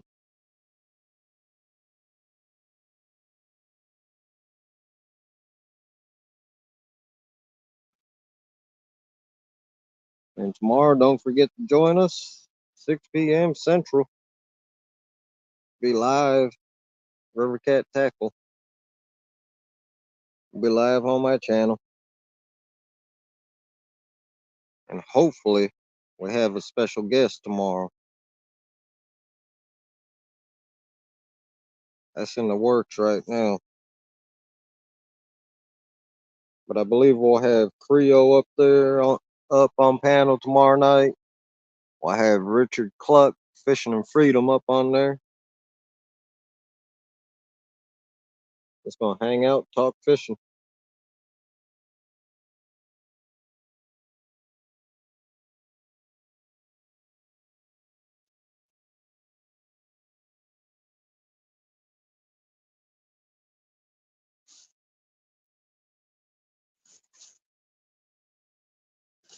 All right, Anthony. Welcome back, buddy.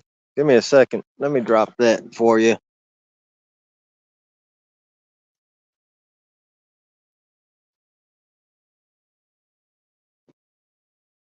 There you go, brother. We got Anthony, who's going to be coming up. I believe he's at the dam doing some pan fishing. So we'll see. Hopefully, see some fish on this live. May not be a carp, but it'd be nice. For me, it's 50-50 chance. It'd be a carp or it'd be a dang salmon. Grab onto the dang hook.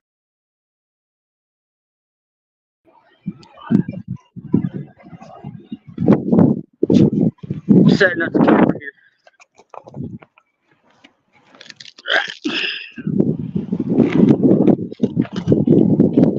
What's up, man? What's going on, brother? Nothing much.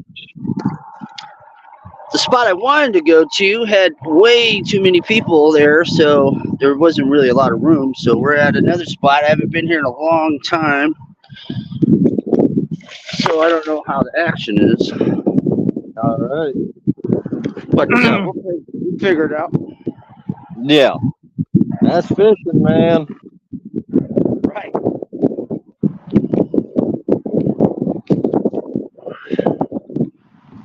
Oh my God, I'm on a ledge wall. I got no way to stand up my camera.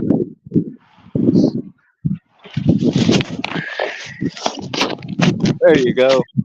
Now you got your screen right. All right, it's a little windy, so I don't know if it's too loud on there. Nah.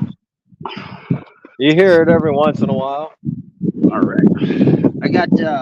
I'm just fishing simple today, just night crawlers. That's it. I didn't bring no skipjacks or nothing like that. I just using little J hooks today. All right.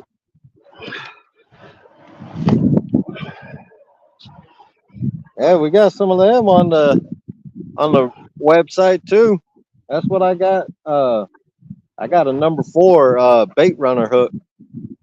Okay. Yeah, I'm using number 5 double barb J hooks, All right. and then I got what is this? Little Aberdeen, I don't know, I forget what size, medium size Aberdeen gold hook, just for some bluegill. So we catch something live, we might use it. Awesome. You have any luck yet? No, not yet. I got a Yeah. crawfish. He ate my boiling. He hung on. Did he? Yeah. Your screen went black. We can hear you, we can't see you. Uh-oh. All right, let me check it out. Yeah, we just had a fish surface right here by the tank. I don't know how. You can't see me, huh? It shows No. me on both. It shows me on there. I don't know what to do. There you go. We back? Yeah, you're back. All right. I didn't even do anything. So, Yeah. Welcome to live streaming, man. there you go.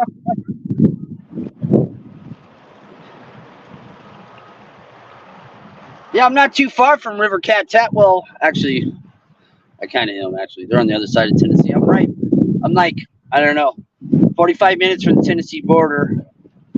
I'm like close to Nashville. Yeah, they down River Cat Tackles out of John's out of Louisiana.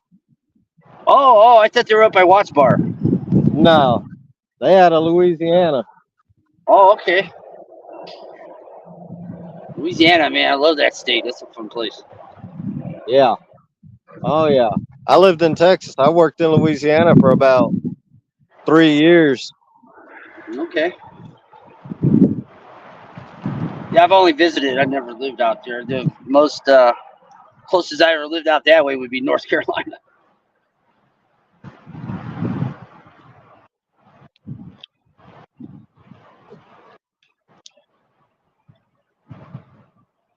Yeah, I'm at Kentucky Dam right now. I'm All right. on. I'm across from the generator house where most people normally fish. You see them skipjacking and stuff like that. Yeah. I'm on like complete opposite side. Um, it's kind of a hard spot. Uh, it's a hard spot if you're novice. You know, I've been fishing for like 38 years, so not too much is hard. You know what I mean? Right. Just hard to fish there. You know. Yeah. Yeah, man. I've been fishing all my life, so Yeah. Same here. I ain't stopping until I'm dead. So, Well, that's the only thing I see stopping me. You know what I mean? right. 'Cause I've had My I've buddy. had life and life's terms all through life, and I still fishing. You know. Yeah.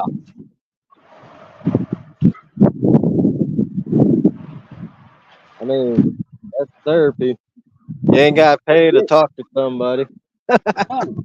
No, you don't. You know?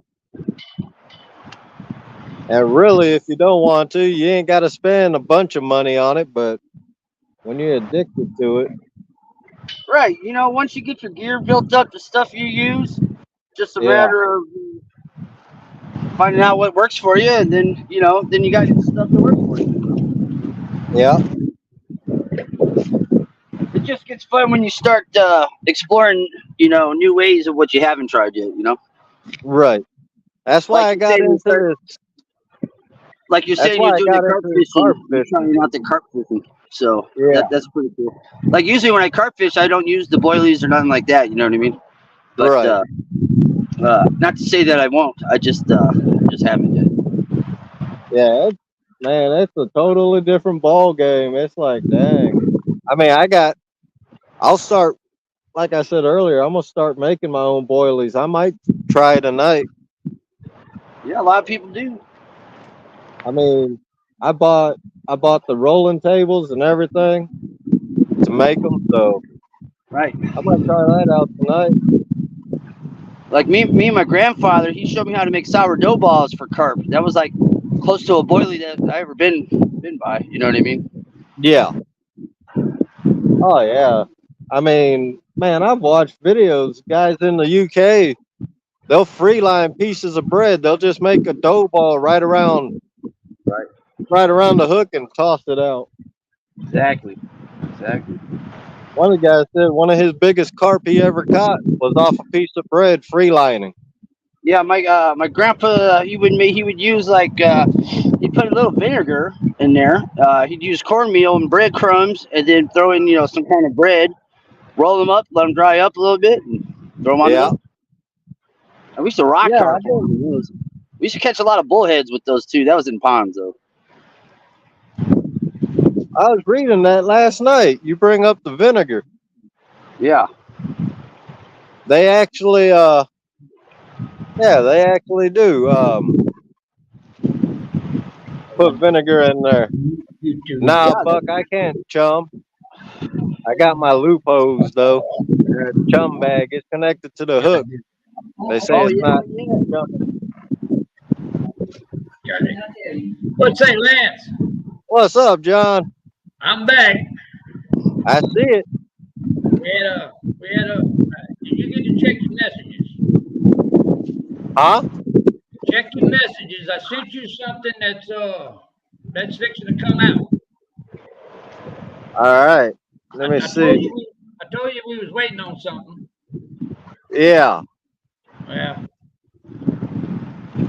check All your right. messages and let me know what you think right quick.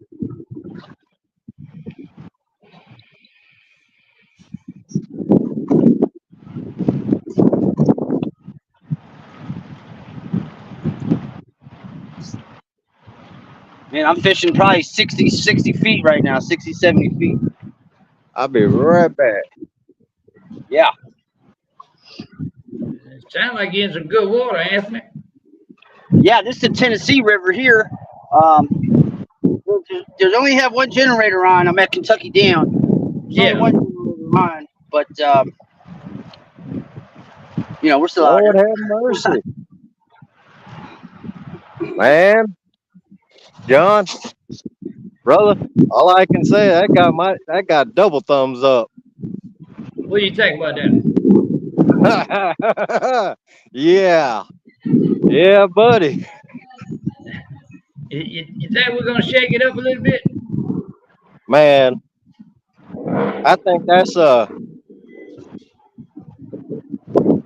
9.9 on the Richter scale. Make that a 10.0. That sucker go, man. Woo-hoo. Yeah. You know how it is. We've always been that way. We've always looking to come out with something better. Well, that's something better right there. I didn't think it could get better, but man, What I'm talking about. all I can say is we got a fern. That's it. We got a fern. That's the whole thing about it.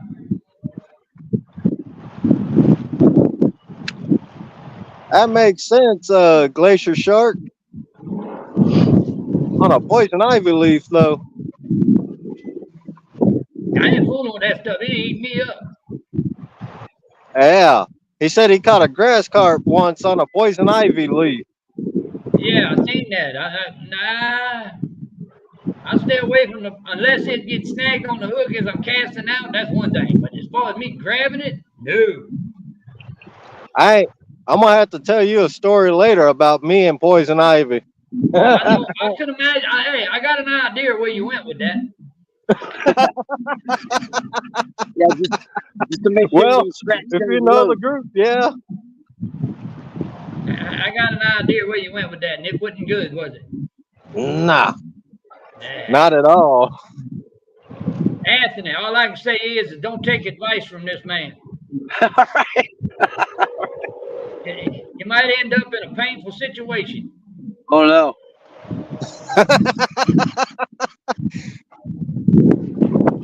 I got immune to poison ivy and poison oak. I used to do tree work. I lived in California most of my life, and I used to do part-time tree work, climbing and shaping, you name it, whatever. And we'd always run into poison oak and poison ivy, and then after a while, it got to the point I could roll around in it. It doesn't do nothing anymore. Now I haven't done that in a while. I'm not saying I don't recommend that, but it got to the point where the stuff I could go clear out a whole area and I wouldn't get it. It wouldn't like flare up or nothing like that. Well, the thing But of it it took is, a while. Anthony, you done started getting older. Yeah. And the luck, if your luck is like my luck, I go play around with that bush and I'll be swollen up like a balloon the next day. Yeah, that's no good. Let me ask you something, Anthony. Yeah. How many companies can you go and just talk to the owner? For me, Yeah. I can talk to anybody, man. I can talk to any owner. I used to be an owner of many businesses, so talking about whatever really isn't difficult at all. Right. Me, But how personally. many of them actually just hang out and just like for fishing? Oh, this be the first one. Yeah. There ain't really too many. There's not a whole lot of people up here that have any companies around me. I live in a little town. It's got 300 people in it, and most of those people are generally retired. That's a You good don't place to be. Well, yeah, but it's like I don't know. There's just not a lot of people around here. So, and I fish mostly saltwater my whole life, but I started out catfishing. As a lot of people do. Yeah. I've been catfishing and saltwater fishing pretty much my whole life. So, yeah, living the dream every day. I'm semi-retired, so Oh heck yeah. I fish almost every single day. I live where I live. I live at a crossroads of the Cumberland River, the Ohio River, and the Tennessee River. I'm at where all the first dam starts on those river systems, or the last dam, depending which way you come down, right? Yeah. And so we're always getting, and we got a direct link to the Mississippi River from there. So there's always fish, something. There's the fish come in here. I mean, what I've noticed, I've been out here about a year and a half, closer to 2 years, and a lot of fish species come in and out, and I've never caught so many different species in one area. It's Yeah. pretty. As far as fishing goes, freshwater fishing is pretty epic. It's got everything except for like like extreme cold water fish, like way up north or something. But other than Right. that, it's pretty fantastic fishing out here. Oh, I bet. Yeah, you in some good water. That's what I try to do most of the time, Anthony, is I usually stay around. My shallow spots is about 37, 38 foot. Right, right, That's my right, shallow, and I got some spots over here that's 140, 160 foot deep. right. I think I'm fishing about 60 foot right now like my bait cast was almost out of line here, and it's probably all at 60 feet, and the water's low right now. Like Yeah. everywhere. Yeah, that's the way it is with us. I mean, it's low on us down here too. Our normal river stage is usually around 17, 18 foot. And right No. now we're at 4 foot. Yeah, that's pretty bad. Nah, Duncan Park. Yeah. Yep. All right. Have a good day. Yeah. What do you think will happen to the community when we show that, Lance? What? The new item. Yeah, that's that'll work.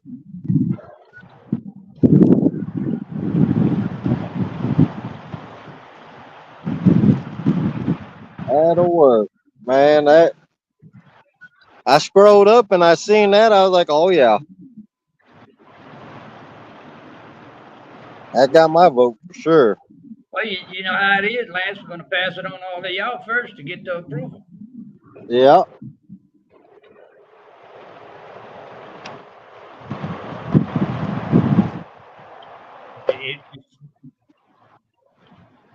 If we don't have the approval of the guys that's pushing this, is doing this, we ain't doing it. Right. On any product we come up with. Yeah.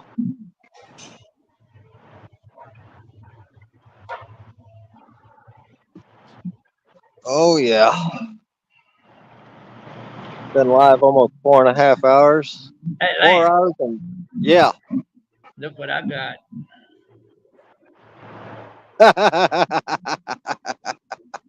That's the nice thing about being at the house. Got you Look, some coffee. Anthony, I got coffee. Yeah, I do too, actually. What? Yeah. Yeah. Let me go get it. I'm on this slanted wall, so everything I got's kind of up in the cracks and nooks where everything won't slide. Hey, Lance, Yeah. we got coffee. Yeah. I heard and I see. You heard I said that, Anthony? We got coffee.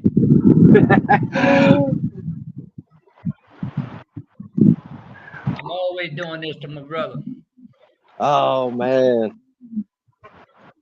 If it ain't ice cream sandwiches and biscuits, it's chocolate and whatever else you snack on. Yes, indeed. I got a bacon biscuit in my backpack right now.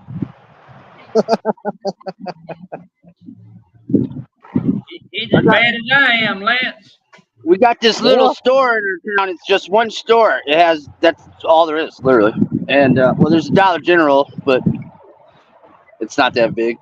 But anyway, this little store, they got like the best biscuit sandwiches. They put a big slab of sausage on there, and bacon and an egg, whatever you want.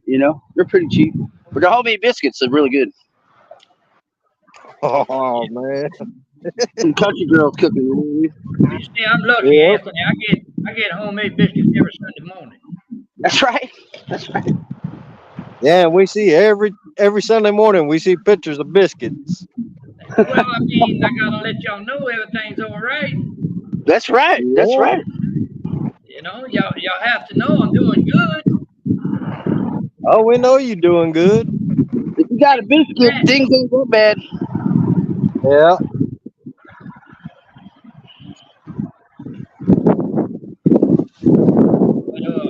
Uh-huh.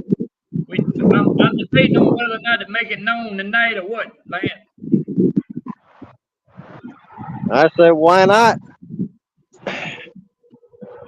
Pretty slow for you. It's pretty slow.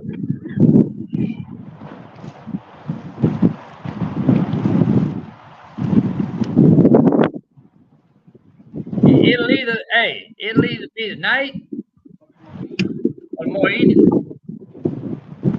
Yeah, we can do it. I think tomorrow evening will be good when we live. I kind of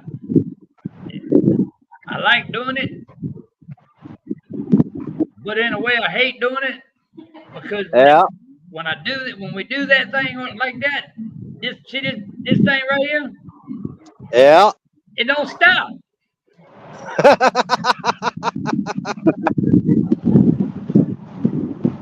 Man, I swear, your phone.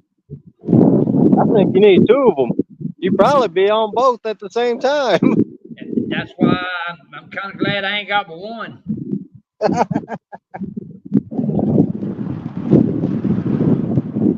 But you know how it is, brother. I'm always available, Oh yeah. Yes, sir. day or night.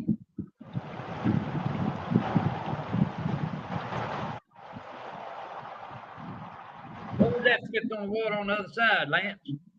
That's a duck. A duck, Yeah. bait. Hey, you got mallard. Oh, we got deer over there on the other side too. Off to the left, got deer in the wood. I got deer in my backyard, like I have a steady. I got like 3 different crews that come in the morning, and then there's a crew that comes in the lunchtime, and then there's a crew that comes in the evening. Oh man. I lay down Yeah. crack corn all year round. I just leave crack corn. I don't hunt, so I just like having them around. Yeah. But this one doe had triplets. They just lost their spots a little while ago, but Oh it was pretty wow. nice. Yeah, pretty cool seeing those 3.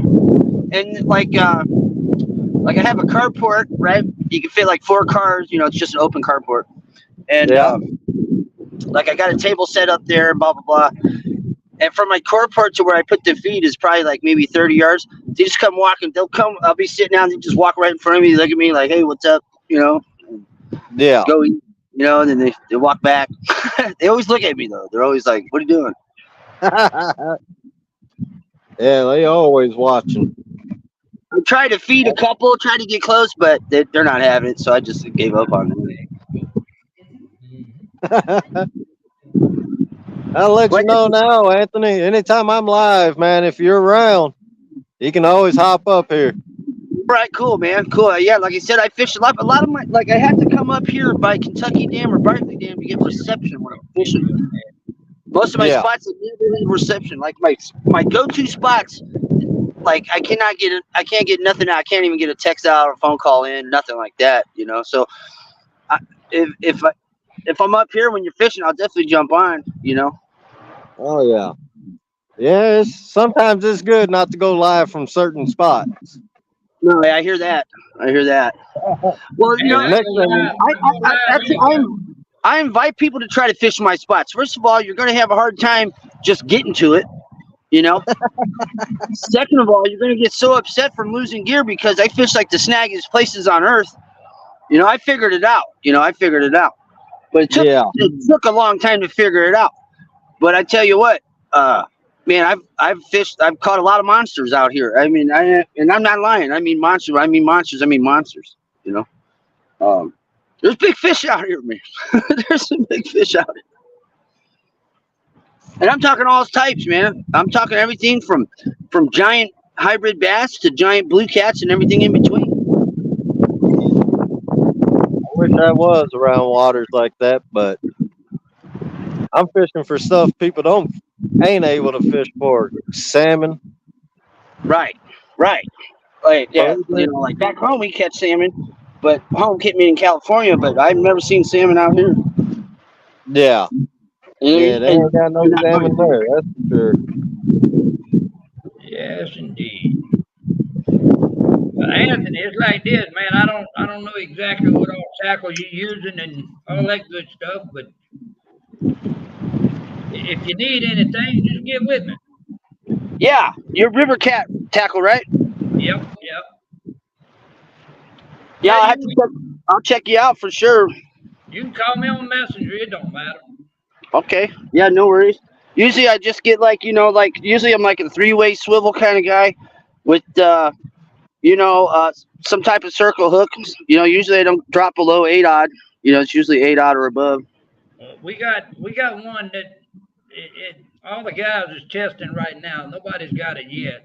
It's being tested, and we got a Crimson 8-aught wide gap series hook that we just coming out with, Okay. and I'm talking from point to shank. It's like 7/8 of an inch gap. Oh, all right, all right. Now, are those long shank, short shank, or what? They medium shank. Okay, okay. Because I'm not a fan of the long shank ones. I seem to have better luck with a shorter shank, almost to the point where the tip the tip of the hook is Give me just one right quick. just below the eye for me. I'll show you one right quick, Anthony. All right, it's kind of hard to see. I'm like the sun's looking at my face, but not the screen. But I can probably see. Let me put him on solo so you'll be able to see it better You gotta too. wait till I get the damn hook. See how he threw me out there, Anthony? Yeah, Yeah. we gotta Now, get those you used to this live there- streaming. Is there an offset? Are those Yes, sir. offset It is hooks? an offset. Yeah. Because sometimes like when mine don't have them, I'll just bend them, but I prefer not to. Let me see if I can get this. Oh yeah, yeah. There we go. Oh yeah, yeah. Those look nice. Oh yeah, that's what I'm talking about. Is that a gap? Yeah. Oh yeah. See, I'm the guy that has the theory of big baits equal big fish. So Look the offset. I like that. I like that. Yeah, yeah. I like that. Yeah, for sure. Yeah, I have to check you out. I'll hit you up on Messenger.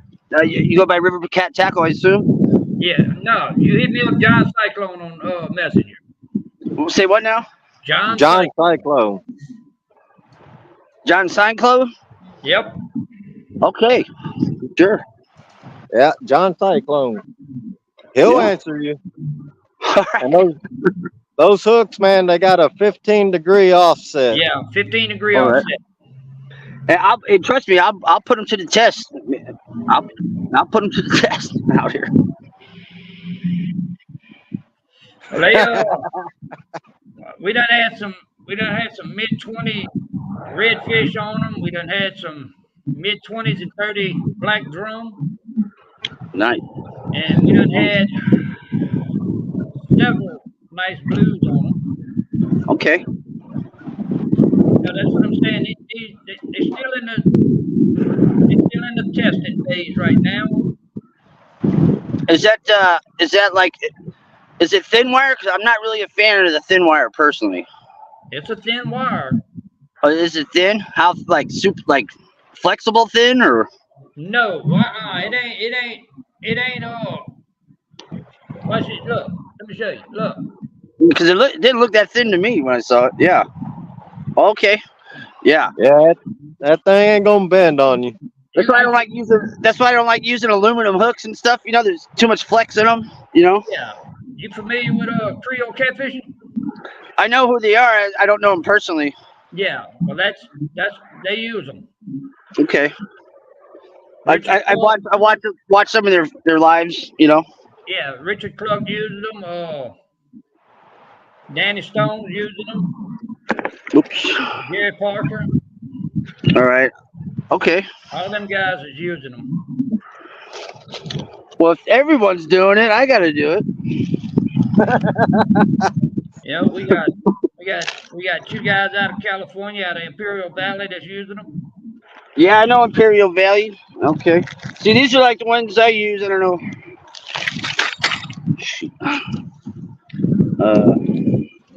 Hold on. Yeah, you're using a hybrid. Yeah. Well, yeah, these are the ones I got at the moment. I'm trying these out. Usually I just use a plain circle, you know. Yeah. Um, Well, we haven't done it with the red hook yet. oh, there goes the wind. Not coffee. Yeah. Yeah, I'm fishing on this ledge. It's not the safest place, I would say. Yeah. Well, I can speak for our regular kind of hooks that they've been known to go through the roof plate of blue cat. Yeah, generally, because I fish a lot of the dams on the Ohio and whatnot, those rivers I talked about. Then I get a lot of hook sets on that, just past the upper the teeth patch where that little bone plate starts, and it'll a lot of my hook sets go Ooh, up, that wind jam you up. yeah. But yeah, they most of the hook sets on our hooks is in the pool. Yeah. Usually I'm fishing deep water, so like when I'm yanking up, a lot of current. But usually, Yeah. usually they self hook anyway. I just got to put a little tension on it. Right. Thanks for sharing that link out, Buck. Yeah, it's slow here. I haven't been to this spot in probably 6 months. I usually like fishing the spot that I'm at here when the water's high. But I tell you what, Lance, this is what we're gonna go ahead and do right here. Get some interest started, I guess. River Cat Cycle will be publishing posts on the new River Cat Cycle jersey that's coming out. We have a new style jersey that we're coming out with. Yeah. Yeah, if you want to check me out. I've got almost all my fishing career documented since I moved out here on this fishing app. It's called Fish Angler. My name's Tone Rock on there. Okay, it's got pretty much got every catch I've caught out here. If you're just interested, check me out. Yeah. It shows a lot of the gear I use. Because I always post and I do like little small tutorials and stuff I use and stuff. But the stuff I use is pretty much the stuff you guys make. So we'll definitely have to check you guys out. Yeah. And the thing about it with us, Anthony, anything you come to the store and get, free shipping. Oh yeah, you mentioned that earlier. Free shipping. Yeah. Okay. We try to do it to where us everyday folk that work all the time, and at the end of the week they want to go fishing. If they want to buy $20 worth of hooks, they can get $20 worth of hooks and not $10 worth of hooks and $10 shipping. Right. Yep. That's one thing that we pride ourselves with is that free shipping for everybody. Right. You guys do dragon weights? Because I've been trying to. I haven't used any dragon weights myself yet, but I got this theory to some of my more snaggier spots because I primarily bank fish right now. I figure I'm gonna try using dragon weights on some of my snaggier spots to see if it helps me not be so snagged up. You know what I mean? There's a lot of places I fish is riprap. Yeah. And everything. I mean, I've probably thrown every kind of weight you can think of, but dragon weights, and none of them. You're always gonna get hung up. It seems like. What I usually do on them situations like that, Anthony, is I run a 3-way system. Well, that's what I do. With the breakaway weight and stuff like that. Yeah. Yeah, but I'm tired of losing the weights all the time. You know what I'm saying? like I go through about 15 pounds of lead a month or more. I can say this much: with dragon weight, you'll be able to fish those snaggy areas and You'll be able to keep that dragging weight. Yeah. I mean, I got a 3-way swivel in my pocket right now. Almost just lost my phone. Hold on.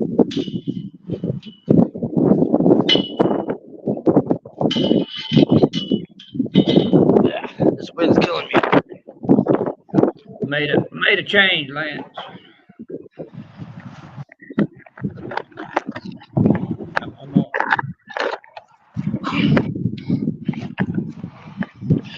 Your backpack don't want to cooperate.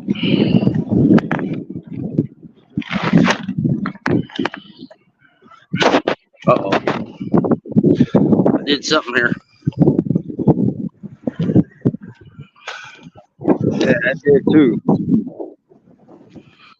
I don't know what happened here.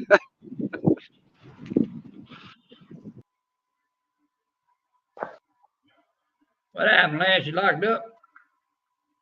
Hey, Man, I was looking through all the stuff that's popping up at the top of my phone, and I kicked myself out almost. well, I got something I'm gonna send you that you're gonna have to look at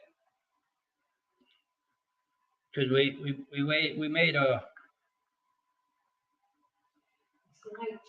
slight change in it. I'm fixing to send it to you. The All picture I'm, right. the picture I'm gonna send you on the left is the original that I sent you, Yeah. but on the right is gonna be the new improved. All right. It's coming at you. All right.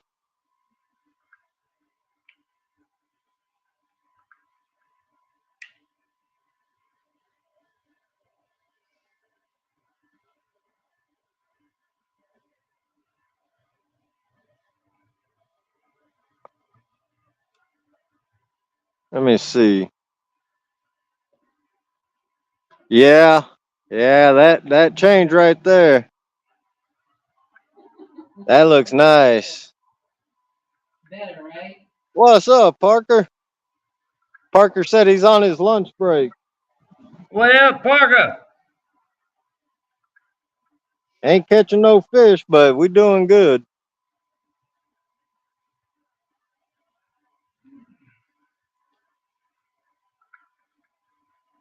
Yes, indeed. That was a nice fish too you caught, Parker, last night. Seen that picture on Facebook. That's a nice one. Yep.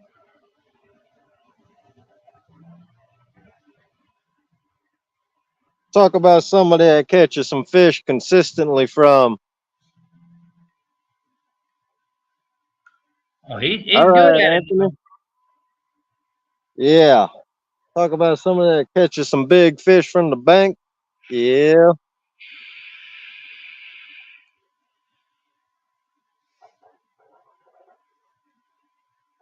You gonna go live, Parker? Because if you are, you know I'll be in there.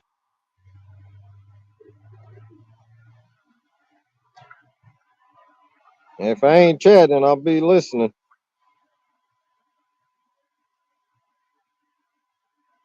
Because I'm gonna be trying to make some bait tonight.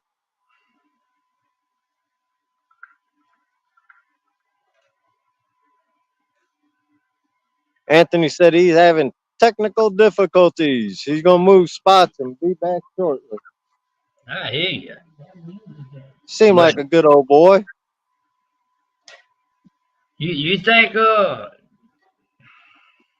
probably shouldn't do this. No, we ain't gonna do it. Hit me up later, John. We ain't showing no pictures, dog. No, you don't want to do that. Man, you do that, your phone gonna blow up. we ain't showing no pictures. Your phone gonna blow up. Yeah, I mean, we still at it right now, back and forth to finalize it, but Yeah. you know it's gonna be sweet, so it ain't no big deal. Yep. But yeah, we'll let the cat out of the bag tomorrow evening, I reckon. Yeah, Yes, indeed. that that that improvement. Yeah, He ain't done yet. Parker said he caught that cat last night on the blood 8/0 circle hook. That's what I'm screaming.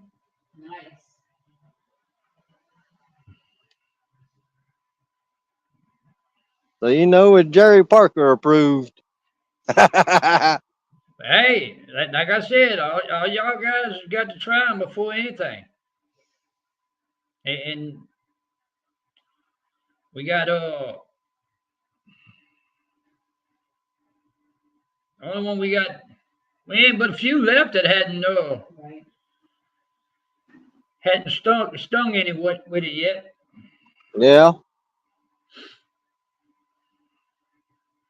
like I said, hopefully I can use them when I'm burbot fishing and let's see what it does to them.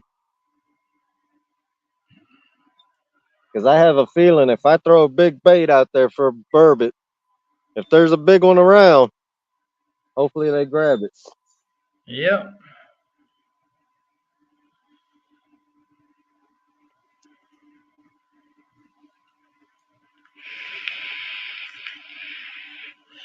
Yes, indeed. I think Danny's gonna be live today at about 2 o'clock. All right. Yep. Yeah. I'll probably give it another couple hours and I'm going to probably end it. Yeah. Get to the house and I got to eat, man. Dang. Those 2 breakfast sandwiches, that's not enough. I don't believe. Not for you. I don't believe. Maybe you should have got 6. Man, for me to eat breakfast, the only time I eat breakfast is on the weekends. And that's usually from the gas station because I'm stopping there for coffee. Well, I tell you what, if you ever around here and it's close to breakfast, we'll hook you up with a dozen eggs and pan of biscuits and sausage, bacon, and some grits and Man.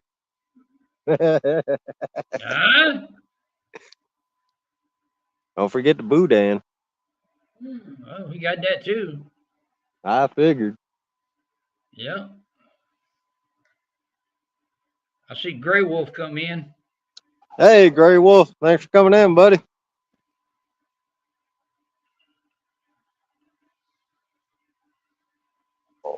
Yeah.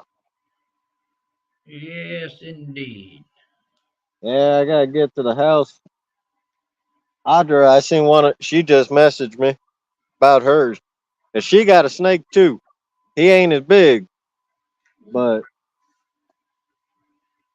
fed him the other night and he spit his rat up. He regurgitated his rat today. I don't know what's up with that guy. The second time he done I can tell you what needs to happen with them guys. They need to be in the wild where they're supposed to be. it. Now you got to take your snake to the vet. Nah. Well, I tell you what he's doing, man. He don't want that food. He's just sizing you up. Yeah. He ain't but maybe a foot and a half. Well, you lucky.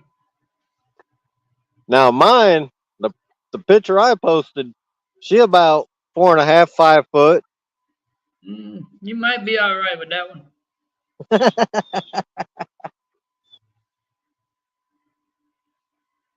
No man, I know guys that got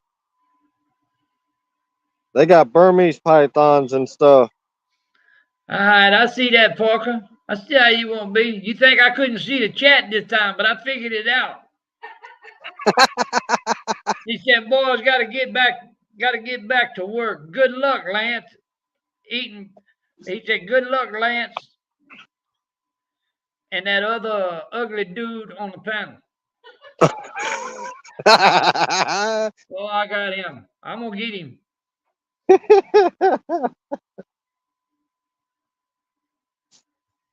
Have Yes, fun at indeed. work, Parker. Okay.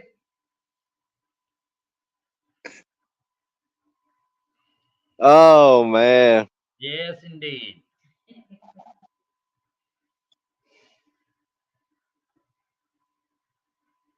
All right. You say, I hope he goes live tonight. Yes, indeed. if he got reception, he might. Hopefully. I'll find out that. I'm gonna find out if I can get somebody else ugly on his panel.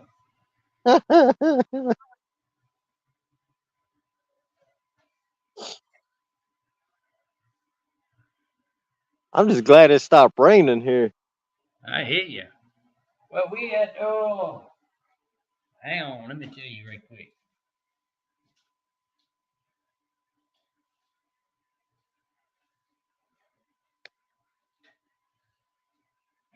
Well, we up to 82 degrees already. Good Lord. Hell, that's still a cool day, Lance. Yeah. I think we at 50. A little higher. Well, ain't that something?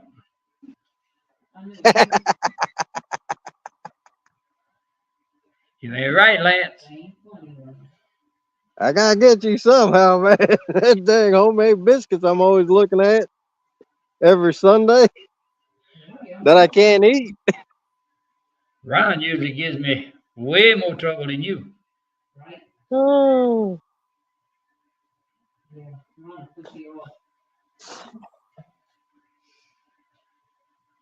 Yes, indeed. You see what I keep my head warm with? That's Yeah, I wonder where you got that from. the one and only.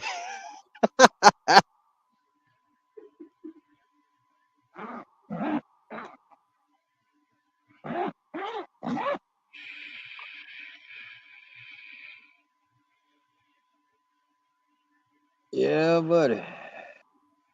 This fish got to cooperate one day. Sooner or later, Lance. Oh, yeah. I'm going to keep putting the time in. Hey, I mean that beast just sitting in the house, you know. Oh, yeah. Yeah. I had many days down in Texas, too, when I be out in the woods. Not see nothing but out in nature. 'Cause if I was at the house right now, I'd be sitting on the couch. That ain't me. I hear you.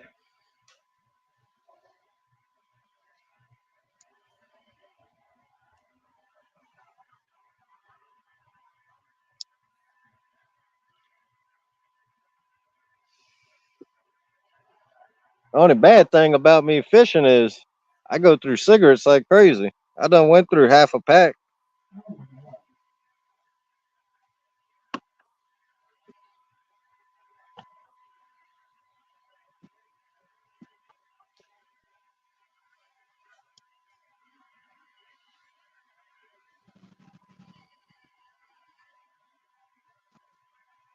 Yeah, earlier had Mr. Green Jeans out here. I think he's just a survey guy though. Come on. Yeah, he wasn't the actual game warden. They know the salmon running, so they must have got word people catching them here, so they walk around.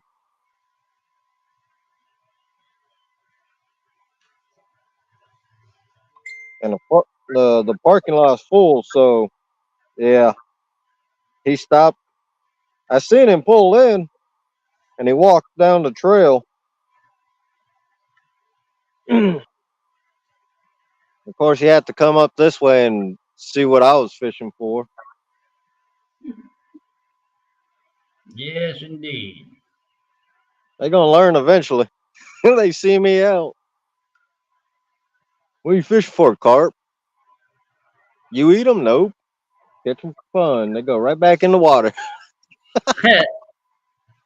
If you'd be around Jerry Parker, they'd be standing on the bank for bait. Oh yeah, him, Danny, Richard. It knocked down a carp now.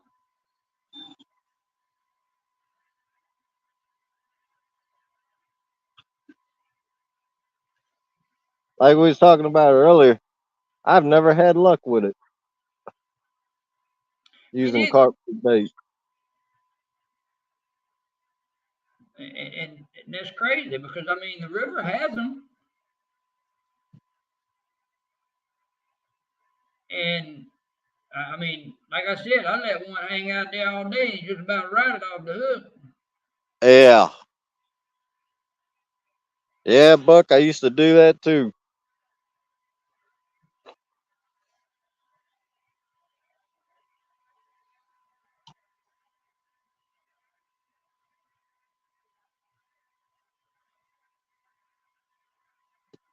And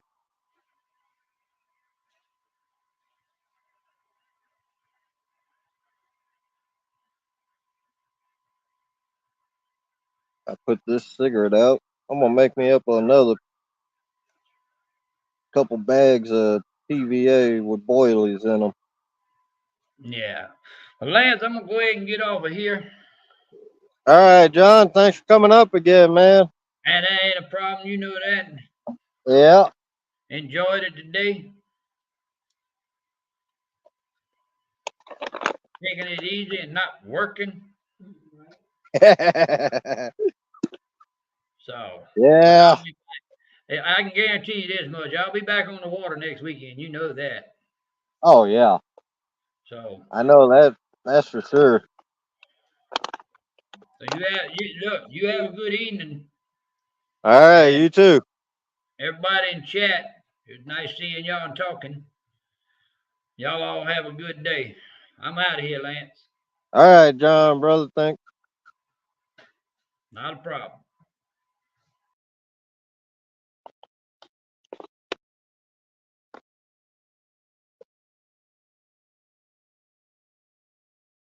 Yeah, Buck. I used to do a lot of gaming too.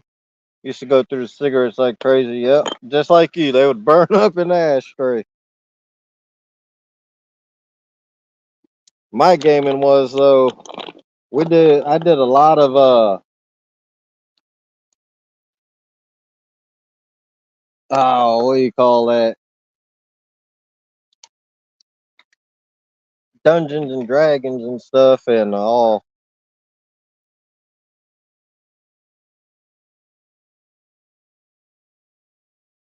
the King of Avalon games like that. The war games. We used to. I used to play them a lot. Made a lot of good friends playing them too. Just like fishing on YouTube. Meet a lot of good people.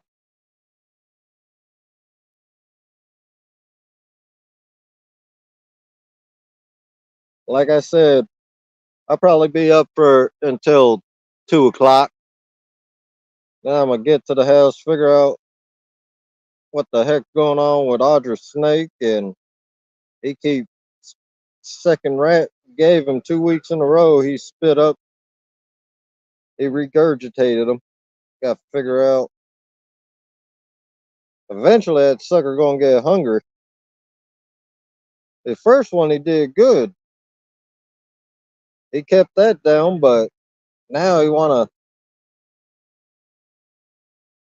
be hard headed and regurgitate bait or regurgitate food. So I gotta figure out what's going on with him. Not much figuring out. Audrey just gotta take the dang rat out of his cage.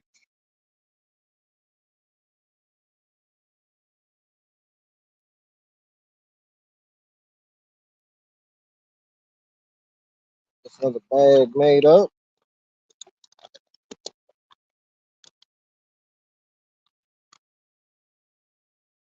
All I'm doing, guys, I'll show you in a minute.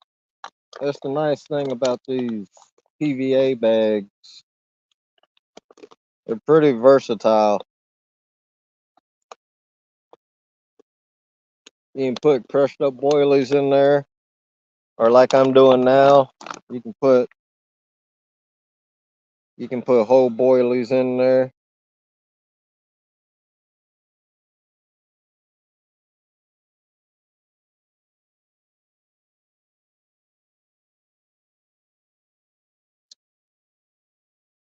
And then with these boilies, you're making the bags. You just let them drop down. See, it's got the 2 knots. I'll cut in between here to separate them. You just pull down a little bit. You twist that so it's tight. And then these, you hook the bag onto your hook,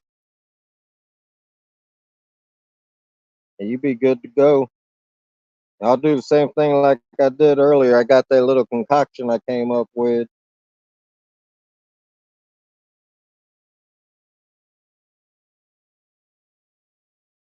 And because I got both bags connected, you just feed both through the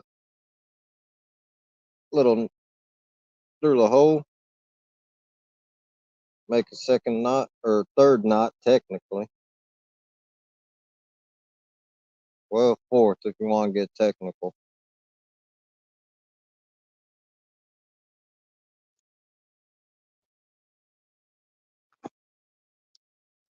So you got 2 like that. I'll cut in between here, and then I'll make another one up top, another overhand knot. Feed both back through. So where next time I want a bag, I just drop whatever I want in there.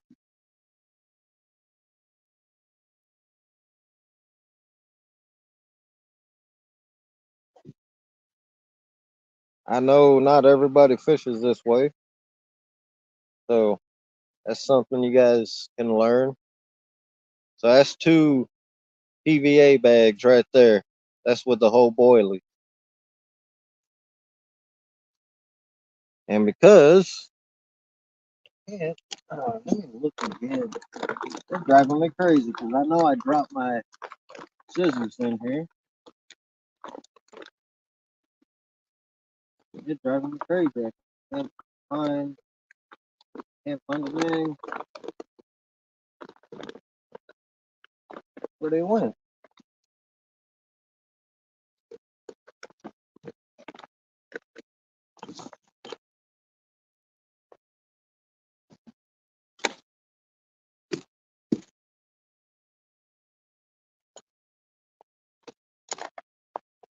And see, the thing with these PVA bags, like I keep saying,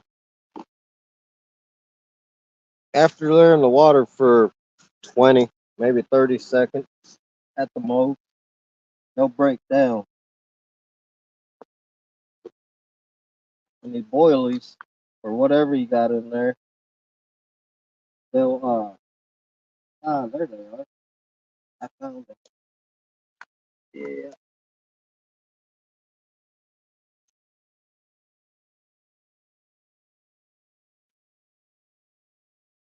Yeah, I know. I probably know what's going on with them. I've been around snakes quite a while now. Uh, but I'll probably text Viking. So I cut the first one off. There's that second one. You just cut right in between the 2 top knots, 2 overhand knots. What I'll do, since I found my scissors, I'll clean them up a little bit more. Because I like it. I like it being nice and neat. Dang, not my plunger. That's the nice thing. It comes with a plunger, so if you're using like the broke up boilies I got, or they got specially made stuff for the PVA sticks, uh, you can put that in there, but you use that plunger to tighten the bag up so it's nice and compact. You put it on your hook.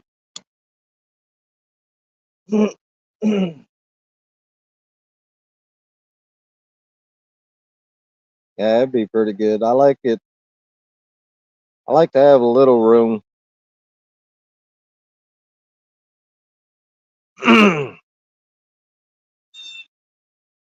Because this whole bag. All right, Anthony. Give me 1 second, buddy. I'll drop that link for you.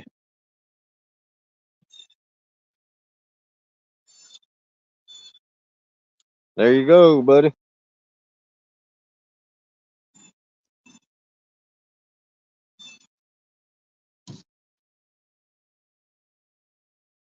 But yeah, having scissors. Hopefully Audrey ain't in here because this is her house scissors. Hopefully she don't need them today. What I'm gonna do is, once Anthony gets up here, I get him up here. He's in the basement now. Yo, Welcome back. we're back. We're downriver now. Oh yeah, Yeah, a little bit more level spot. well, wouldn't call it. Yeah, it's more level. I'm not on a sloped wall, that's for sure. It don't seem as windy over there either. I'm more water level, but I'm like way down. Like the water is so far down. Like I said, I haven't been over in these couple spots today in like 6 months. The water is just, I can't believe. Yeah. I've seen it low, and I've seen it this low and beyond, but it's just just low. Yeah. I don't know if you can see it. I'm facing the dam now, like Oh, yeah. upriver. Yeah, we can see it from here. Okay. What's up, Rebel River? Thanks for coming in, buddy. As you see, we got Anthony on panel. Hello, everybody. I can't really read any comments, but hello.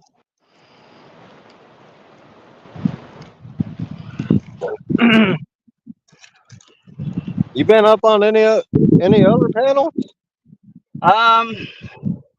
Kevin Fishes, me and Kevin Fishes actually fished together a few times. Oh, okay. Otherwise, this is the first time I've been up with anybody else. Yeah. Oh, cool. Like I said earlier, anytime I'm fishing, if you're able to, you're always welcome, brother. Right on. Appreciate it. I'm always by myself. Like I said, there's nobody who lives out here. You're right. I went from living in San Francisco to a few million people to nobody. Yeah, that's totally different. You go from that to 300 people. Yeah. It's nice and peaceful, though, ain't it? Oh yeah. Like I said, I lived all over the United States, and it's not new. The tranquility is always great, but I got to be fishing like anywhere I move or work. Got to be by water. Yeah. Yep. At least within an hour. I prefer 20 minutes or 10, but something relatively close. I mean, like me, I'm lucky, man. I'm right on Lake Michigan. Yeah, I fished Lake Michigan. I used to live in Chicago. I'm actually born in Illinois, right outside Chicago. I fished Lake Michigan many, many times. Catch a lot of salmon out there. Yeah. But they're deep. They're deep. Next month, once it gets cold, about the middle of next month, I'll start fishing for burbot. Oh, okay. I haven't done that in years. And I'll break out the catfishing gear for them. Right. I wish I would have brought my other rods with me now. Now I'm over here. This is like it's a little more difficult spot to fish because it's just a little more riprap on the bottom as opposed to up against the damn wall. Against the damn wall. Yeah. But I wish I would have brought some. Now I wish I would have brought some skipjacks with me.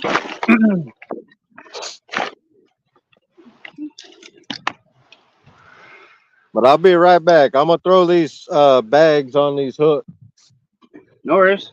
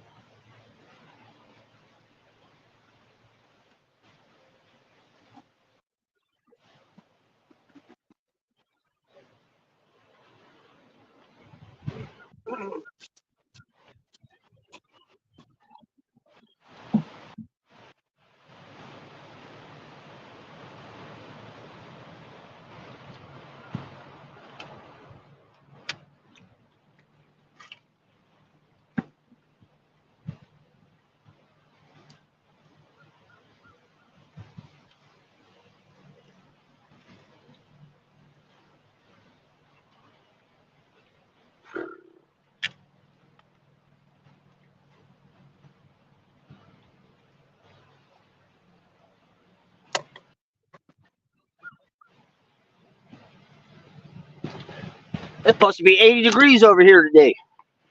Man, we're supposed to only get into 50. It feels like it's a little warmer. Yeah, I tell you. Well, I like this summer better than last summer, as far as Oh, I temperature goes. bet. Last summer was just like hot through the. I mean, like 90-degree heat, kind of upper 90s, like all summer. You know. Yeah. Oh, don't go to Louisiana.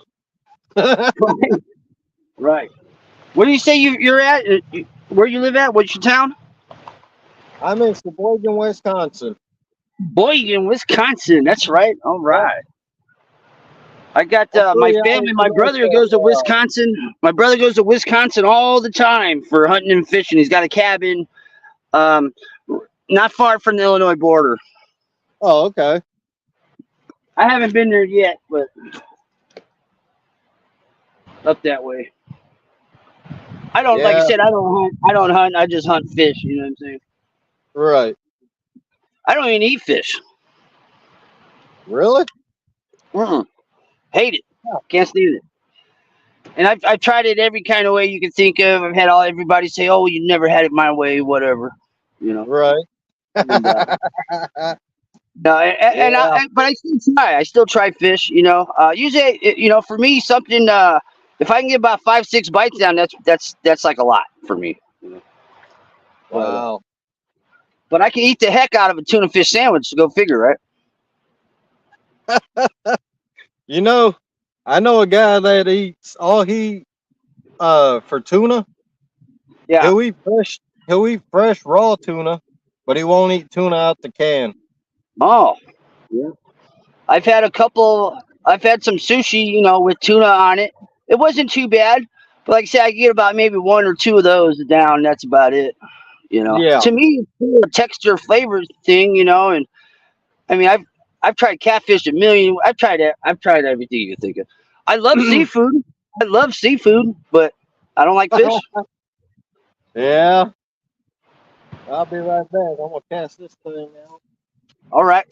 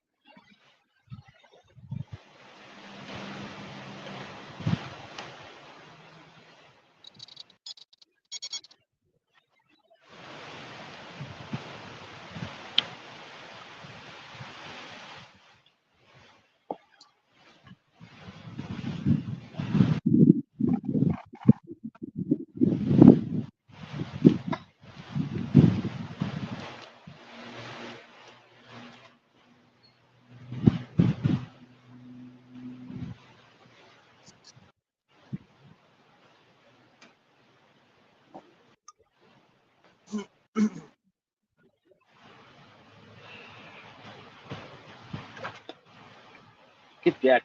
I got skipjack. I got skipjack busting in front of me. I'm almost ready to start catching those. You probably ain't got your skipjack rods with you. I got a sabiki rig, but it's not the one I particularly am fond of. It does work. I like Foley spoons, to be honest with you. But Oh, okay, yeah. you know, and there's not many carp. Usually, there's like a silver carp issue around these dams. You can't like not get into one. Like I catch them all the time. I hook into them, snag them, just checking my baits a lot, even on my catfish rigs, you know. And Yeah. I catch them on my, because I like to throw rattle traps, you know, and I hook it and snag into those things all the time, man. I lose so much lures because of those things. I switched to a 50-pound. I've been throwing 50-pound leaders on a rattle trap to like a 15-pound on my bait caster, and that seems to work well. Usually the hook will rip out, or I'll actually land a fish, as opposed to losing all my gear. But if they get too big, they get like 40, 50 and beyond. It's hard to stop them sometimes. I don't have the stopping power with this little rod, so they'll spool me, you know. Yep. But it's still fun. I mean, I know they got a bad rap. They eat, you know, they eat all the phytoplankton. They eat all the other fish. I know the whole thing, but they're still a blast to catch. I don't care what anybody says. Exactly. You know, and I dispose of them. When I catch a silver carp, I'll pop their air bladder. I'll gut them open. I'll sink them in the water for more food for other fish. You know, I don't leave them on the bank or nothing like that. Right.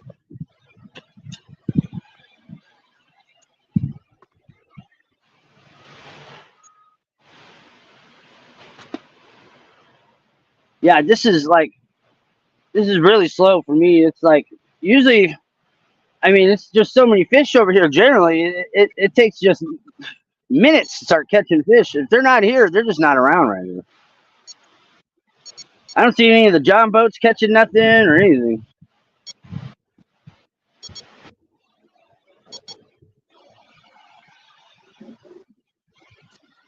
I got a John boat coming my way now. Let's see what he's gonna do. If it's a fisherman, they ain't too bad. But I don't know if you can see him. yeah, got some. See, that's the thing up here. Thanks for sharing that link out, Buck. Up here, you can't chum or nothing. What do you mean? So I can't just take handfuls of corn or something and just throw it in the water. No chumming. Yeah. So these PVA bags, make them up, and you hook them. You gotta hook them to the hook. That's not considered chumming. Okay. Which is ridiculous, you know, because you know, it's like, okay. I mean, I remember always fishing with my grandpa and my dad, especially if we were carp fishing. The first thing they do is throw a whole can of corn in the water, you know, spread it out. Yep. So here, what I do, I crush up boilies, and I make PVA bags like I do now with the whole boilies. I'll put 2 or 3 in, tie it up, hook it to the hook, and cast it out. That bag melts. Oh, okay. Yeah. Yeah, so it don't stay on the hook. As soon as it hits the bottom, it takes about 20 seconds for it to melt. And you get a nice little spread there. Yeah. And I try to keep right at the same spot so it builds up. Right.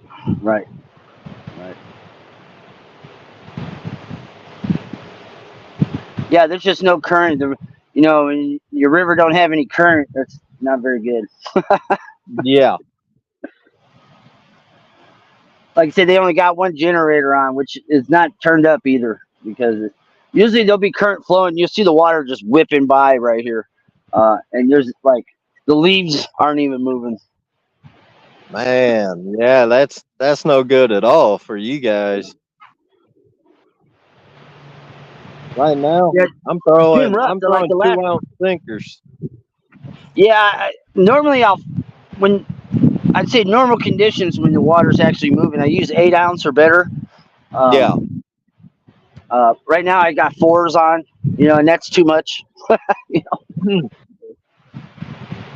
Rebel River wants to know where you're fishing at. I'm fishing on the Tennessee River right below the Kentucky Dam. I'm at the Kentucky Dam boat launch. About 50 yards north of that, maybe. Yeah, maybe 20 yards north of the Kentucky Dam boat ramp.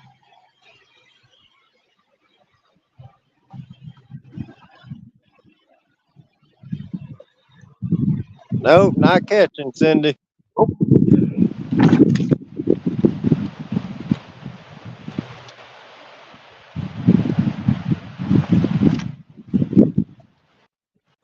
Oh, might have a fish on. Oh, what we got? I don't even know what this is. Whoa, I've never seen one of these. Oh, it looks like a... What is this? That looked like a goby. It's not a goby.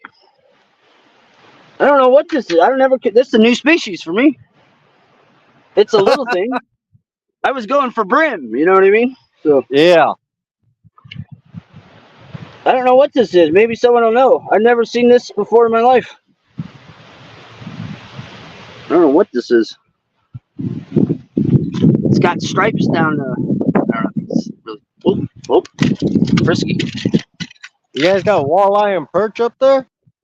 There's sauger and saugeye. There's walleye might too. be I haven't caught any walleye here yet, though. I don't know. I don't know what this is. I've never seen this here ever.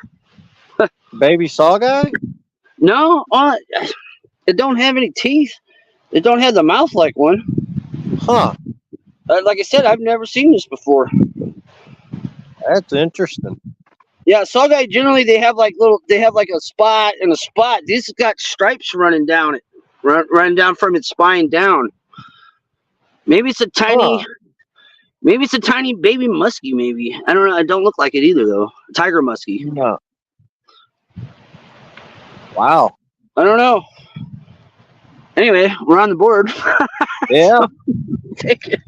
Well, Cindy, you ask and you shall receive. Damn. There it is. See you later. It ain't the biggest thing, but Yeah. Like NJ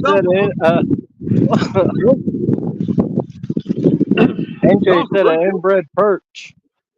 Yeah, that's what that was. That was an American perch. That's probably what it was. Yeah. I don't know. That was funny looking too, though. The stripes were too close. There was too many. I don't know. Yeah. I've never seen that. I've caught a lot. I mean, I've caught fish for 40 years, damn near, and I ain't never seen that one. I thought I done caught almost every freshwater fish there is in America.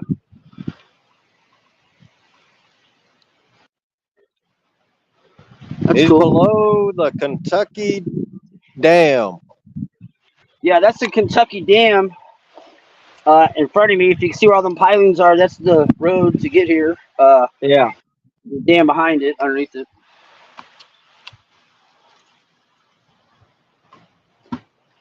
What's up, NJ? Ain't seen you around in a while. Where you been?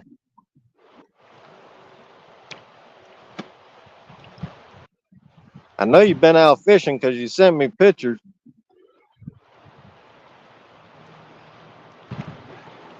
Then I seen you post in that Carp group that we're both in.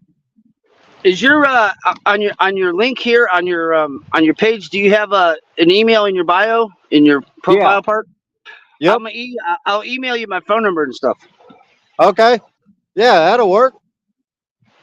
I mean, I'll do that when I get home. Okay. Oh yeah, I'm always checking my email because I'm always, especially right now. My number is still from San Francisco. It'll have 415 in it for the area code.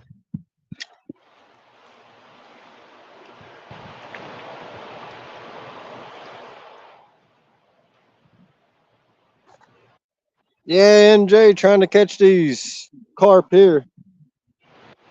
Now I'm going for brim and channel cat basically on this bigger rad, but I really wasn't planning on doing catching anything with any weight per se. Yeah. But that's cool. I never caught whatever that was. I'm gonna have to go check that out when I get home. Yeah. Oh heck yeah. You're gonna have to let me know Yeah, what that I've caught was. plenty of. I've caught all types of gobies. That definitely was not a goby. It didn't. Definitely not a goby. Yeah, I catch a lot of gobies up here. Yeah, and there was no slime on him. He had kind of leathery skin. Like it really looked like it looked like some kind of weird hybrid or something. It's kind of a shocking almost. Usually I'm real good with identifying fish species. You know.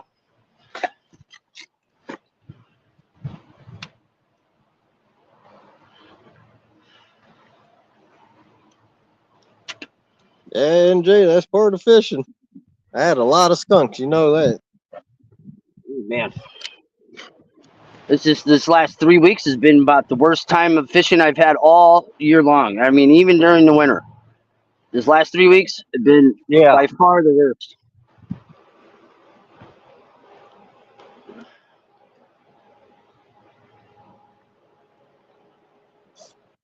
Yeah. I'll be back at it tomorrow. I usually don't fish on Sundays, but I gotta get used to this weather changing. So when I'm out there fishing for burbot in the below zero and all that. Yeah, it keeps changing its mind here. It'll drop down into the 40s, and then like it'll be like today's 80. So Yeah. it still hasn't really full swung yet. We haven't even had a frost over this part yet. Not even a frost yet. Oh wow. Yeah, we had our first frost this past week, I believe it was, or I, last I'm week. I'm still cutting grass. Put it to you that way. I'm still mowing our field, and our properties and stuff. It's like, Wow. yeah, and it's still green. Everything's green. I mean, it's got fall Yeah. colors, but it's still holding its green. Yep. Yeah, it's changing up here slowly. Now the nights are cool. Don't get me wrong, the nights are cool, but the days haven't been really. I think I put I'm wearing a long sleeve and it's overkill because I'm sweating. But the nights have been chilly. I haven't turned the heater on yet, so that's a good thing. Yeah. I haven't started the fire pits or nothing. It hasn't been that cold. Yeah, we ain't turned the heater on yet in our house. Fine. I hate turning it on. It's just like a bummer. Yeah, exactly. I don't mind turning the AC on. I just don't like turning the heat on. NJ, I'm using boilies. Using 15 millimeter boilies.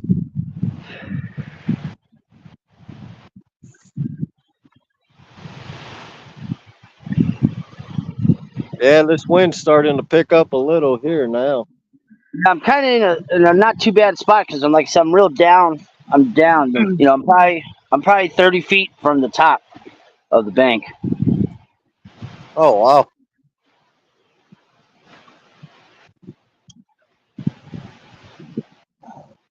Yeah, the water rise out here is pretty amazing.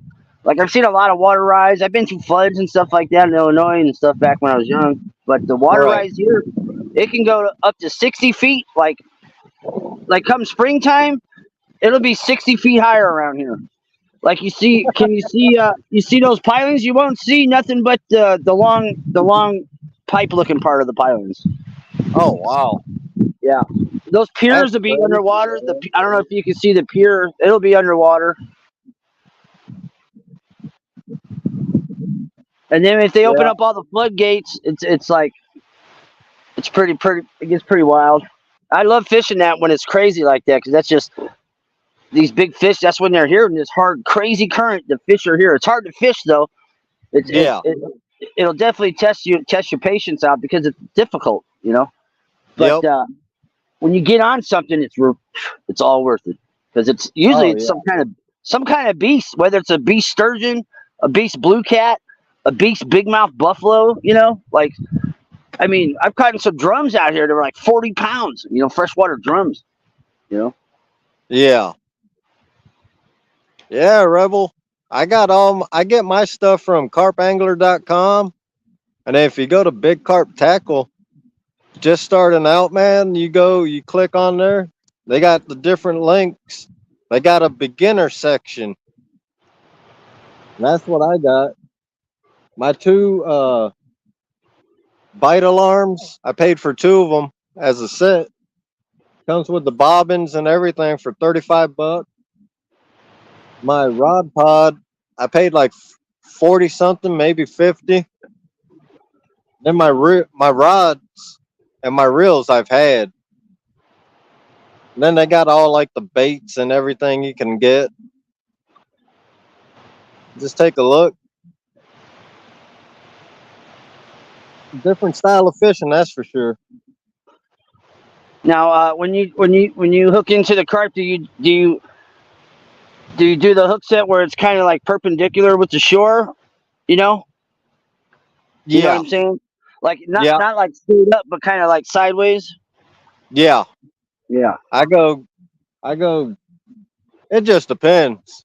Not, yeah. Well, if they slam it, they slam it. You know. Yeah, But, the way I got it set up, it's almost like fishing with a circle hook because they can't pull my rod out, right. and I got the drag set just enough to where I can barely pull it out off the reel. So I Right. hook the set itself like a circle hook.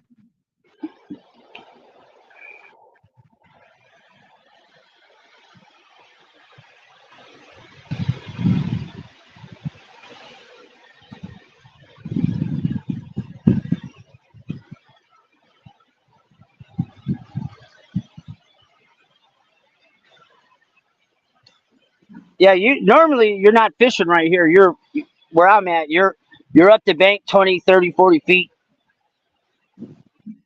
This is like really low. It's pretty interesting out here. Like I said, you know, I'm at the first dams of all your major rivers, so we get all the big water that comes in over here. You know, Yeah. Oh yeah, I miss fishing by dams and stuff. I'm lucky. I'm by three major dams. The first dam. So I tell you what, it's definitely fun. I've lost some fish that where I was just going, this is amazing. Like I didn't even land them, but just going, this was the biggest fish I've ever been on. I didn't land it, but it's just remarkable how some of these fish are. Then they get in the turbine currents and they just double in size, you know, and it's pretty wild. 'Cause I use like 10-foot rods normally, and I use like medium to heavy, usually heavy medium rods.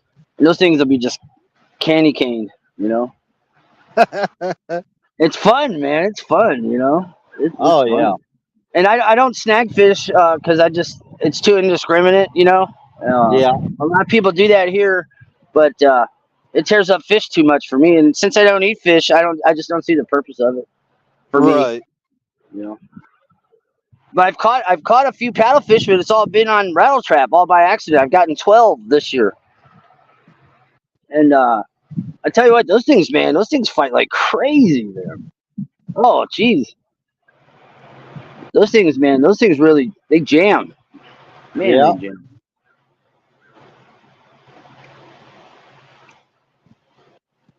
Oh man. At least one. Right, this is a Maybe bad not. show for me today. I've been on a skunk. I've been on a skunk roll the last 3 weeks. Like I said, it's just everywhere I go, it's just the same story. Nothing's really committing, and I don't have a boat. I can't get out there out in the middle of anything.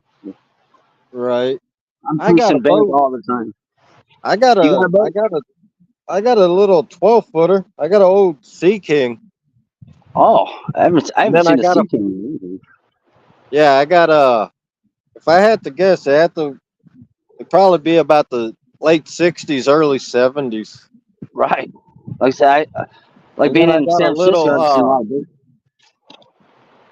I got a little 3.9 Mercury that I found. Yeah. So about the end of next spring, I should have it on the water.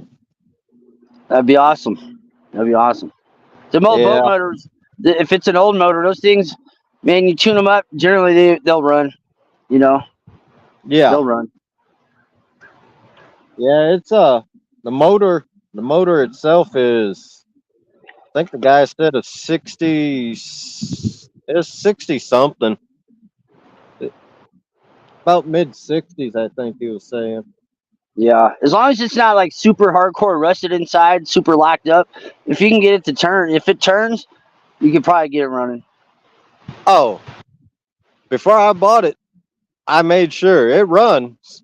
Oh, okay. Oh, okay. Yeah, that's the nice thing. And I paid 200 for it. Oh,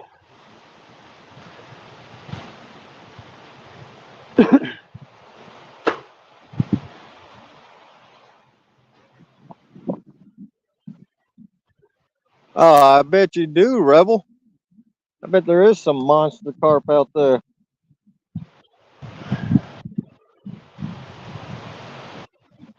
I got my last I got like I think 4 videos up. The second video before my last one that I have, I'm at Barkley Dam. I got into a about maybe a 50-pound big head carp off the sabiki rig. Oh man.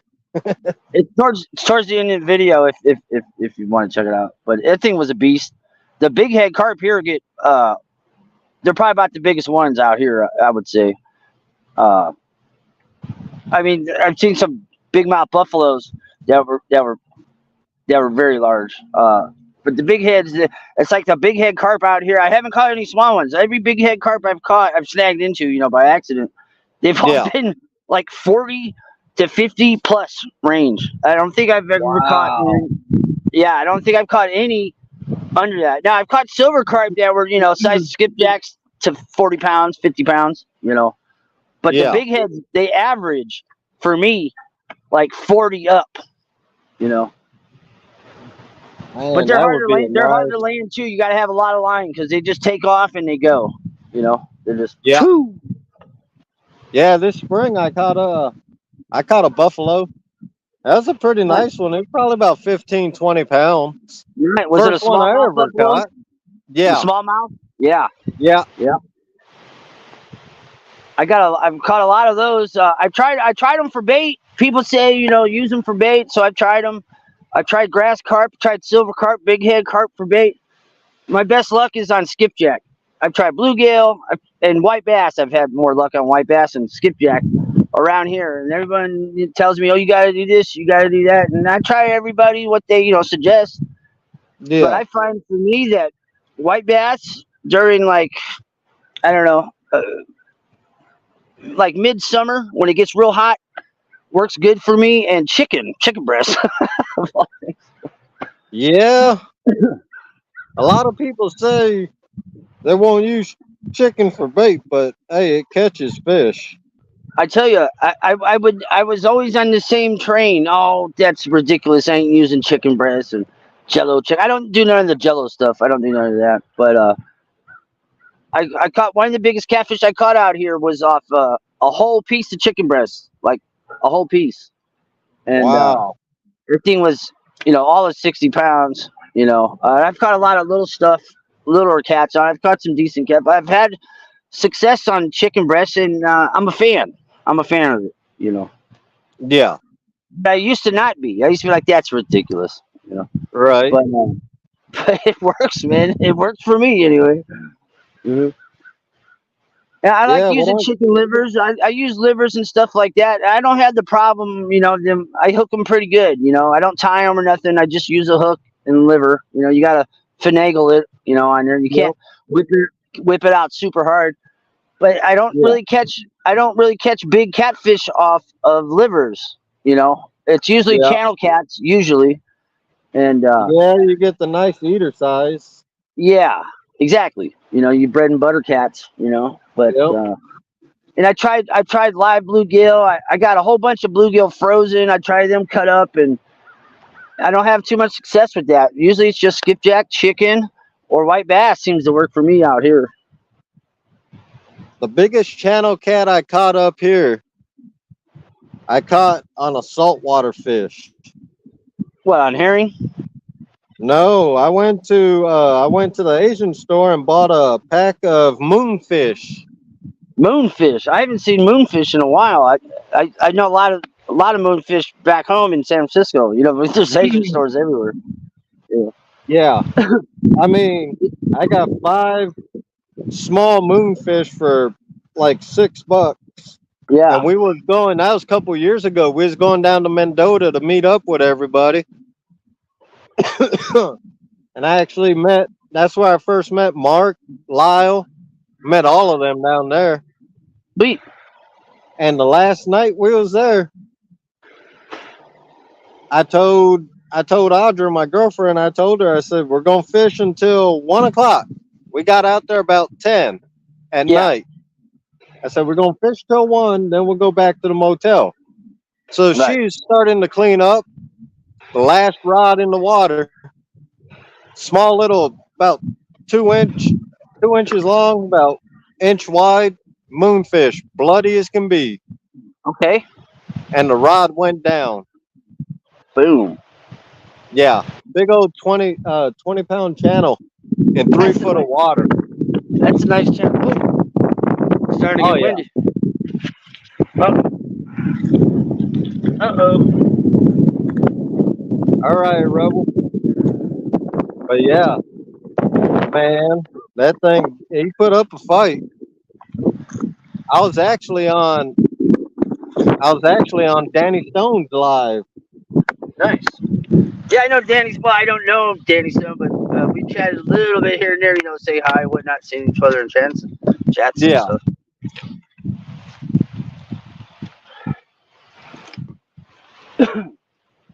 Yeah, you get a big channel, man. Those things fight like crazy, man. They're you know, I mean, even a small channel is real frisky, just trying to hold one. Let alone you get a big one. And those things are, you know, they act like they lost their mind when you get them out of the water. Exactly. You know, they fight you. They fight you from the beginning to the end. You know, if you try to hold a channel cat by his mouth, they're the most bitey, clamp down on your hand, finger fish out there. I swear.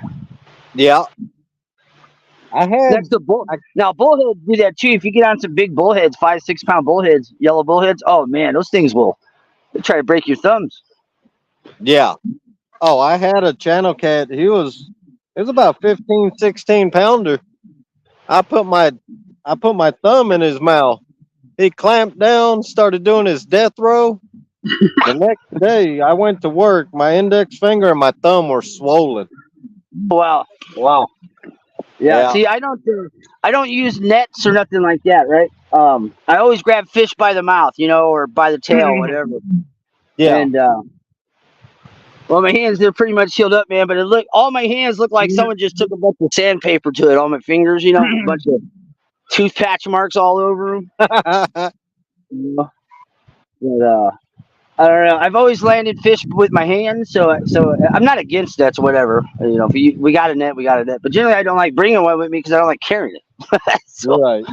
Yeah, we got to use nets around here for the spots we fish.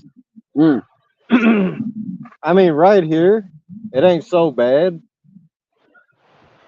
But like when I fish on the piers and stuff or on the boardwalk for burbot and salmon, I got a painter's pole where I connect to my rod, or to my net, where I can extend it out.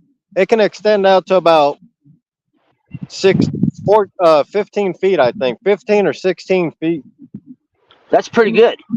That's the fiberglass poles. Yeah. Yeah. And then I just modified it. I drilled a hole in the metal rod that extends out. Then I drilled a hole through the handle of the net. Yeah. I can actually take my net completely apart where I can fit it in the car real good. Yeah. Yeah. And then I just use oh man, what are they called? Damn, flips. Like almost like a D-ring. Oh yeah, I yeah. hold it. Oh, I know what you're talking about. I know what you're talking about. Like those S binder hooks or something. Yeah, but it worked. Yeah, I know. Back home in San Francisco, we use just crab nets. You know, Yeah, pick them up. Or if we go for sturgeons, we'd actually lasso them. You know, we'd yeah. just lasso along the rod and drop it down. You know, if they're real big. You know, a lot of times the Well, sturgeon won't fit in a crab net. You know, so a big one. you're Anyway. right. I'm I've caught actually gonna try some. I caught some pretty decent sturgeon out here. Some 5-6 footers, probably like 40, 50 pounders. Off skipjack. Wow. I'm telling you, Usually, everything loves skipjack out here. Everything loves skipjack out here. usually I hear what I catch a shrimp is lot of. good for sturgeon. Yeah, you know, I've tried shrimp out here a bunch of times. You know, I get mixed results. Generally, I get like channel catfish. You know. Yeah. Oh yeah. This Yeah. year we did good with the shrimp for the channel cat, Yeah. and then my first 3 flatheads I caught uh that I've ever caught. They were all on live bluegill. Yeah. Yeah. You know, all the flatheads I've got here was off skipjack. Even when I'm trying to use bluegill for flathead, the skipjack gets hit, and then bluegill don't. Huh. Yeah, Damn. you know, and I'll float. Sometimes I'll float them, you know, or throw them on the bottom. And Yeah. a lot of times I don't catch nothing on bluegill. I mean, I don't know. I don't know what it is in the sense of why they don't like the bluegills. You know, and I've tried all kinds of sizes. You know, from the size of your hand to little ones. I guess. Yeah. No. You know, I've tried live That's skipjack a bunch of times for stripers. I don't get nothing, but then I'll throw a piece of cut bait of skipjack or the head, a body section or something, or like from the mid to the tail, and I'll catch a striper. You know, so I don't know. I don't know. I don't know. You know, I know, man. It's weird. I don't. I've caught carp in my lifetime, but now I'm actually trying to catch them, target them, right? and I'm using boilies and all that. I ain't catching nothing. But Well, when I'm I know. catfishing or salmon fishing, I catch carp. Yeah, I know from my experience with carp fishing, they tend to not be as active when the water gets colder. You know what I'm saying? Yeah, You know, like most fish, you know, but carp right. especially. It seems like they're just a little more not as lively. You know. Yeah, they their metabolism slows down and Right. Right. they go into like almost a hibernation. Right. Right. And I'm learning that real quick Right. fishing Right. this fall. Yeah, that's the learning curve, right? Yep. Here it I'm doesn't. like I said, I'm The water don't stubborn, man. freeze I'll up. fish for them all through the winter. Yeah, I haven't seen the water freeze up here. There's been a little bit of ice and stuff just right on the rocks where the water laps, Yeah, but I really don't fish the lakes here. I won't. Generally, I don't fish the lakes or nothing. Personally, it's not that I don't like the lakes. To me, it seems all the big fish and larger fish are in the river, so I tend to flock right. to the river. You know. Yeah, NJ, you ain't kidding, man. It's been rough. Did good during the spring. This summer came around and ain't been doing too good. Yeah, During you the guys salmon run, got that during the water. salmon run this year, at least I caught one salmon. I haven't caught a salmon in probably 3-4 years. And people were like, "Man, that's a nice salmon." I was like, "Yeah, it's my smallest salmon too, 17 pounds." Yeah, yeah. My biggest was my first year, 3 years ago. I caught first one was 20 pounds. My second was 29 pounds. And about 2 weeks after that 29 pounder, or it might have been that one. No, that one was the same day. I went back that evening and I caught that 30.5 pounder. That's awesome. Yep, right from shore.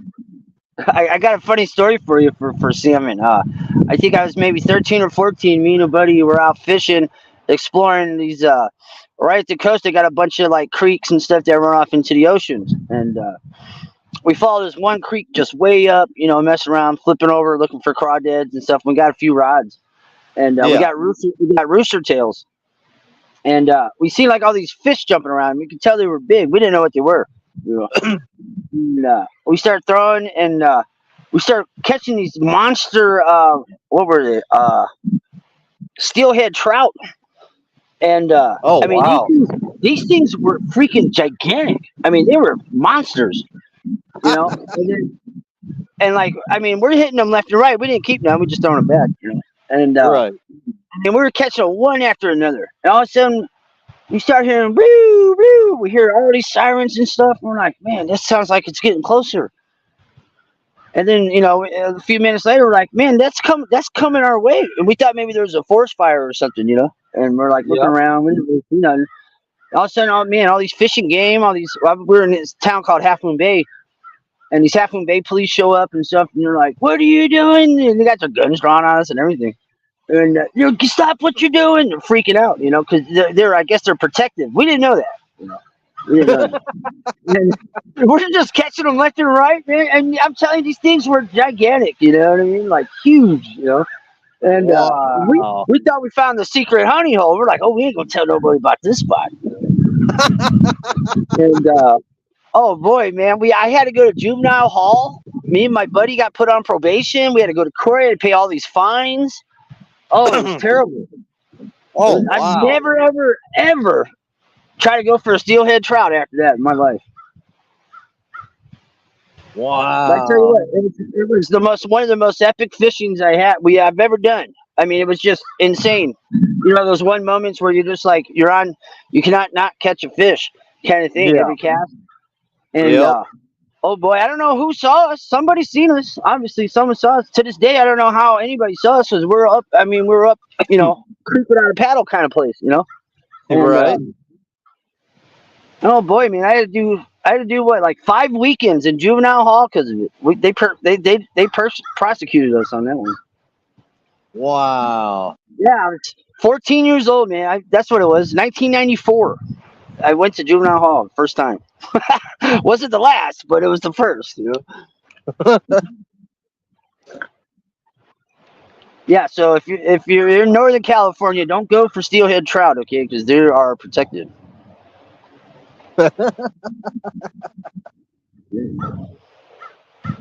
You was 14 and 90. Me and you the same age. Yeah, I'm 43. Yep. Yeah.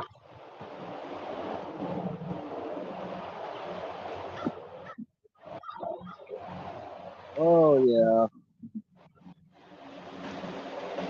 Yeah, this is ridiculous. This has just been the last 3 weeks to a month. It just went downhill.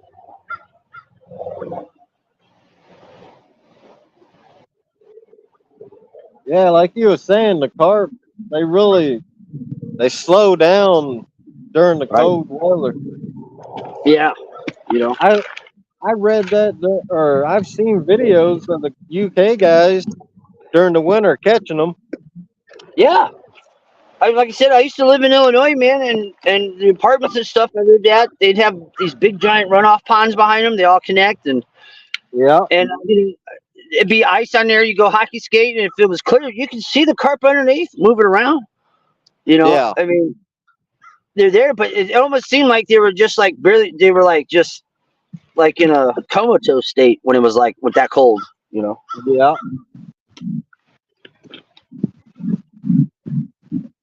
That's when I was young, though, everybody be throwing them on the bank, all the carps. It's not like it is now, you know. But Yeah.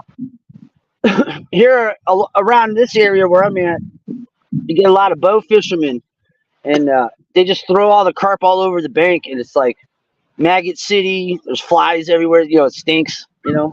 Yeah.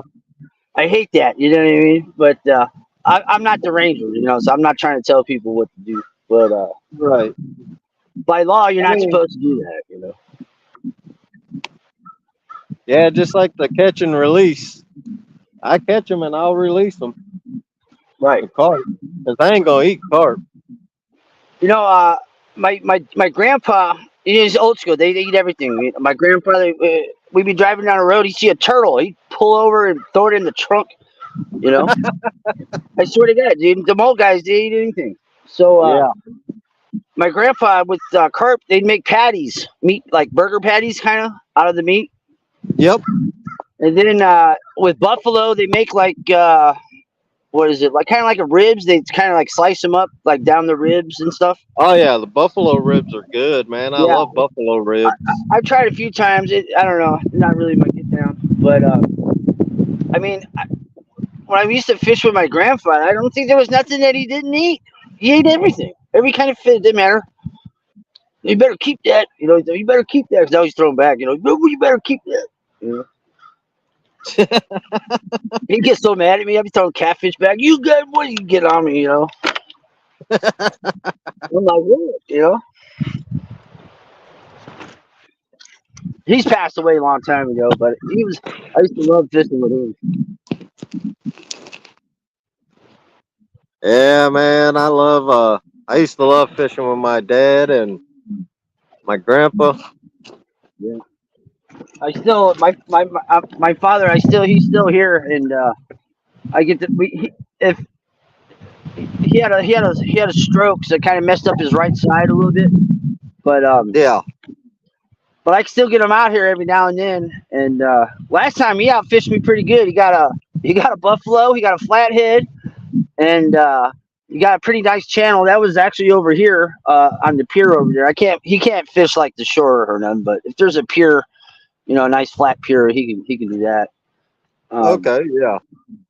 Oh boy, man, he won't use nothing but a night crawler, you know, and Yeah. he tends to outfish me a lot, you know.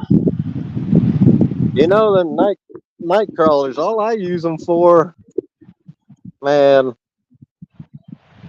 is pan fishing. But That was my other than goal that, today. That's my goal today, but nothing. yeah.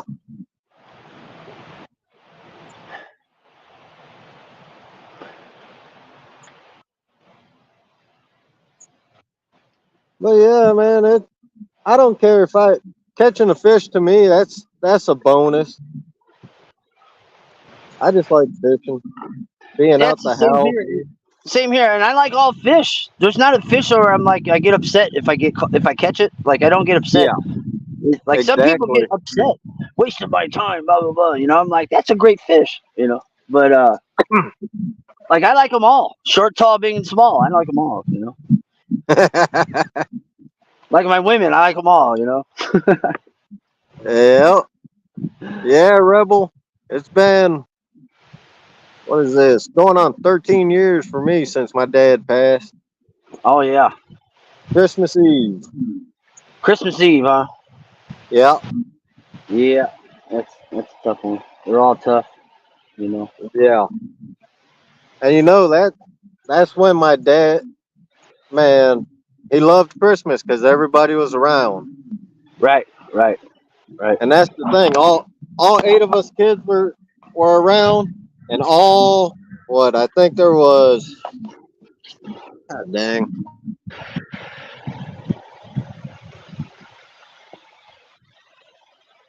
What is going on here? There we go.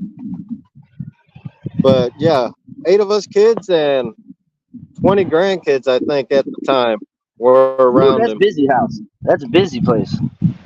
Yeah, Yeah, that's good stuff though, man. Like since my grandma, my dad's mom was the last person to pass away, like the grandparents of yeah, that generation. And ever yeah, since she passed, like Christmas isn't the big gathering. We don't have we haven't had a family reunion and stuff like that in quite a while. She was kind of like the anchor. You know what I'm saying? yeah. Like grandparents are like, you know, mom and dad's sacred, you know, but your grandparents, it's like a different sacred. It's like, you know, it's like up the ladder. You know what I mean? They're just Right. like, just super, like, I don't want to say they're more special than anybody else, but they're just a different kind of special. You know? And I guess maybe you don't realize how much of a rock they are. until, Yeah. until much so they are the anchor of the family, and it seems like no one's really kind of stepped up to be the new anchor, Yeah. Yeah, that's the thing. After my heck, that was the last time I was home. That was 2010. Well, back in Texas. Yeah. Is that home, Texas? Nah, my home's Hawaii, man. I'm from the West Oh, Coast like you. all Or right, as yeah. I say, I'm from the Missed the far name, right? West Coast. Okay, yeah. You're the West Coast. Yeah.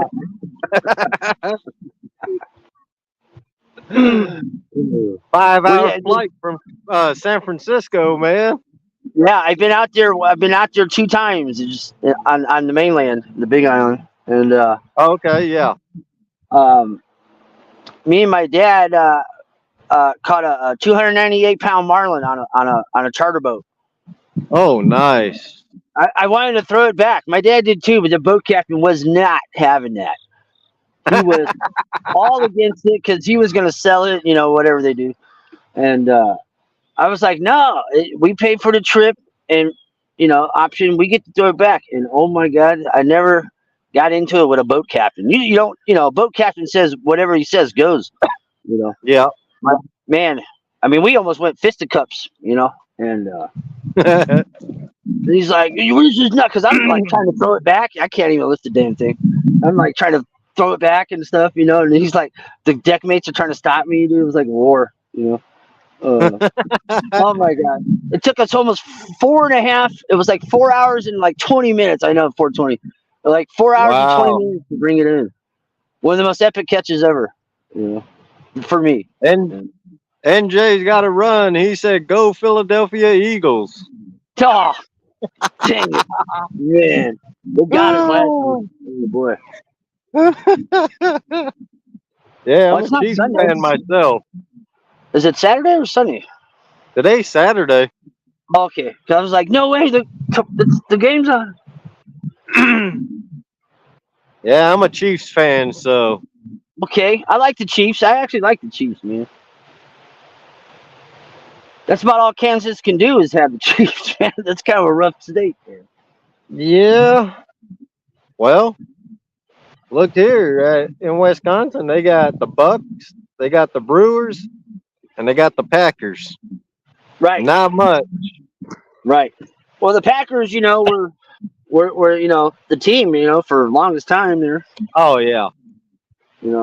Not much for the Bucks, but the Brewers, man, the Brewers are like Brewers. I grew up with the Brewers. They're like one of the original teams, not an Yep. expansion team. Yeah. Actually, Rustic, I ain't got nothing, but Anthony, he caught a small fish. We don't know really what it was, so later on he's going to be doing some research. I've never seen a pattern on that like that ever. On that.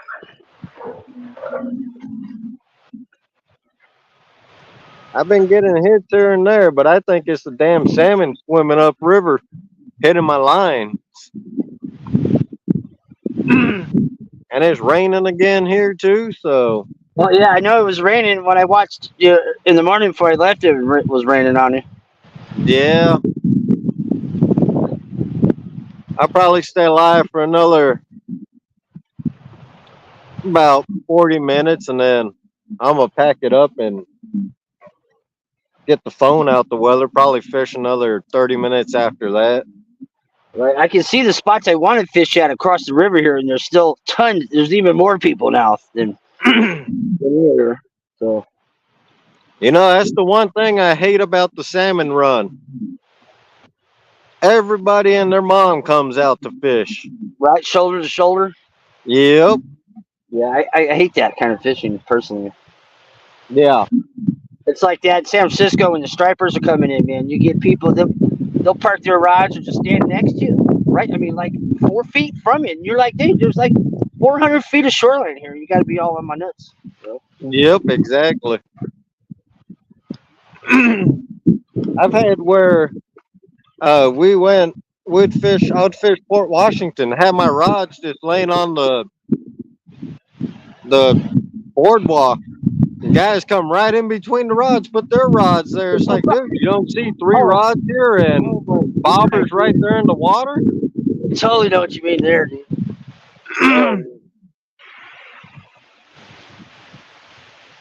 Like the king salmon, they'll run in Pacifica, California. It's like it literally like butts up to San Francisco, right? And they got this really nice pier out there in the ocean.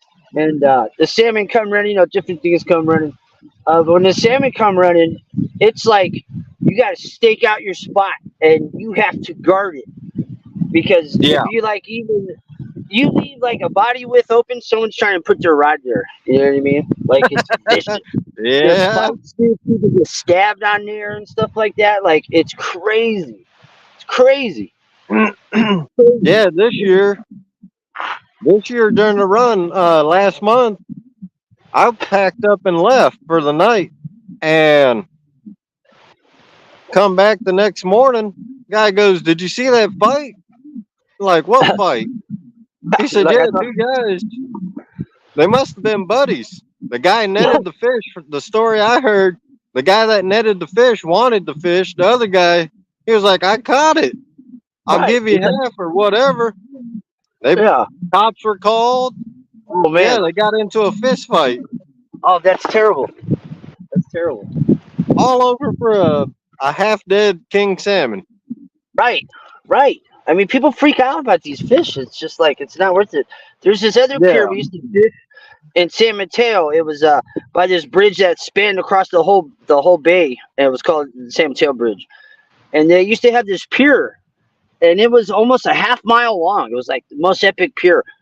But people were just getting killed or stabbed or thrown in the water off the pier and stuff like that. They had to shut it down, and because of that. But it was like one of the most epic places to fish, and people mess it up. You know what I mean? Yep. I mean, it's a half did. mile long. It's a half mile long pier, and people still fish. Have to get right up next to you and piss somebody off, and someone acts stupid. And there had been like since I had lived there. I lived there like 20 years. There'd been like 15 murders on this thing. Wow.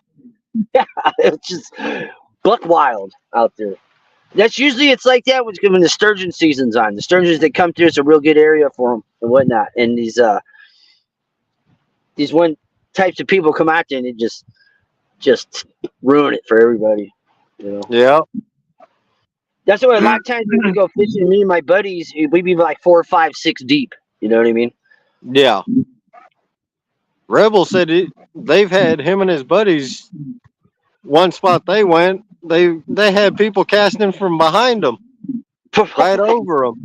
Oh man, see that would drive me up the wall. That I'd probably get in an altercation over something like that. Yeah. I get into it with these guys on the river. Sometimes these John boats come park right on my lines. Oh yeah. Right on. And I go, "What are you doing?" "Oh, I didn't see you." "What do you mean you didn't see me?" Man, I'm 20 feet from you. You didn't see me. Right. You can ask Buck. A couple years ago, I got into it with a kayaker. Oh, sometimes they're just the worst, to be honest with you. Not all of them. But do some dumb stuff sometimes. Yeah, we had all our rods out. We had 5 or 6 rods out, and it was nighttime. This guy ran into my lines, and then he said I shouldn't be fishing. No, what? Yeah, that sounds wrong. Yeah. It's your fault. It's your fault. Yeah. Oh, you can ask Buck. I forgot to mute it. Boy, I think every word came out from under the sun. Right. Like I don't mind if you cross my line once, okay, whatever. You do it 2 times, okay. It's kind of a pain in the butt. But you start doing it like 3, 4 times in a row. It's like, come on, man. It's like, yeah, right. Like move down. Like I still don't understand how. You're like I tend to cast pretty straight unless I'm not trying to cast straight, right? Yeah. So when I see someone down from me, maybe 20 feet, and he's crossing my lines, I'm like, man, like, what are you doing? Right. Like, hello.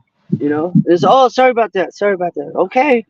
You got this sorry stuff ain't gonna play out for too much longer. You know. Yeah.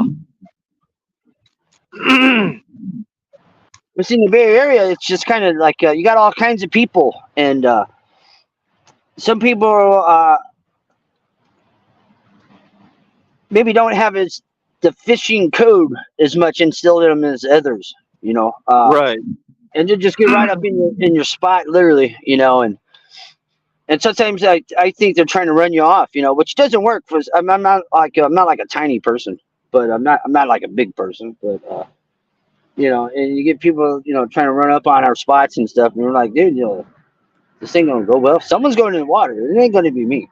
You know, so, Yeah. you know, Exactly. like back up. You know, like I've had my friend Big Mike. Now he's like a 6'5" kind of guy. You know, like 280 kind of guy. You know, Yeah. and he'd go over there. If he like some people would roll up and just be right next to us when there's just miles of the Bay Area. Just miles of shoreline, and he'll start cutting lines, throw your rods in the water. Oh man, he gets so mad. Oh boy, he had guns pulled on him. I've had guns pulled on me out fishing, man. It's terrible.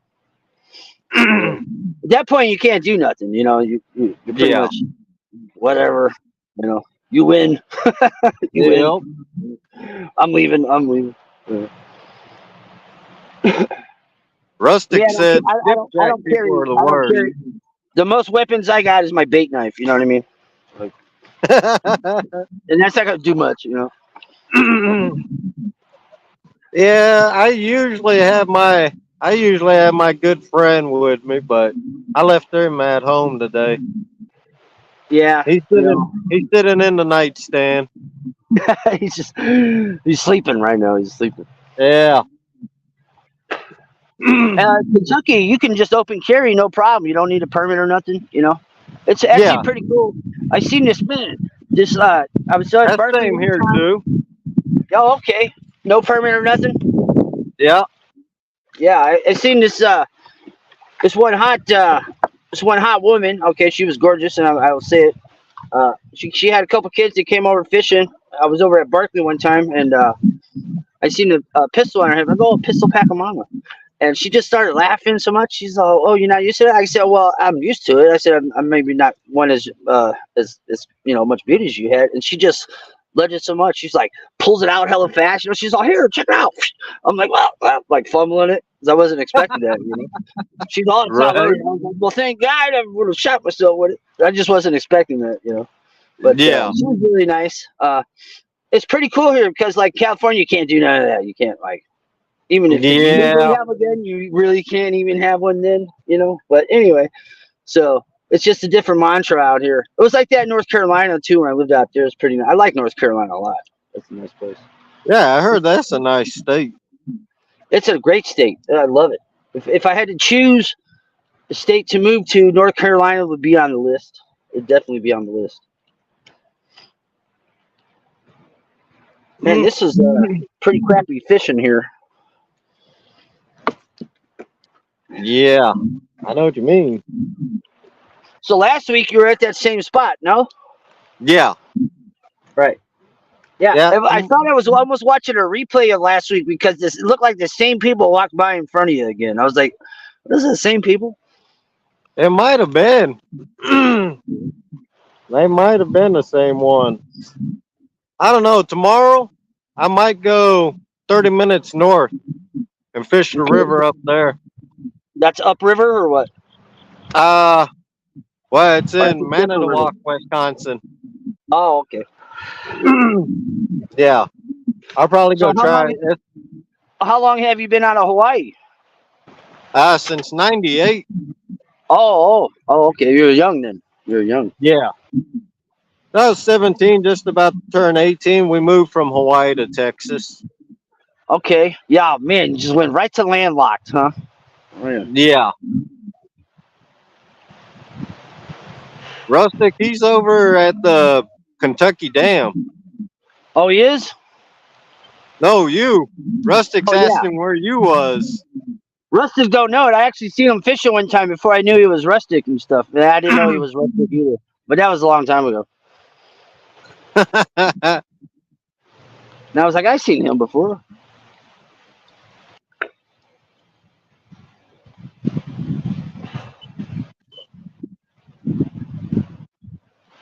Yeah. So can you surf? Can you still surf or what? Nah, I never got into surfing, man. I was a No, boogie boarder. dude, I can surf like it's nobody's business, bro. I love it. Oh yeah. Hey, Sheboygan is known. That's the funny thing, man. What? Sheboygan is known to be the freshwater surf capital of the world. Really? From Lake Michigan? Yep. No, for the planet. What? Yeah. It's known for its surfing No for way. I never heard freshwater. that. I've never heard that. I've never heard that. We first, man, my wife, when she first, me and my wife were together, we first moved up here. She drug me up here. Uh, there was surf contests going on. No, really? That's what? Yeah. And they come from all over, man, all over the country. That's awesome. That's awesome. It was like what the hell, man? No way. Right. Like, no way. We even got. I think it's still open. There's one surf shop here in Sheboygan. That's awesome. That's so awesome. A I lot tell you, of a lot of longboarders. Oh, okay, yeah. Yeah, I Yeah, guess the that makes waves don't sense. get. You don't have them kind of waves to go I really mean, crazy. it can during the winter, the waves Yeah. can get pretty decent, Yeah. but Get a good it's blow. more longboarders. Right, right. You got like 2-3 foot waves. Yeah, I remember seeing surfers on Lake Michigan and Chicago and certain, when it's real windy and choppy. Yeah. It always seemed weird though, I was always like, Yeah. yeah, when I was in North Carolina, it was cool. I surfed out there because I lived at this place called Topsail Island, and it's like right on the beach, literally like on the ocean, like literally levees holding it up kind of thing. And I did some surfing out there. The waves aren't really what I was used to. They're a little smaller. It's more tame, a little more tame. The Pacific, it's pretty rough. Yeah. But, I'll be but right back, Anthony. all right, yeah, no worries. But the Atlantic, man, it was nice because it was warm.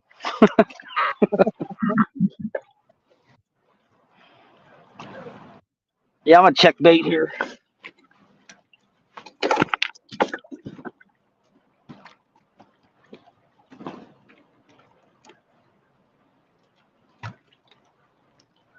We still got bait.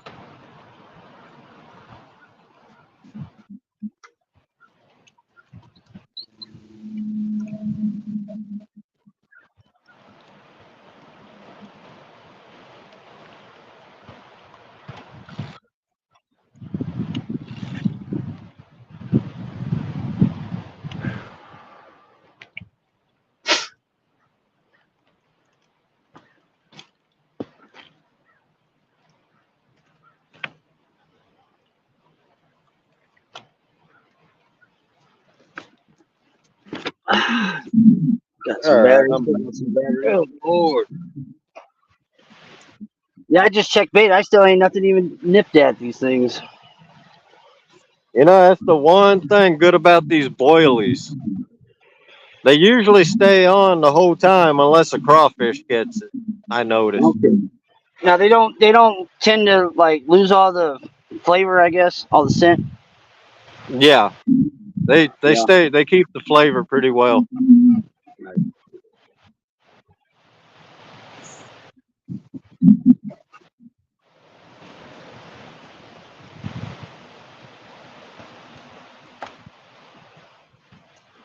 Wow, Rebel said they surfed a lot in Carolina. They Yeah. actually surfed during the Hurricane Hugo. That's the best time to surf over there is when the hurricanes come in. You get big waves, big swells. It really is. It really is. Same. It's the same in San Francisco. Like when the storms come in, that's when you want to be at the beach. Yep, that's just like in Hawaii too. Yeah. We used to wait for you guys for Hawaii to have the big swells that come over to Half Moon Bay in this place called Mavericks, and we used to wait for the swells come from Hawaii, and it's big time surfing. Then you're talking. There's like this shelf this natural shelf where it would just go from like 100 feet, 200 feet, and it would go to like 40 feet, just like a wall.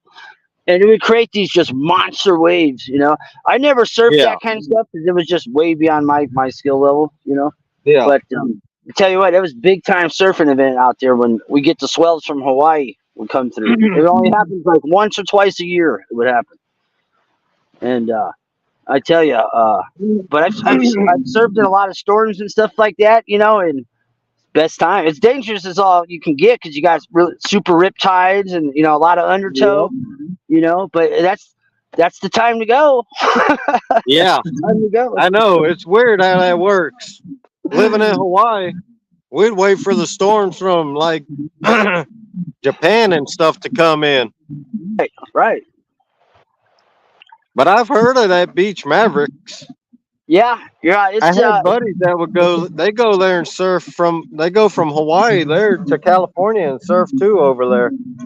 It used I to be guess. like Yeah. it used to be not that known, and then it just kind of blew up like 20 years ago. But like when I was younger, it was kind of like a secret spot kind of thing. Yeah. But now it's out there like in everything else. But Right. it's pretty epic, man. I mean, sometimes they get 50, 60 foot rollers coming in, and it's just insane. I mean, it's crazy. Wow. Yeah, 50-foot wave, and some dude he's riding in a jet ski to tow him in, and poof, it's on. You know what I mean? It's on. That's like Waimea Bay in Hawaii. Yeah, it When only it happens starts, like once or twice a year, and it's only for like a few hours. Until those sets of waves come in, and yeah. it's a real short window. It's a real short window. Buck said he body surfed. He body surfed a long time ago in Cali. Oh yeah, body surfing's fun, man. That's how most people start. Body surfing. Yeah. I learned in Santa Cruz, California. This I was on the beach. I think I was like 9, and I kept wanting to surf and stuff, and I kept like waving at all the surfers and stuff. And this old dude came in. He's like, "Hey kid, you want to learn how to surf?" I was like, "Yes." My mom's like, "No, don't go out there." I was like, "I got it." She's like freaking out. She was freaking out. But I'm a total dolphin in the water, believe it or not. And man, he took me out there, taught me how to surf. I never looked back after that. It was the most epic thing ever, dude. In Santa Cruz, like ideal, Santa Cruz, Right. it was totally cool. And man, I have been surfing ever since. I haven't, it's not like I'm surfing here in Kentucky, but if I can get the chance, I'll definitely jump on a board and go rip curl a little bit. You know what's crazy? In Hawaii, they actually built a surf pool. You mean like a wave pool? Yeah, wave pool. Yeah. You They mean not built in a the ocean? wave You mean like pool in Hawaii. It's like, really? like a park? You mean? Yeah. Yeah. I've seen those. I've never done it, to be honest with you, but I've seen them. They I was got some like, of those in California. I was Yeah, like, come on, it's man. that constant wave moving water. It's just like, Yeah.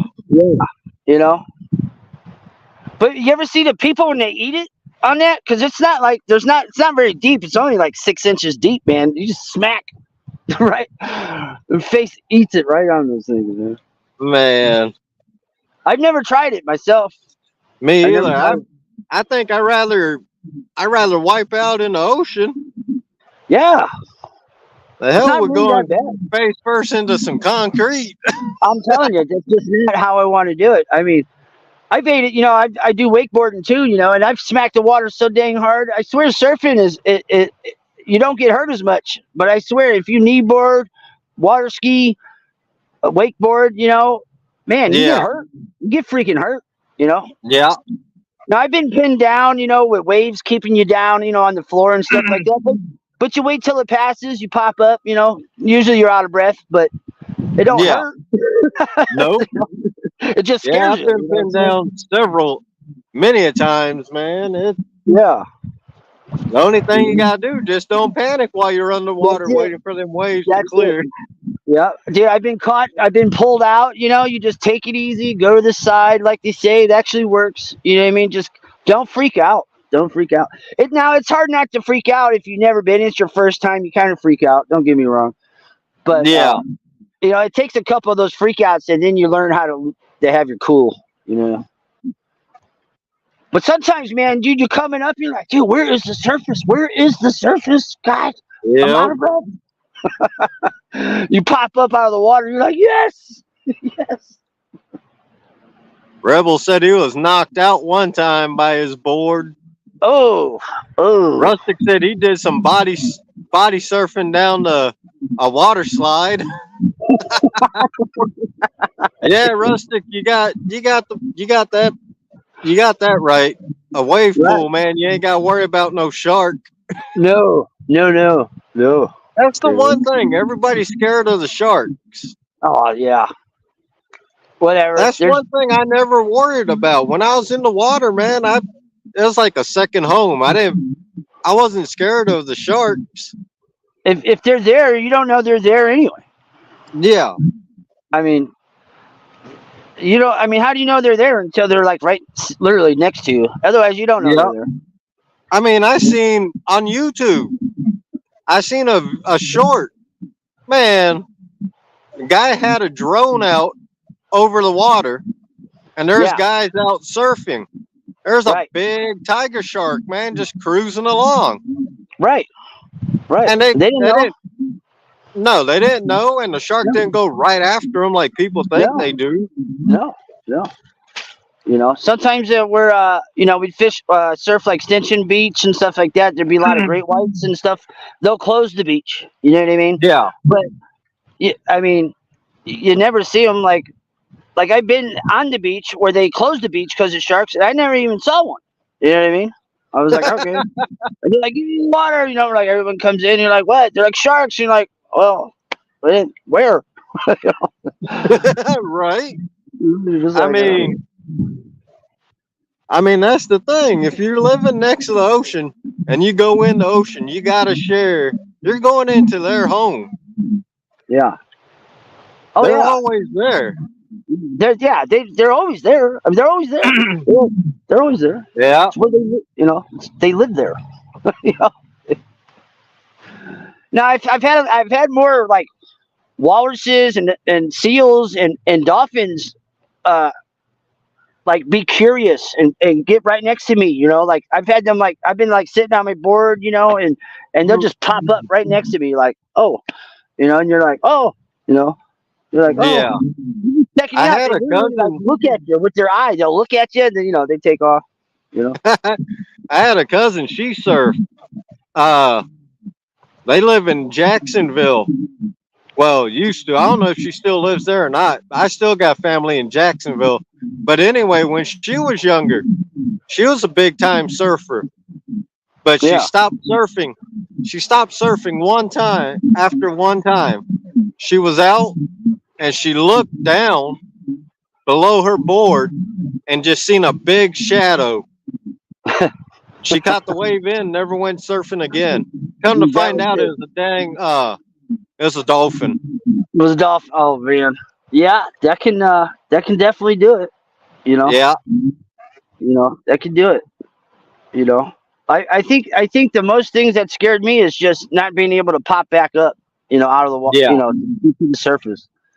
That undertow is weird. Like it'll grab you, and drag you on the bottom and out. And you're just like, you're like getting thrown around like a rag doll. You're like, Yep. you know. And then when you can finally get, to where you can pop off the floor, you could be 20, 30, 40 feet under the water, Yeah. and that time you're out of breath already. So you're just, wham, trying to break the surface, Those are like the ones, those are the things that have always been like my problem. But that's probably like where I thought I was in a really out of breath, probably maybe 5-10 times out of like hundreds and hundreds and hundreds of times of surfing, Right. like it's rare, I mean, man, there's one time I was a teenager. I was maybe 15. We was out, my family and a friend of mine, his family. We went camping on the beach, and we're fishing. So we had the rods set up. Rod went off, and I went and grabbed the rod, and it's on the reef. Right where the reef right where it was, is that slippery, crap, man. That seaweed, whatever, the moss. Man, I Okay. lost my footing. I landed on my back and I went right over the edge. There's about a 10-foot drop. I was like, oh my God. Oh no! Like woo! Yep. Oh man. Yeah, it's interesting. Fishing, every fisherman is falling in the water at some point. You know what I mean? Oh yeah. Yeah. Like if you haven't fell in the water, maybe you haven't fished enough. Like, Exactly. maybe you haven't fished enough. What? Not last year, but maybe the year before. I actually, man, we was fishing in Port Washington, Wisconsin, burbot fishing. I just got done with my live, and we was leaving. We had one burbot on the stringer, Okay. and I went to pull the stringer up. Well, the waves coming in, they wrapped that stringer around the ladder. Oh, I couldn't get that stringer up. right. So this is dead of winter. I climbed down the ladder into Lake Michigan. Great. Ice, man, that water was so cold. Woo. I didn't even get the fish. Oh. I cut the stringer as short as I could, and I climbed back up. By the time, man, on the way home, I was freezing. My buddy had the heater going. I called my girlfriend. I said, have the shower on warm. Right. As soon as I come in, I'm going in. She was like, why? I said, I'm freezing. I climbed into Lake Michigan. She said, goes, it's wintertime, right? Yeah. Like, man, I'm a fisherman. I was trying to get my fish. Right.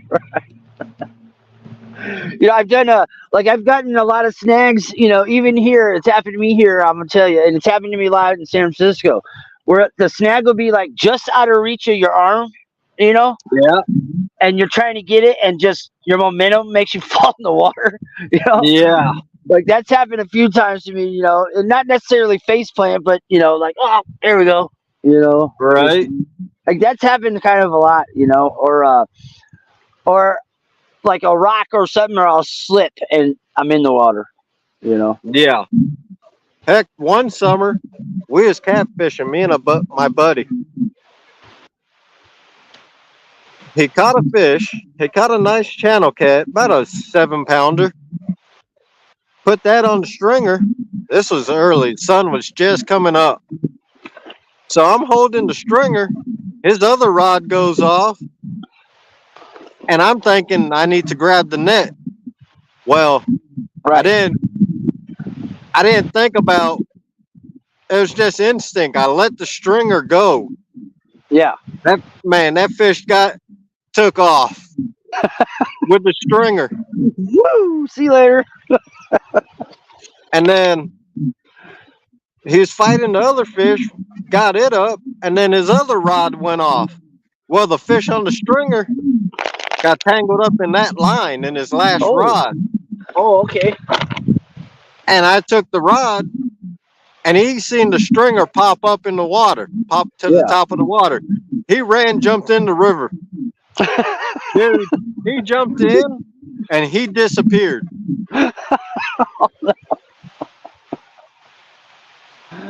But he got the fish.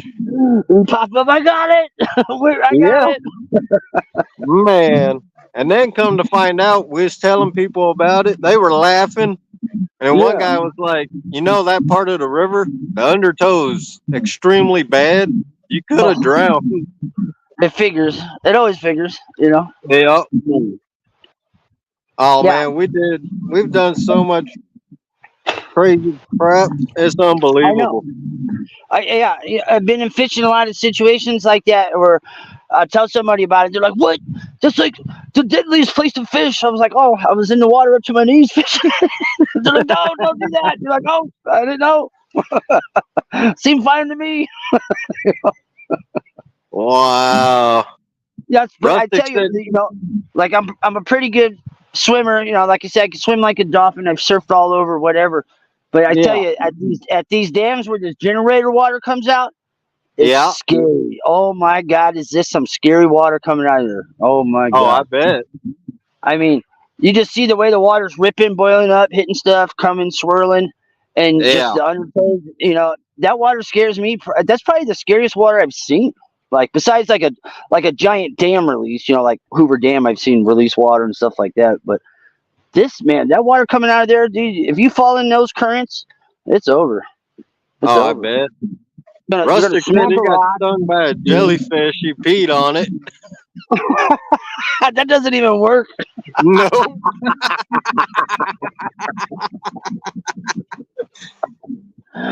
That's an old wives' tale, that one.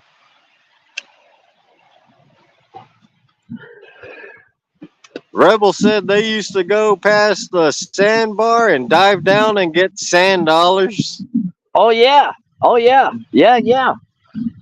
sand dollars are good. They're like this big. Oh, They're yeah. real thin. Yeah. Sand Buck dollars. said he's went down more than once trout fishing on the muddy banks. Oh, I hate muddy yeah. banks. If I you don't haven't mind the fallen muddy banks. fishing, you ain't been fishing. I'm telling you, the muddy banks ain't so bad if you kind of sink into them. But those ones that are like the clay slick, where the top part looks dry, but it's all slick underneath, like an inch down, dude. Yeah. And you just slide right into the water. And you're just like, yep. Man, like when I caught those, I fished during a thunder and it was thunder and lightning, man. Yeah. Right on the Sheboygan River. I was going for a channel cat. I was in a 24-hour tournament. Oh. And I almost went in the river twice. From the mud water? From the mud. That thing was so slick, man. I had to use the net to keep myself out of the river. Right. Like here, it's Kentucky. It's clay, and it's like this hard, snotty, slick clay. It's like it's not sticky. It's sticky if you dig it, if you're trying to dig. But if you're on top of this clay along the rivers here during especially the rainy season, I got to use my rods like ski poles when I'm walking around. It's like so bad, and I'm still slipping, But you got to get to that spot,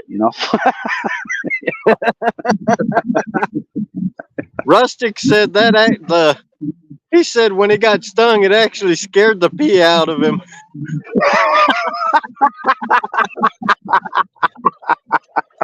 Man, Rustic, we ain't laughing at you. Who am I kidding? Yeah, we are, because we grew up in the ocean. Yeah. It's weird. It's weird when you step on a starfish with your bare foot, because you're like, oh, what was that? Because they're real rough, The crabs ain't so bad. When you step on a crab, those aren't really so bad. I never stepped on a sea urchin yet. Thank God. Oh, man. We went back to Hawaii in 2010. We brought my wife. She bought the tickets and everything. We went to the beach, and she stepped on a sea urchin. Oh. I said, well, we gotta go see the lifeguard. Yeah, that's bad. Why? I said, because he'll probably give you he'll open a pack of gauze, he'll pour some vinegar on there, and he'll probably wrap your toe. Yeah. Yep. She goes, "What's that gonna do?" She's like, "That's gonna attract Filipinos because the vinegar." I said, "No, it's gonna shrink the dang spine."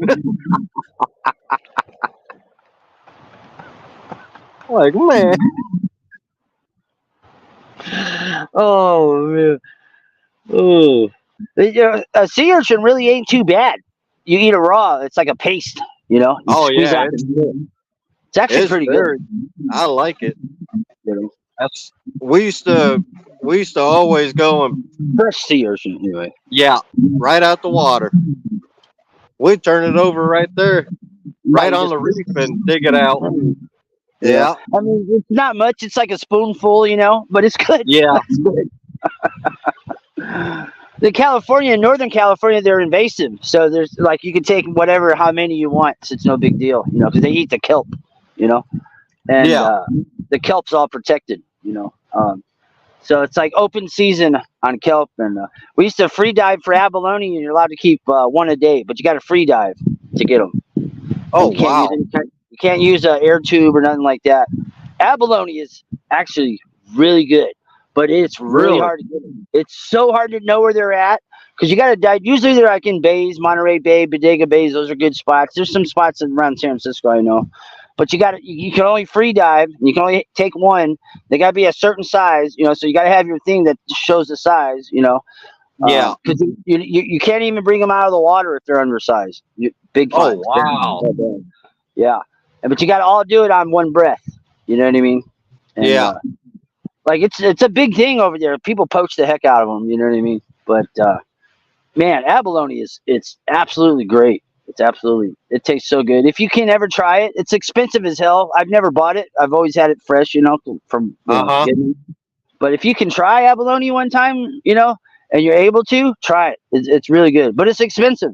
It's expensive. Yeah, I've never tried it. That's for sure. Real good. And then the shells are really cool. They last forever. It's a shell.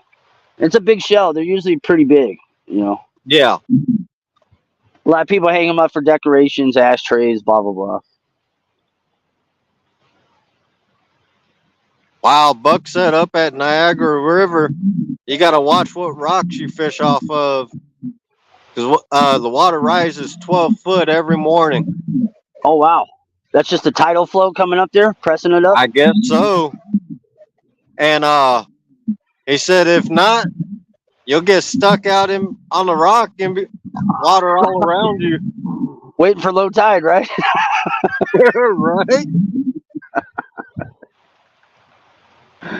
Yeah, I've been in some situations like that on the coast of San Francisco. We'll go out on a rock, low tide, go climb up, catch some rockfish and cod, and Yeah. not pay attention, and then all of a sudden we got to swim back. It's like, oh man, it's not easy. I don't know if you've ever tried to swim with a fishing rod, like a surf rod, like a 14-foot, 16-foot rod. It's not easy. Yep. Nope. It's not. I've done it. All your gear, everything's lead, so it's Yeah. don't float very well, That's why I like fishing for burbot up here, because that's that freshwater cod, man. Right.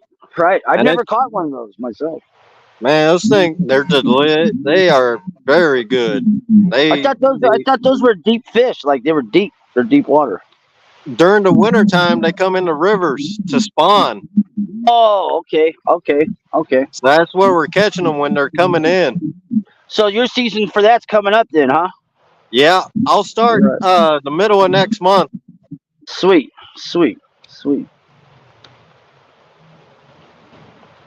This perp fishing, it's just to get me over to till the burbot come in. Right.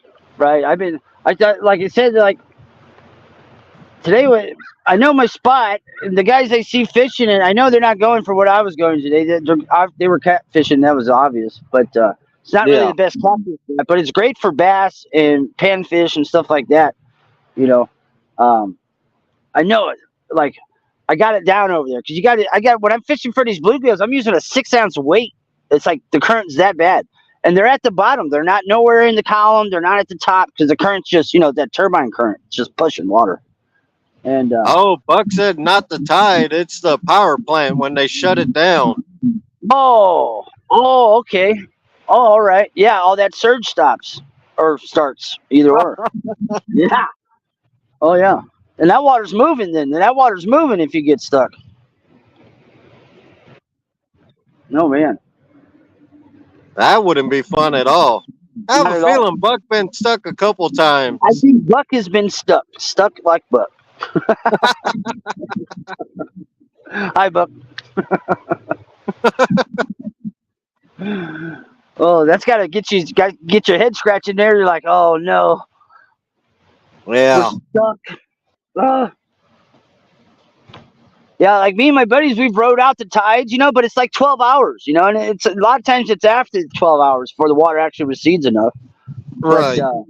that's like, pulling all nighters and stuff. But we would do that on purpose. You know what I mean? But like if we noticed we weren't paying attention behind us, and saw the waves are crashing way at the beach. Now we're like, oh man, we're Yeah. screwed. We're going wet.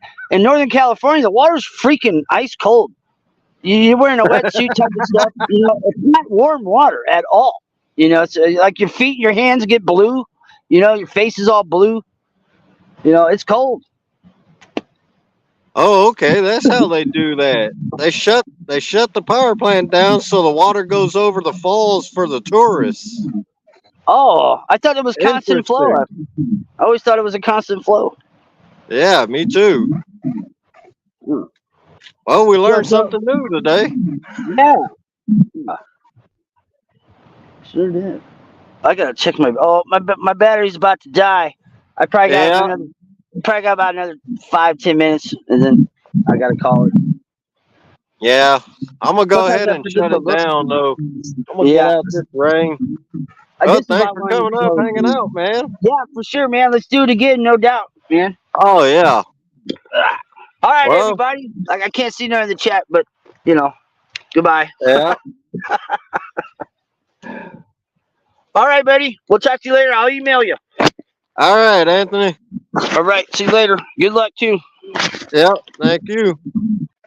Well, everybody, we're gonna call it. We've been out here 6 hours and 40, going on 6 hours and 41 minutes. Thanks for hanging out. We're gonna do it again maybe tomorrow morning. See you guys around in other chats.